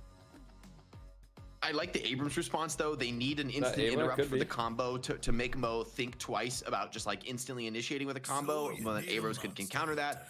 And I also think it's a great it's that reflex. one win grabs the Mo earlier, because I think the Shiv wouldn't have fit VP's lineup. So it's like you're not really gonna steal the Shiv away, or you're kind of making your own team comp worse to do so. And at the same time, like we think about game one, I think a big problem for one win is they didn't Coaching have for my hard cat catch. to become a turn And of that 6 game for. was because the Paradox Abrams, and okay. the Holiday were both taken by VP, but they had the Abrams. It didn't quite work for them. I think My the cat Mo is a better much than me at better ball beams. option Oh, for, now like, we're the just being hard rude. Catch, find an initial kill on the side lane, Nice shirt, turn thank that you. into an objective take. Are you I think partnered this on puts Twitch? One Yeah, I in a am. much a better theoretical position now as well, with things like Mirage able to. Are these split three push the side TOs lanes, also, and or then were they team just fight hired to from the rest of the commentate? squad just being really Well, so rock solid. ZP Mirage and can come in DDK are to help definitely that like part of the event. I love Jake this wasn't drop mode. initially I part of it, but then feel joined the same them way. later You've on. got a But he's better like version involved. of So the first maps are they called one win because they're gonna get only gonna get one win? I guess we'll see. Of course you're gonna. I mean, they created this hot position, right? Because again, as I was mentioning, you're creating this spot where you're forcing VP to have to ban the B. I don't know. This game, I like the VP draft. I like the Vindicta. I like the Pocket. I like the Calico. I think a lot of it will depend on whether GG is allowed to have like a great game or not. You know. Basically dictate that, but both directions will have success. Love Jake from Overwatch times. Yeah, Jake's an OG. Then they can save the shit for last. This one by VP already. We'll see. Last game they got kind of one win.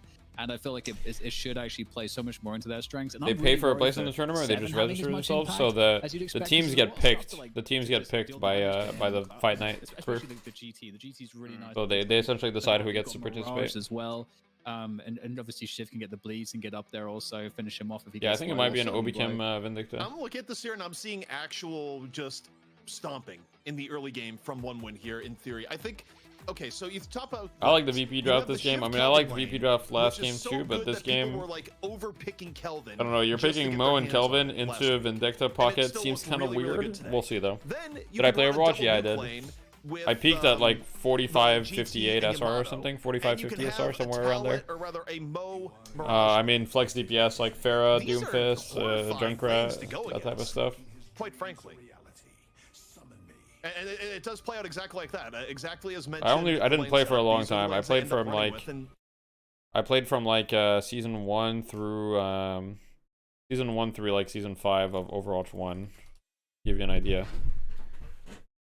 I need new emotes. Yeah, I really need new emotes. I say that all the time. It's just like it's kind of low in my priority list, but it should be higher so people can like, I don't know. Pharaoh, Doomfist, Junkrat, that's bannable. Yeah, I mean I also played Genji and like Tracer and shit, but yeah. I also played like Diva and Zarya and some other, but mainly flex DPS. Yeah. We have emotes. Yeah, not a lot, really.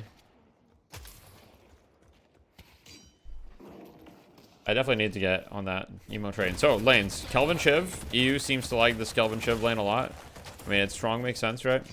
The slow is really nice combined with the Shiv all-in potential. Yamato GT. Yo, thank you for the Prime, Nico. Appreciate it. So, Yamato GT versus Calico Paradox. Okay. I would favor Yamato GT in this lane, but I guess we'll see.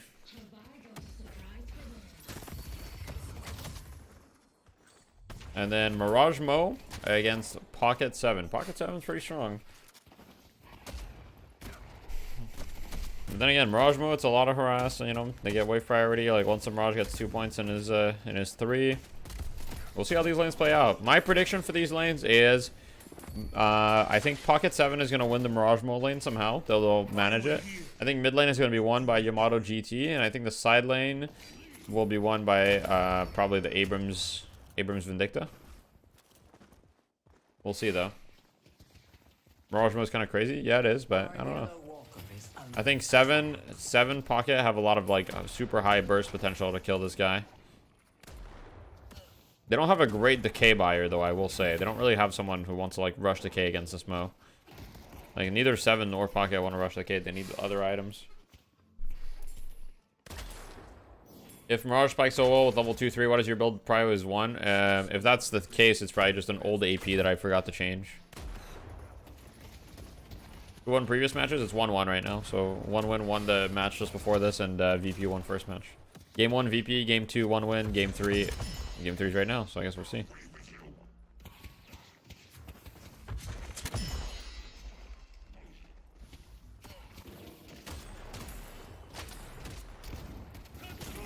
So they actually kind of fucked up the freeze, I think, because now it's pushing into their tower. So now it's gonna like hard bounce back. So I think they froze it a little bit too hard there.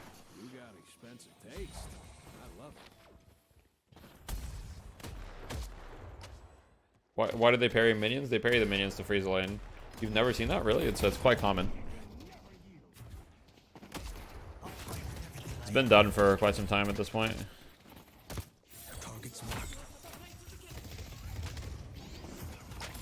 Yeah, wait, they're going on the Yamato here. He might die here. He's kind of caught out in the middle of nowhere. He should just be dead, yeah. Okay, I didn't expect that from the mid lane. Good kill from Dimov. Dimov putting 2 points in nade right away in the lane. Very interesting. You don't see this type of Paradox build very often. Most Paradox builds are going to put 2 points in Carbine, so you have it more often, and so you have the max stop duration extend, but putting 2 points in nade right away. I don't know if I agree with it, but it is out of the ordinary.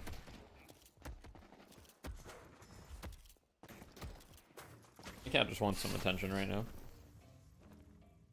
So Abrams rushed the decay with Spirit Strike here. Hasn't really taken much damage in this lane. This lane's been pretty passive from both sides. The lane has been at the Shiv and the Kelvin's tower.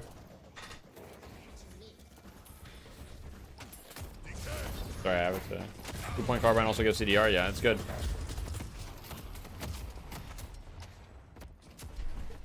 Sorry, my cat wants attention. I gotta pick him up. Someone stop Shiv.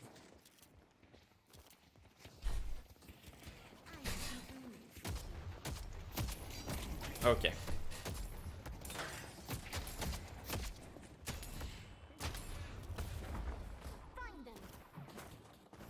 When NA builds weird is, I'm sorry for our region. When EU does it, that's an interesting choice. You are right. I do regret the way that I acted last week. I think I was overly harsh on NA players because I know the players, and it's, you know, like in EU, I can't really understand why they do the things that they do because I don't play against them or with them. But in NA, I play against and with the players, and I talk to the players, so I have a better understanding. And so usually, I feel like I was definitely overly harsh, and it's not in the spirit of the watch. So like, you know, I'll definitely be more careful from now on.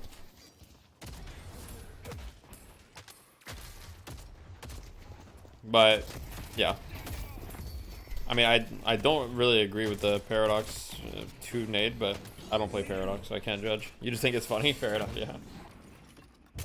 But yeah, I mean, I still. You have a good eye. I don't know if did I really glaze flammable that much? I do appreciate your commentary. Thank you. Are you looking for emote artist? I should be. Yeah. Why? Do you know someone? Any emote artist in the chat? Oh, my cat just wants to chew my wire.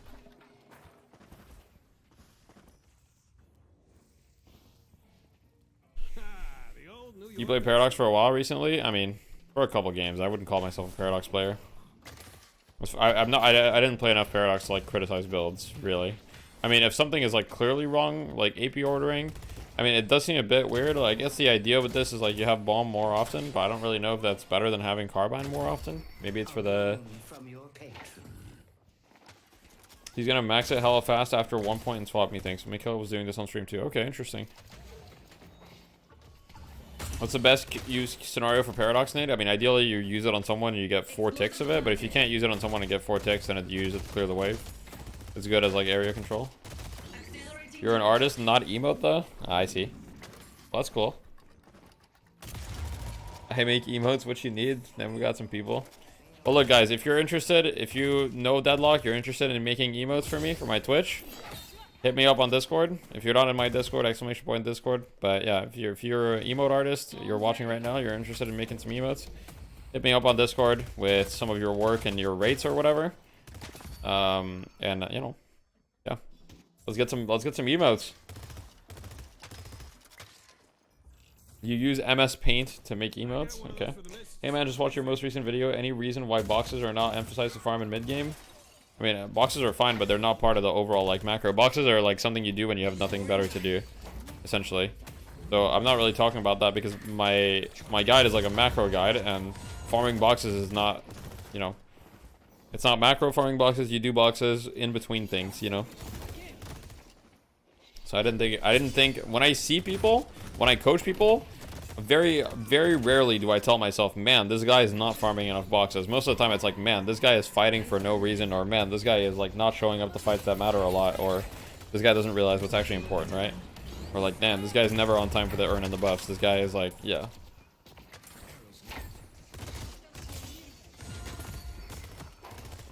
Form more often for dealing with Yamato, easier since she dives, my guess, makes Calico's all in easier. Level 1 carbine and ult.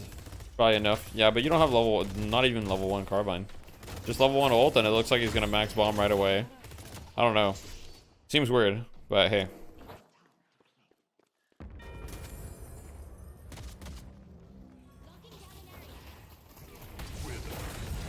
Oh, big.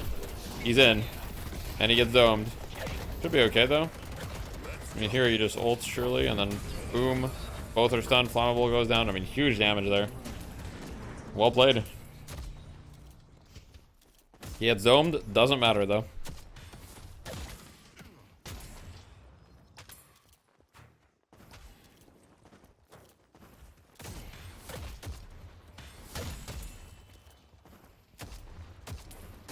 He's going double bomb it, I think. I guess we'll see. If he goes double bomb, I'll be surprised.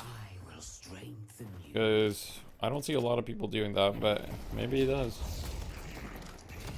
I feel like Healbane is almost a must within the first 10 minutes. Yeah, I mean, against a lot of heroes, you need Healbane or Decay, but... So Flammable has Decay, for example, against the Abrams.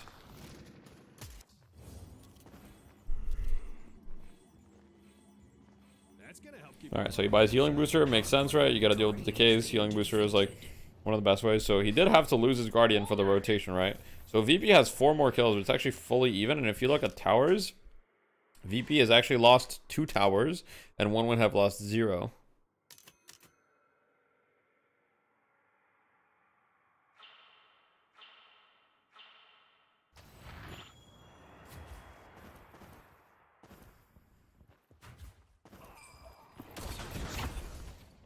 Okay, ABL going down on the right lane. Are they going to be able to get anything off of it, though? It doesn't look like it. So whatever is happening, I mean, I haven't seen any kill. In this situation, though, 1 win, even though they've given up more kills than VP has, their kills haven't been as impactful because they've been able to defend their towers. So once again, 1 win, have the flex slot advantage here.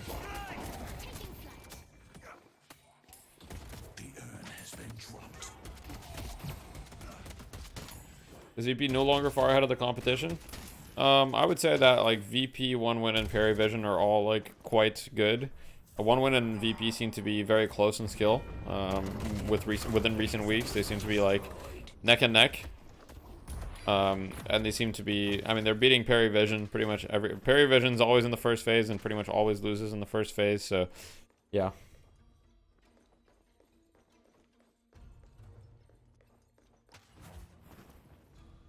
yellow walker is under attack. So, VP holding the urn. It looks like Dimov did go for the... He maxed his nade. What's interesting to me is that he has max nade with like 0 investment in spirit at all. He just has mystic burst. I would expect to have like a bit more, you know, maybe like some other stuff. I guess I'll go spirit stuff next, most likely. This is game 3. Which team is the TF2 Boomers of EU? I don't think there's any team that's like, it depends how you consider us. So TF2 Boomers is known for a couple things. One is like being the most public team, right? Like we've shared everything. 2 is we have a tendency to throw. And so I don't know. Out of the 2 things, I don't think any EU team is like quite as public as we are, or anywhere near. And I don't know which EU team throws a lot. He's also max nade isn't farming neutrals. Yeah, it seems strange. Seems very, very strange. Can't say, well, can't say I like it, but I guess we'll see.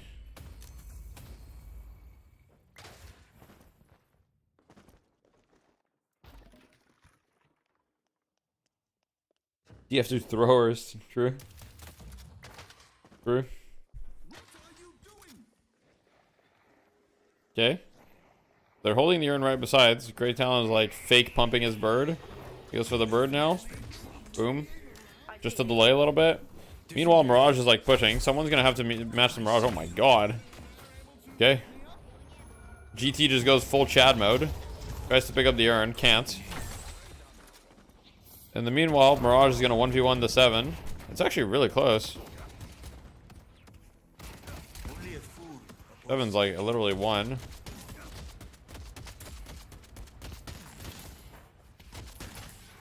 This is a classic, right? You've got a 5v5 on one side of the map, while Mirage pressures the other side. This is as classic as they get.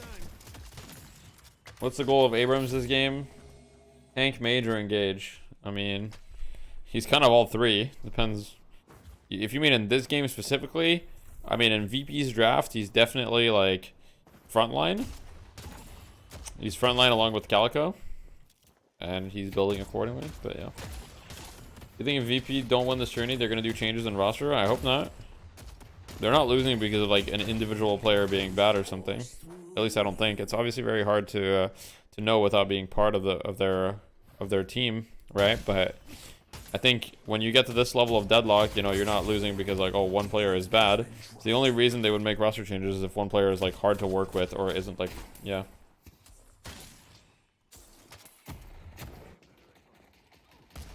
I will say, 1 win right now, they have a 5k lead, right? They're definitely just like farming better. Listic is dead again. They're just like, VP is stuck holding the urn just so 1 win don't get it, but at the same time, they're giving up a lot on the map and they're being out pressured, right? Right now, they're being pressured out of Walker. Like, they're gonna trade a Walker for a Guardian. They can't run forever. Like, Shiv is just here, like, farming, and Mirage is just trying to delay them as much as possible on this push. Mirage is just playing to delay. Here, they're just playing to get that damage on the Walker. Mirage is actually just going to 1v2 these guys, I think. Or he's going to fight them 1v2. Is he going to win? I don't know, but he's fighting them 1v2. Actually, Shiv came from behind, so it's a 2v2 now.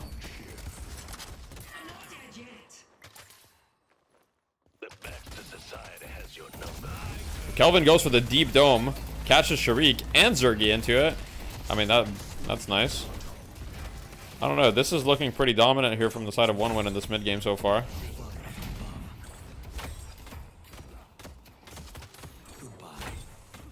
Help me kill the detective.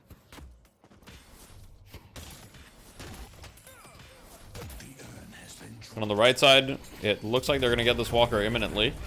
They get the Walker, and now they're on the second urn. So the first urn was completely denied by VP. Now second urn spawns. It's comeback urn, right? So if VP want to get back into the game, they have to somehow win a fight around this comeback urn, ideally, right?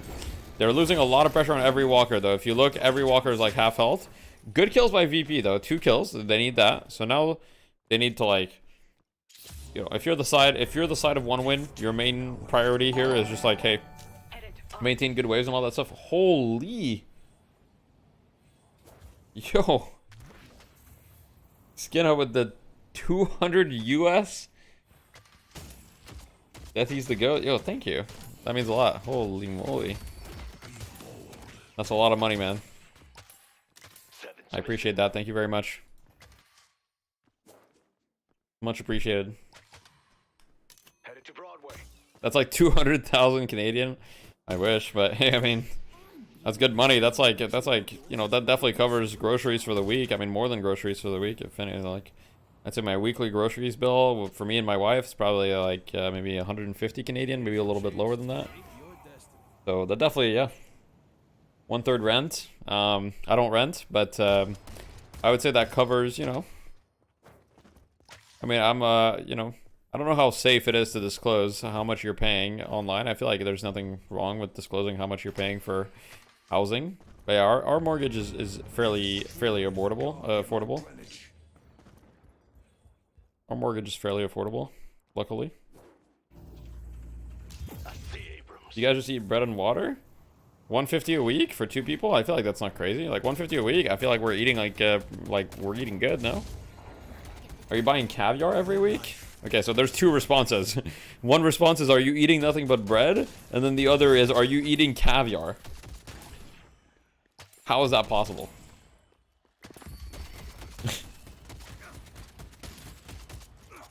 Okay, guys, it's neither, okay? I'm not eating caviar and I'm not eating only bread. Was it hard to get approved for a loan as a streamer? So I got approved for the loan when I had my full-time job, so I'm sure it would have been hard if I didn't have my full-time job. It probably would have been hell.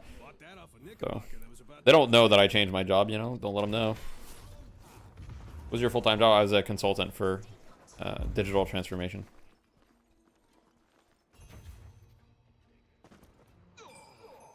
You just paid my men's internet bill? No, my internet bill is significantly less than that.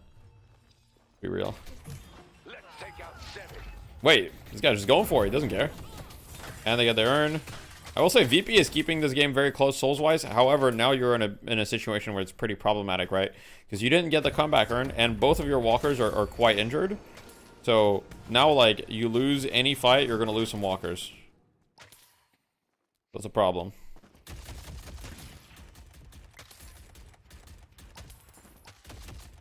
What the fuck is a consultant for digital transformation? So let's say that you're a mom and pop shop, right? And I don't know, you're doing accounting and you're like doing inventory and everything, like using either like Excel sheets or like pen and paper, or like you're doing shit a bunch of like old-fashioned way. Digital transformation is like, hey, we're gonna come in, you know, get you like a more modern like ERP system, get things automated so that you don't like your, you know, secretary or like whatever, like your employees don't need to do as much like manual labor, and so that you can, you know, be more productive, all that stuff. That was essentially, yeah.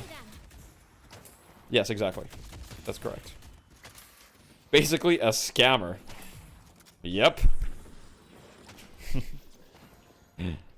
You got it.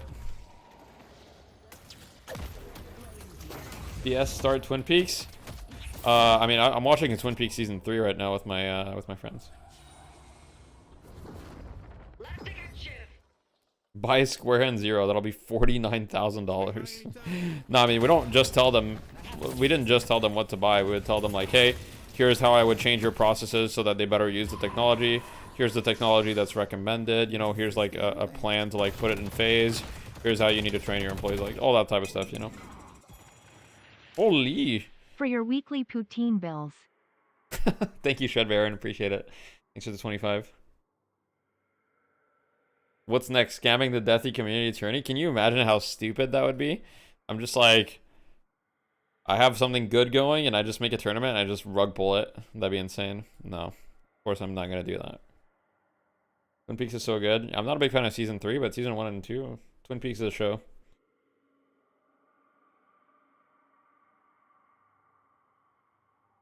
You just find the whole industry hilarious? Yeah.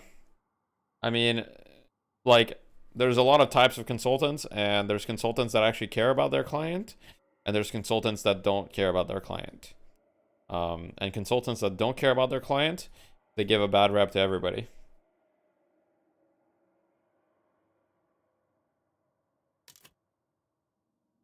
Did you sell virtual desktop solutions? I guess not. Yo, thank you for the Prime, Yo-Yo. There's a lot of good consultants out there. Yeah, for sure. It's just like the bad ones. Like, the bad ones get the bad rep. And it's true, there's a bunch of bad consultants that are going to be making, you know, 200K a year just, like, essentially doing nothing. Like, that part is true for sure, but, yeah. I hope I'm not a monster for using this. B2B SaaS, am I right? And there's a lot of money in B2B SaaS for sure. You only did it for the Twitch ad? Not me. Hey, Look, Twitch appreciates it, I guess. But you gave me some money, and so I appreciate you. You don't need to appreciate me, though. Call outside Quebec. Okay, that's actually a funny joke.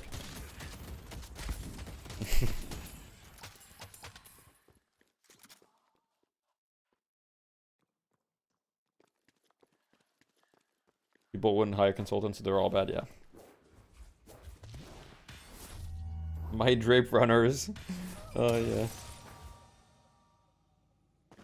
Well, Twin Peaks Season 2 is like... Twin Peaks Season 2, I enjoy it, but it's definitely not as good as Season 1, obviously, and there's a lot of filler. Like, there's like 6 to 8 episodes that would... It'd probably be better if they just weren't there, but, you know, hey, I mean... But big fight on the left side, though, over the urn.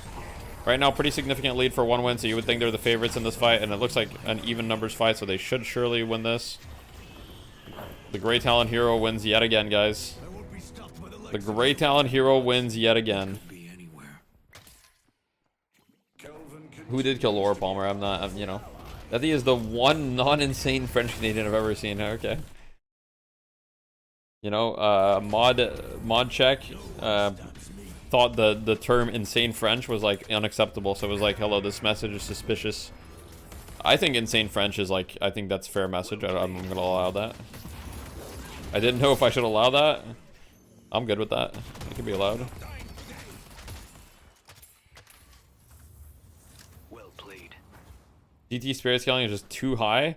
Yeah, I mean, who thought that giving this hero spirit scaling of 2.5 was right? Like 2.5 on a nuke with charges. That's insane. Look at Yamato's spirit scaling for comparison. This spirit scaling is 2 on an ability that needs to be close range and doesn't have charges. And you have 2 spirit scaling. You need to charge this ability, by the way. You need to be close, and you don't have charges. GT just gets better scaling on an ability that is long range and has charges. What's in the script for NA Deadlock Fight Night today? So I suspect melee creeps are the favorites, but I don't know. Melee creeps, I guess, you know, I mean, I love them, but they have a bit of a history of throwing a little bit. They're kind of like us, TF2 boomers, you know. We have a history of throwing too, so, you know. I think that I think they are the favorites against BNB. I expect melee creeps to be the favorites against BNB, and then, you know, have a competitive finals against Hydro Nation. I'm not sure who's gonna win. There was a little bit of a, you know, a teaser of Hydro Nation versus melee creeps in a small tournament this weekend, in which well, melee creeps ended up forfeiting, so they lost. But they, in the games that they did play, they won 2 games, and Hydro Nation won 1.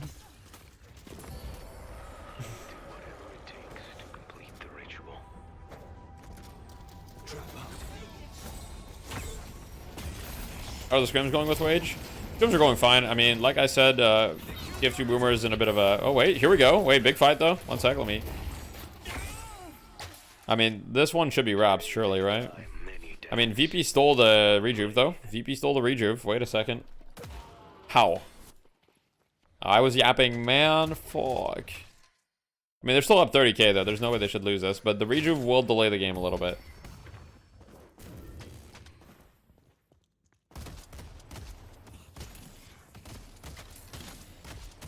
Nah, comeback? I don't know. I don't think that... The steal, I think, just delays the game. Wait, they're going on Mirage, though. I mean, they need to use this rejuve to do something if they want to win this game. But realistically, I think it's going to be very difficult for them to use it to do something. And therefore, they will lose. We'll see, though. What does Mirage buy here? Do you just buy sub-stam here? Like, is it just sub-stam? It's E-shift. Makes sense.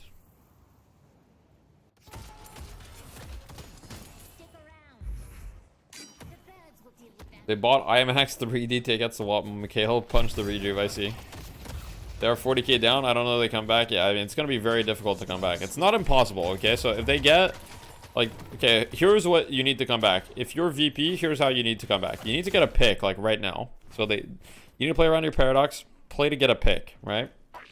If you get a pick, use this map momentum to play to get the next turn. So here, for example, boom. Okay.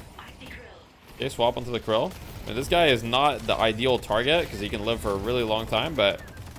Okay, so they get the pick. However, Zergy gets picked, so... Well, it's all pointless.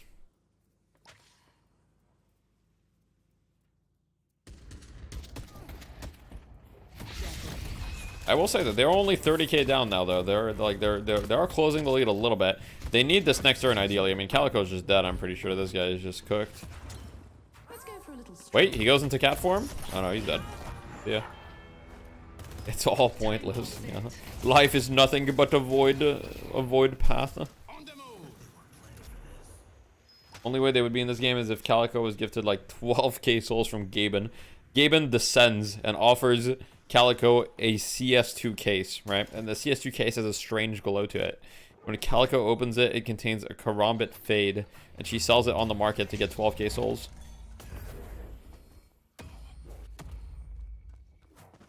And they kiss. OMG, phase 3 Doppler. What's up, G-Freak? Oh, that'd be funny. 12k souls on Calico isn't saving them. I mean, it'd be nice, though. It'd be nice. 12k souls on Calico? Raid boss Calico? I don't know. It'd be nice. But this one is looking pretty grim. Let's look at the Mo build. Phantom Strike Mo. Full greens. Look at the Yamato build. I mean, no, reverb on Yamato this time, so they go reverb. He's having a better game. Looks like they're gonna push the Guardians here.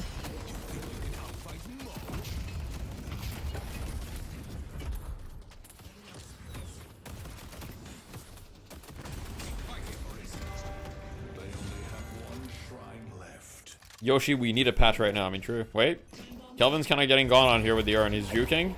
He gets swapped.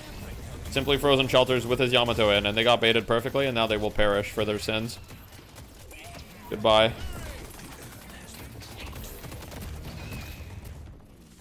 Patch before any of the luck fight night would be top tier, true.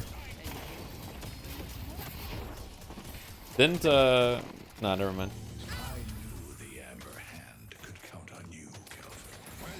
Was every EU game today like this? Small early lead into slow urn control game? I mean, that's pretty much the way the game is played, yeah. The first game had a lot of back and forth urns, though. First game had a lot of back and forth, but yeah.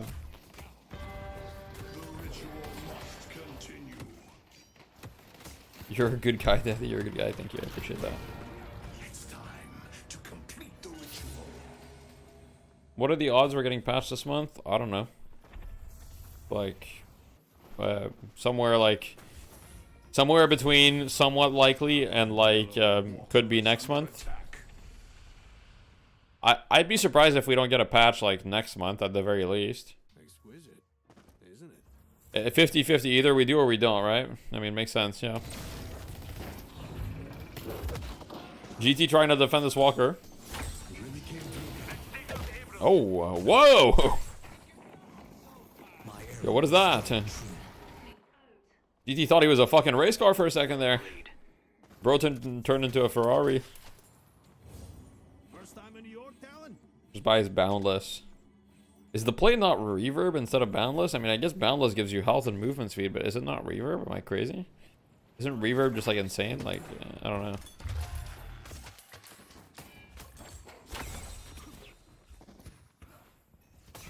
Oh!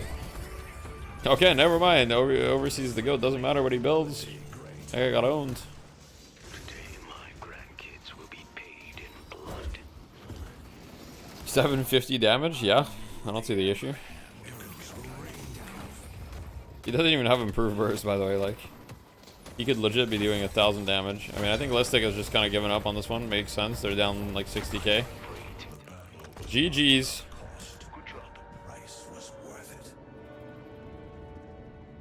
Can we remove GT and Calico? No, I mean, GT just needs to be tuned down. He's going to be fine. GT is super dominating the meta right now, but I promise you guys in like 2 months or whatever, like, it's very possible GT is just shit. Is it GT lock? Yes, it is. GT is like very, very, very strong. All right, guys, 1 win-win. Congratulations to 1 win for the victory in Europe. Well played. What's up, Flyable? Congrats. Great Talon wins every game. Let's go. Plus 120k points. You're so fucking rich. Yeah. I mean, I'm not really sure that the Mav got use out of his bomb AP much. And seems weird to delay Silence Wall for the bomb AP, the game when you're playing against Kelvin, Yamato, all these heroes, but yeah, it seems a little weird. ET is so annoying, yeah. Yeah.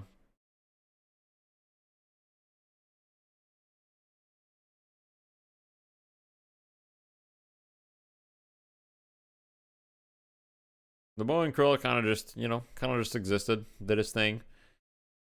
Vindicta did less than I expected her to, but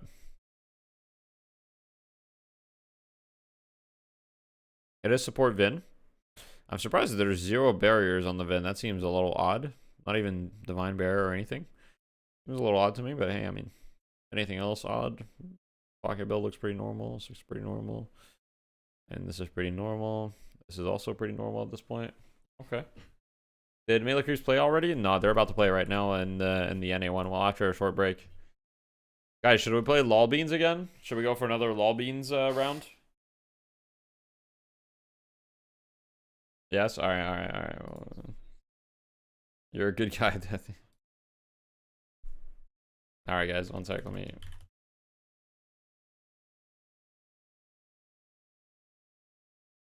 Okay.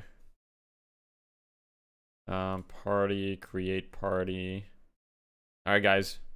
Oh my god, I have a fucking ad. Yeah, I'm skipping the ad. Boom. Graphics and... Okay, wait. Alright, guys. Boom.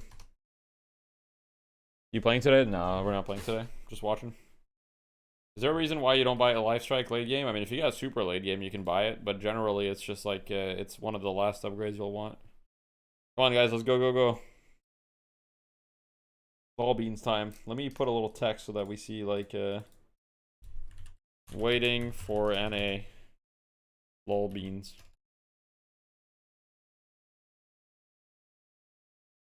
What if I put it right here? Alright, we got 29 out of 30. We got one more slot. Okay, 30 out of 30. Let's go. Boom.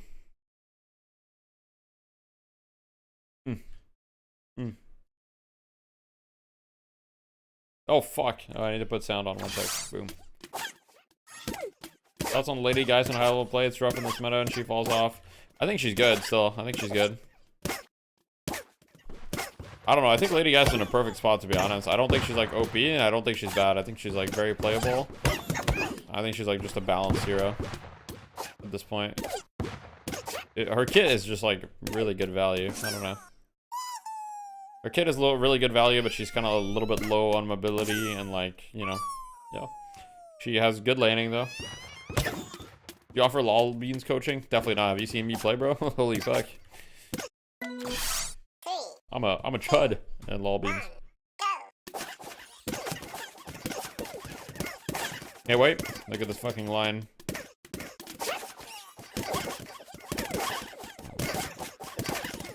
Wait, I'm ahead of everyone.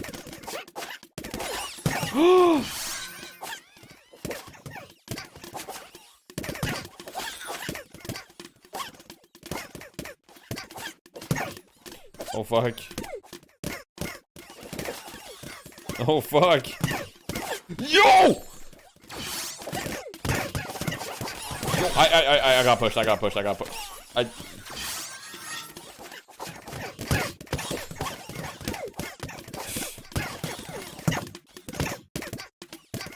0 out of 20 I've qualified. Oh my god, oh my god.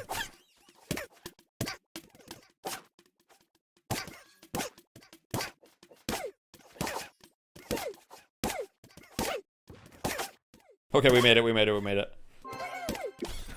Hang it up, buddy. It's over. What do you mean, bro? It's good. I'm good. You're a freak pushing me? What is the lol beams macro guide? You fell into the lava, died. Yeah, a couple times, but then I made it through. Okay, who is Deathy 2? Who's Deathy 2? Bud's left nut. Okay. Some of these names are fucking wild, bro.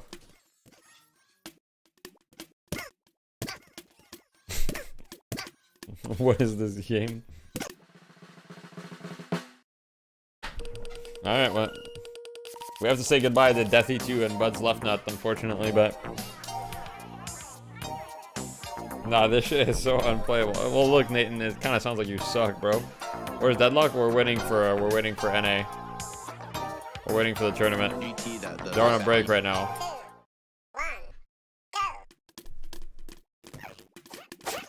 Boom. Come on, come on. Send me up, send me up. Woo! Oh, fuck. Whoa, my mouse. Boom. Hey, guys. Slow and steady wins the race. Nah, who cares? I'm going fast. Fuck. What? Okay, I hopped on just in time. Okay, maybe they don't know about the barrier. Fucking noobs. Shit, another one.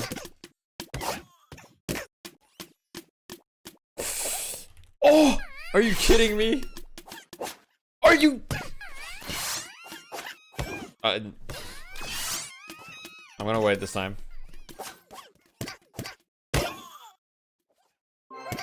Alright, let's go.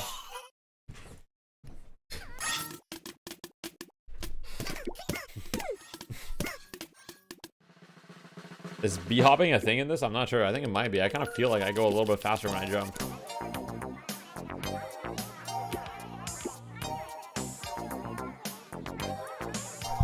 Alright, well.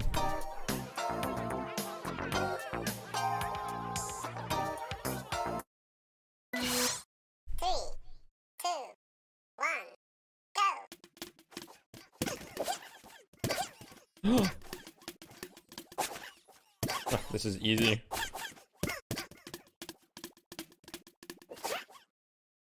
So what is this? Is this like low gravity or something? Oh my god, what the fuck is that?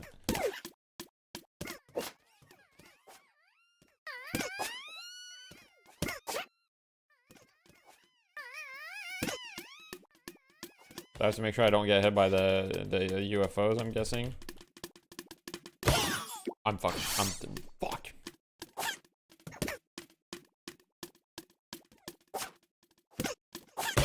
Dude! Fuck. It's cooked. No, it's cooked. It's cooked. I'm actually tilted now. I'm not focused. I'm not locked in. I'm not reading the UFO's movements. Okay.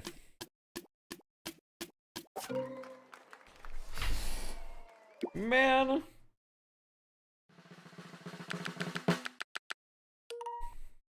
Deathy, the beams are bad to hit, just so you know.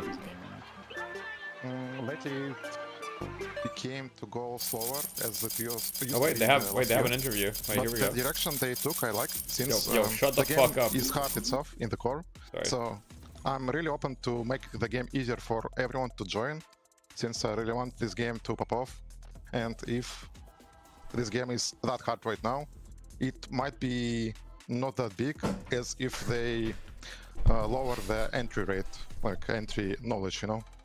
So I would like to see some balance patches, same things with like quick buys, quality of life stuff. So yeah. So yeah, I think...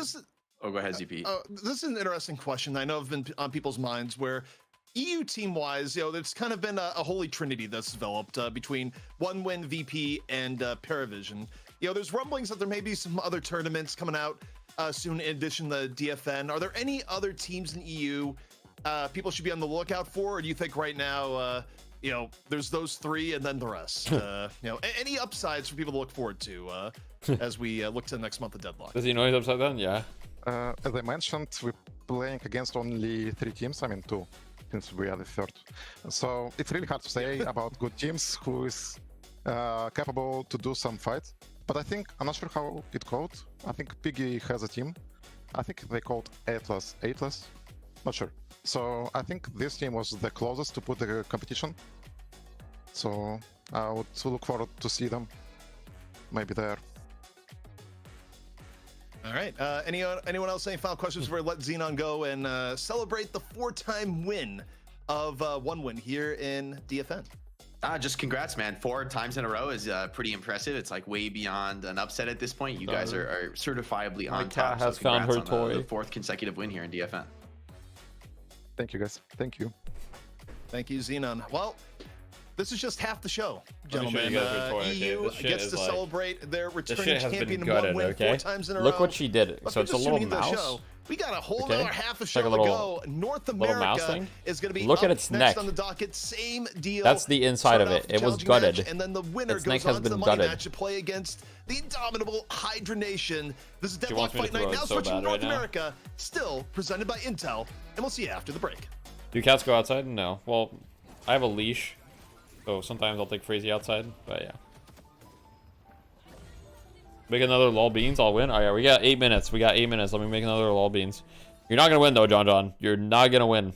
I'm letting you know right now, bro. I'm gonna win. Good luck though. I like Xenon. Yeah, Xenon's chill. I got a fucking ad, guys. One sec. Okay.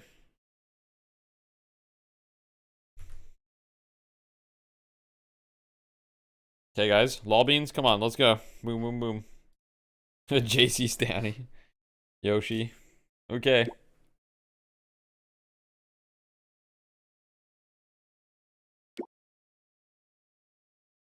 Did you name your cat Freezy because of how much you like to freeze lanes? If only. All right, 30 people. Let's go.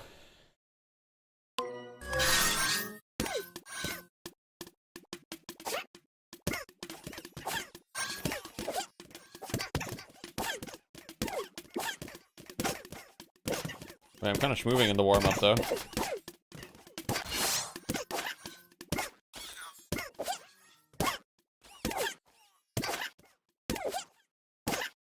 Okay, here we go. 3, 2, 1, go.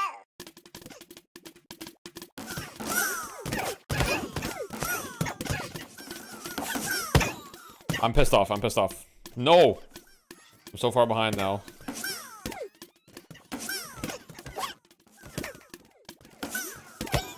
What?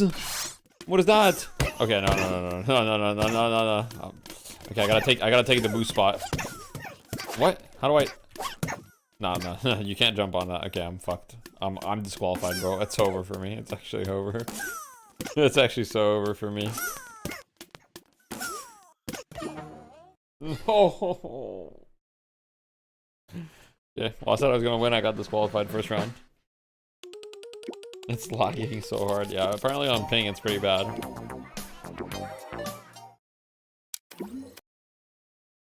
Noob down.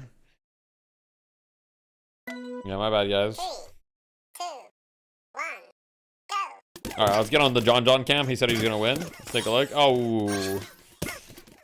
Oh.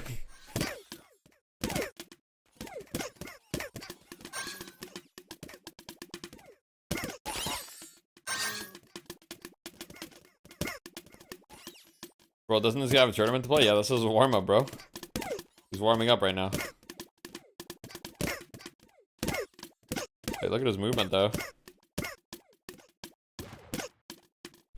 Nerf Calico is winning. Deathy Short also looking pretty good.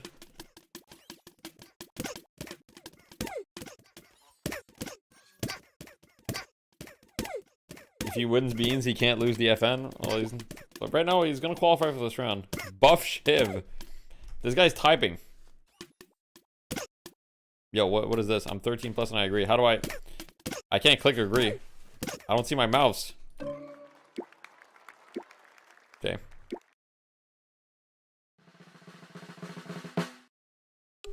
I was ahead of you and got eliminated. We have Deathy Short, we have Deathy 3. Okay.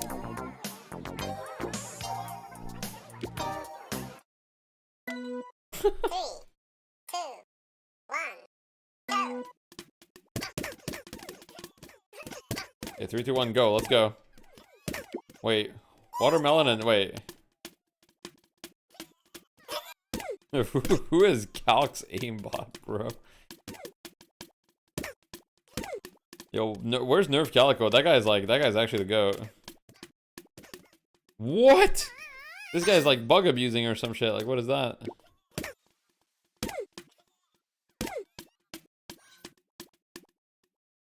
Okay, never mind. He's not the GOAT. He's not the GOAT.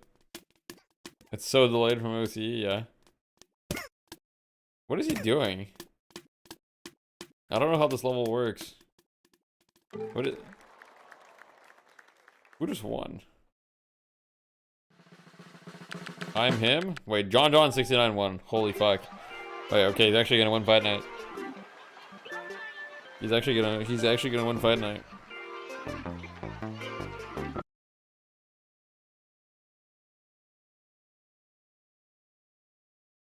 Alright, one sec, let me create a room. I'm gonna get a fucking ad, bro. Ugh. Alright, let me mute the site. So we don't have to hear the ad.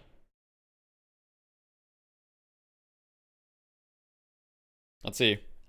2 minutes. Okay, guys, quickly. Go.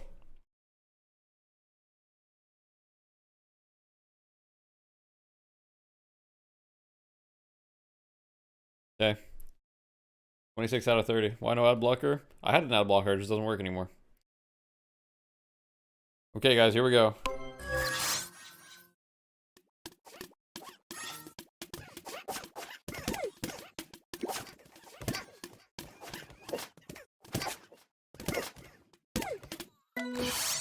Why are the ads so loud? I don't know. Are you playing with Crayon? I don't know. I'm making my own lobbies. Maybe Crayon's joining them. MGE Mike. Holy shit, MGE Mike is here. Legend. Absolute legend. Wait, I'm kind of moving though. Yo, these guys are pushing me, bro.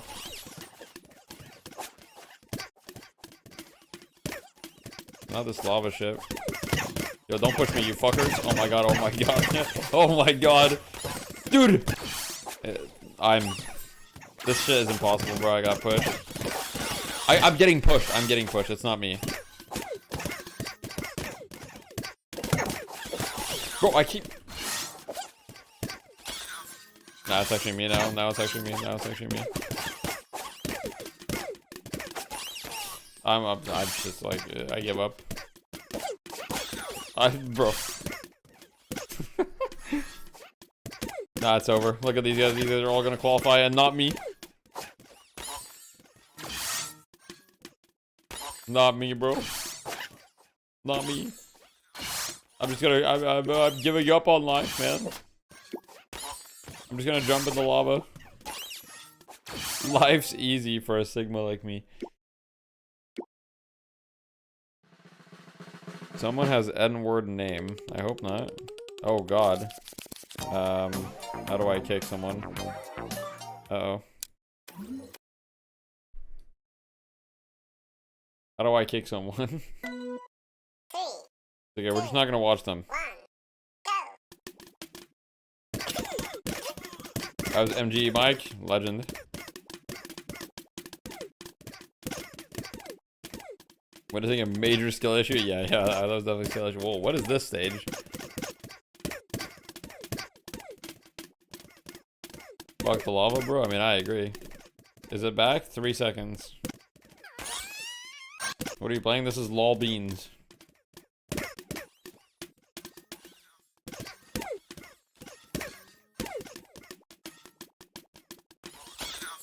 Oh.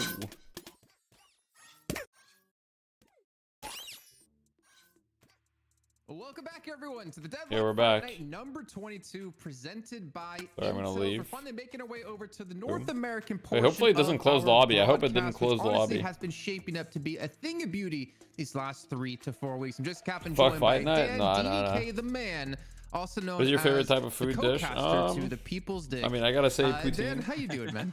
I gotta say it. Wow. So okay, so I didn't bring that up again, but are you now branding yourself as this? I like it. I accept it. Cool. It has stuck.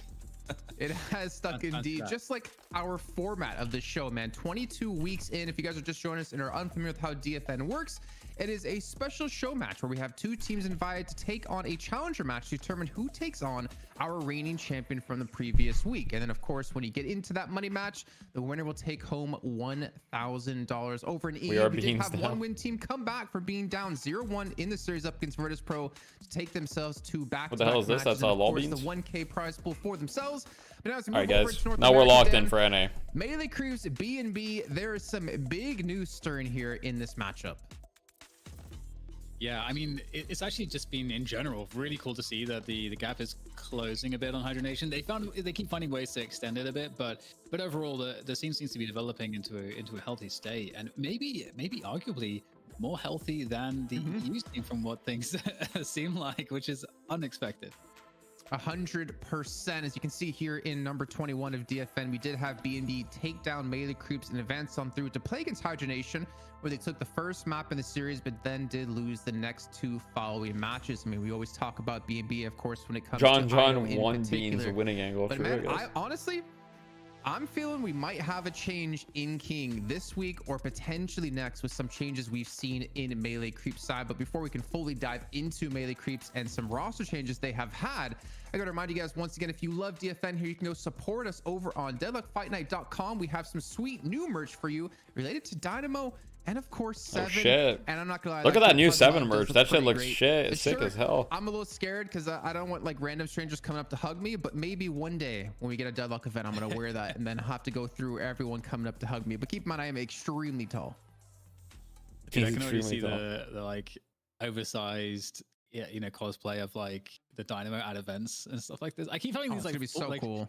It's like, what do you mean that shit looks shit? To what the Deadlock events will be like in the future, you know? I said that shit looks sick.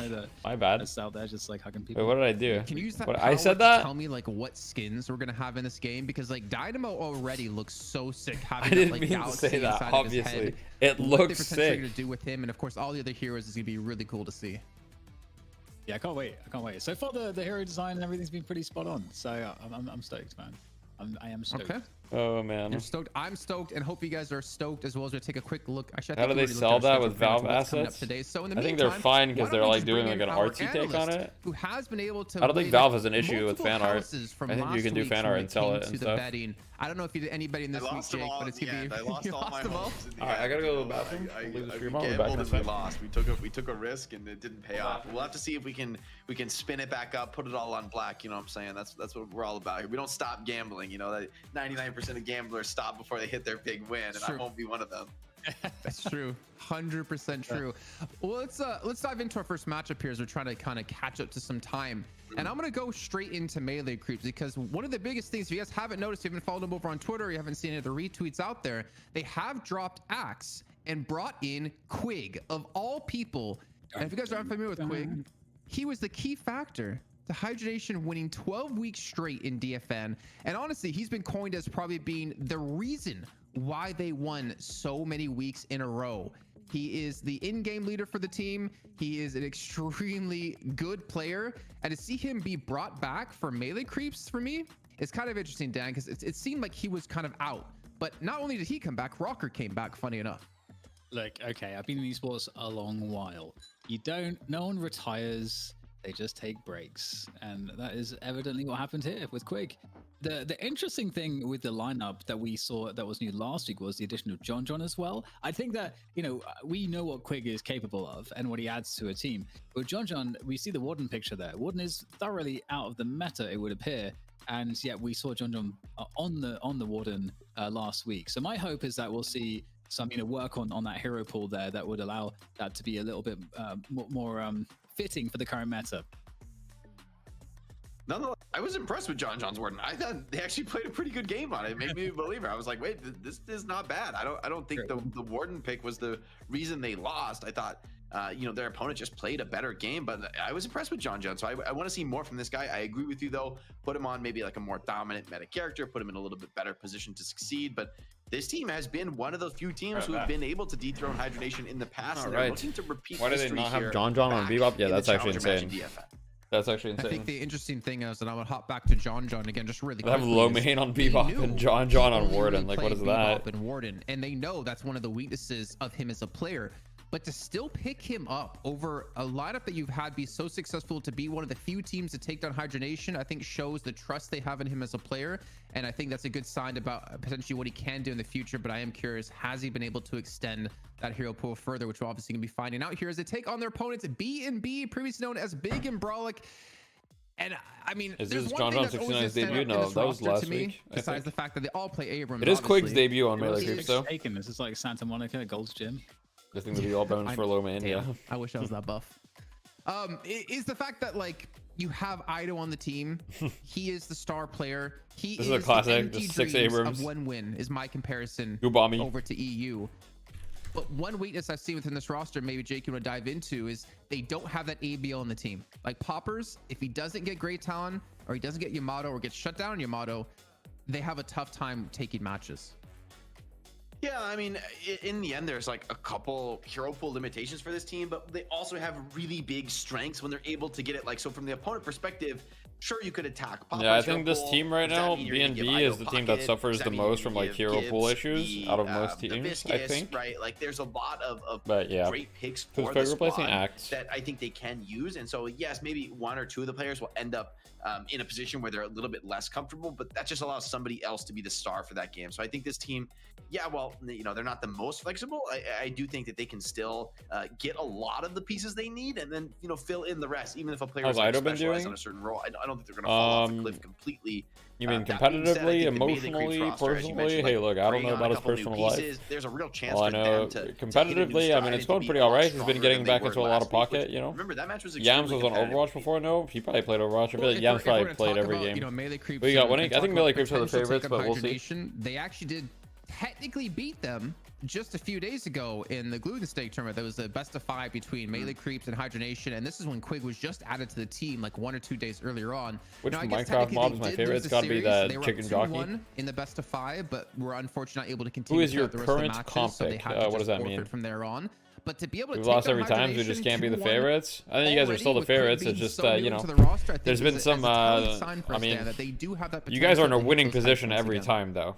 Yeah, But definitely. you guys are in a I winning think position every we time. You just saw, don't close it out. Especially in the map, there was one against Hydronation last week. Was he a G player before? I'm not sure, Hydronation maybe. aren't indomitable, especially in the early laning phase. It is something that Hydronation are much improved at, but they showed that they too bleed and that they are beatable. Well, I mean, in get that out of the phase chat, game. get ready, bro.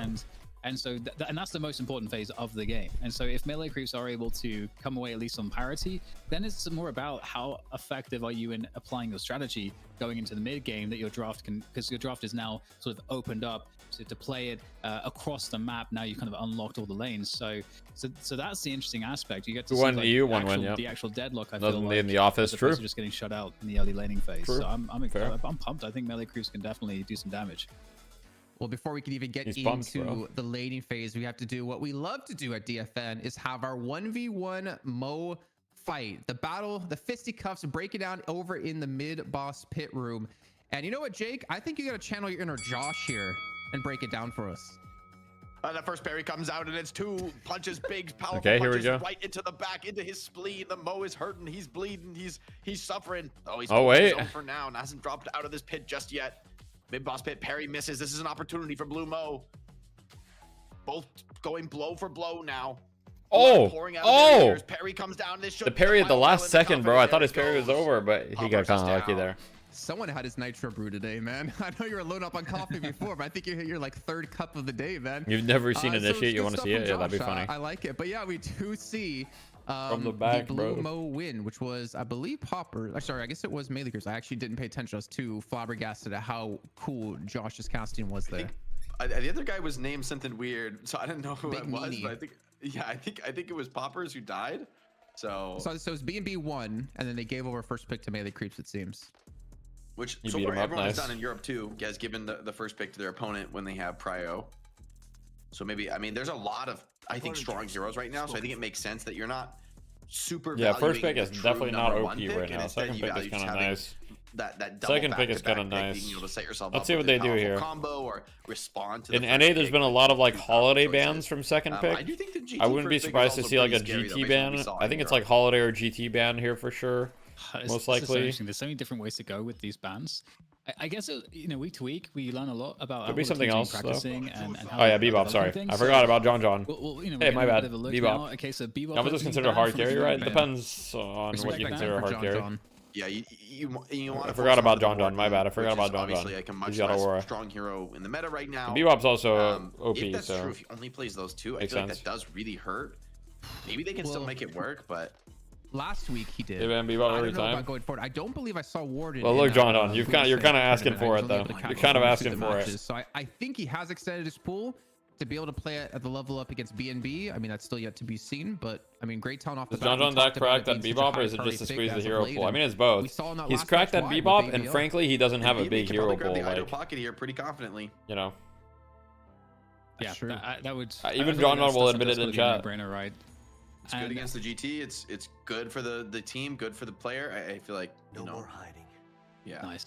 All right, no funny business. Why Holiday? She just got this ult wrong. I think the rest is not very powerful. No, Holiday's entire kit is powerful. It's been so cool to see Pocket's resurgence. Honestly, it's Pocket first pick. Yeah, I mean they're gonna do like Pocket +1. This team has really liked Kelvin historically, so maybe they'll go for Kelvin.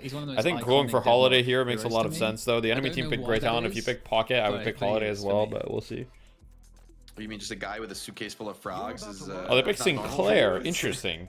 I would not give the enemy team Holiday, but Sinclair is also very strong, so I can see it, I guess. Yeah, I can see it.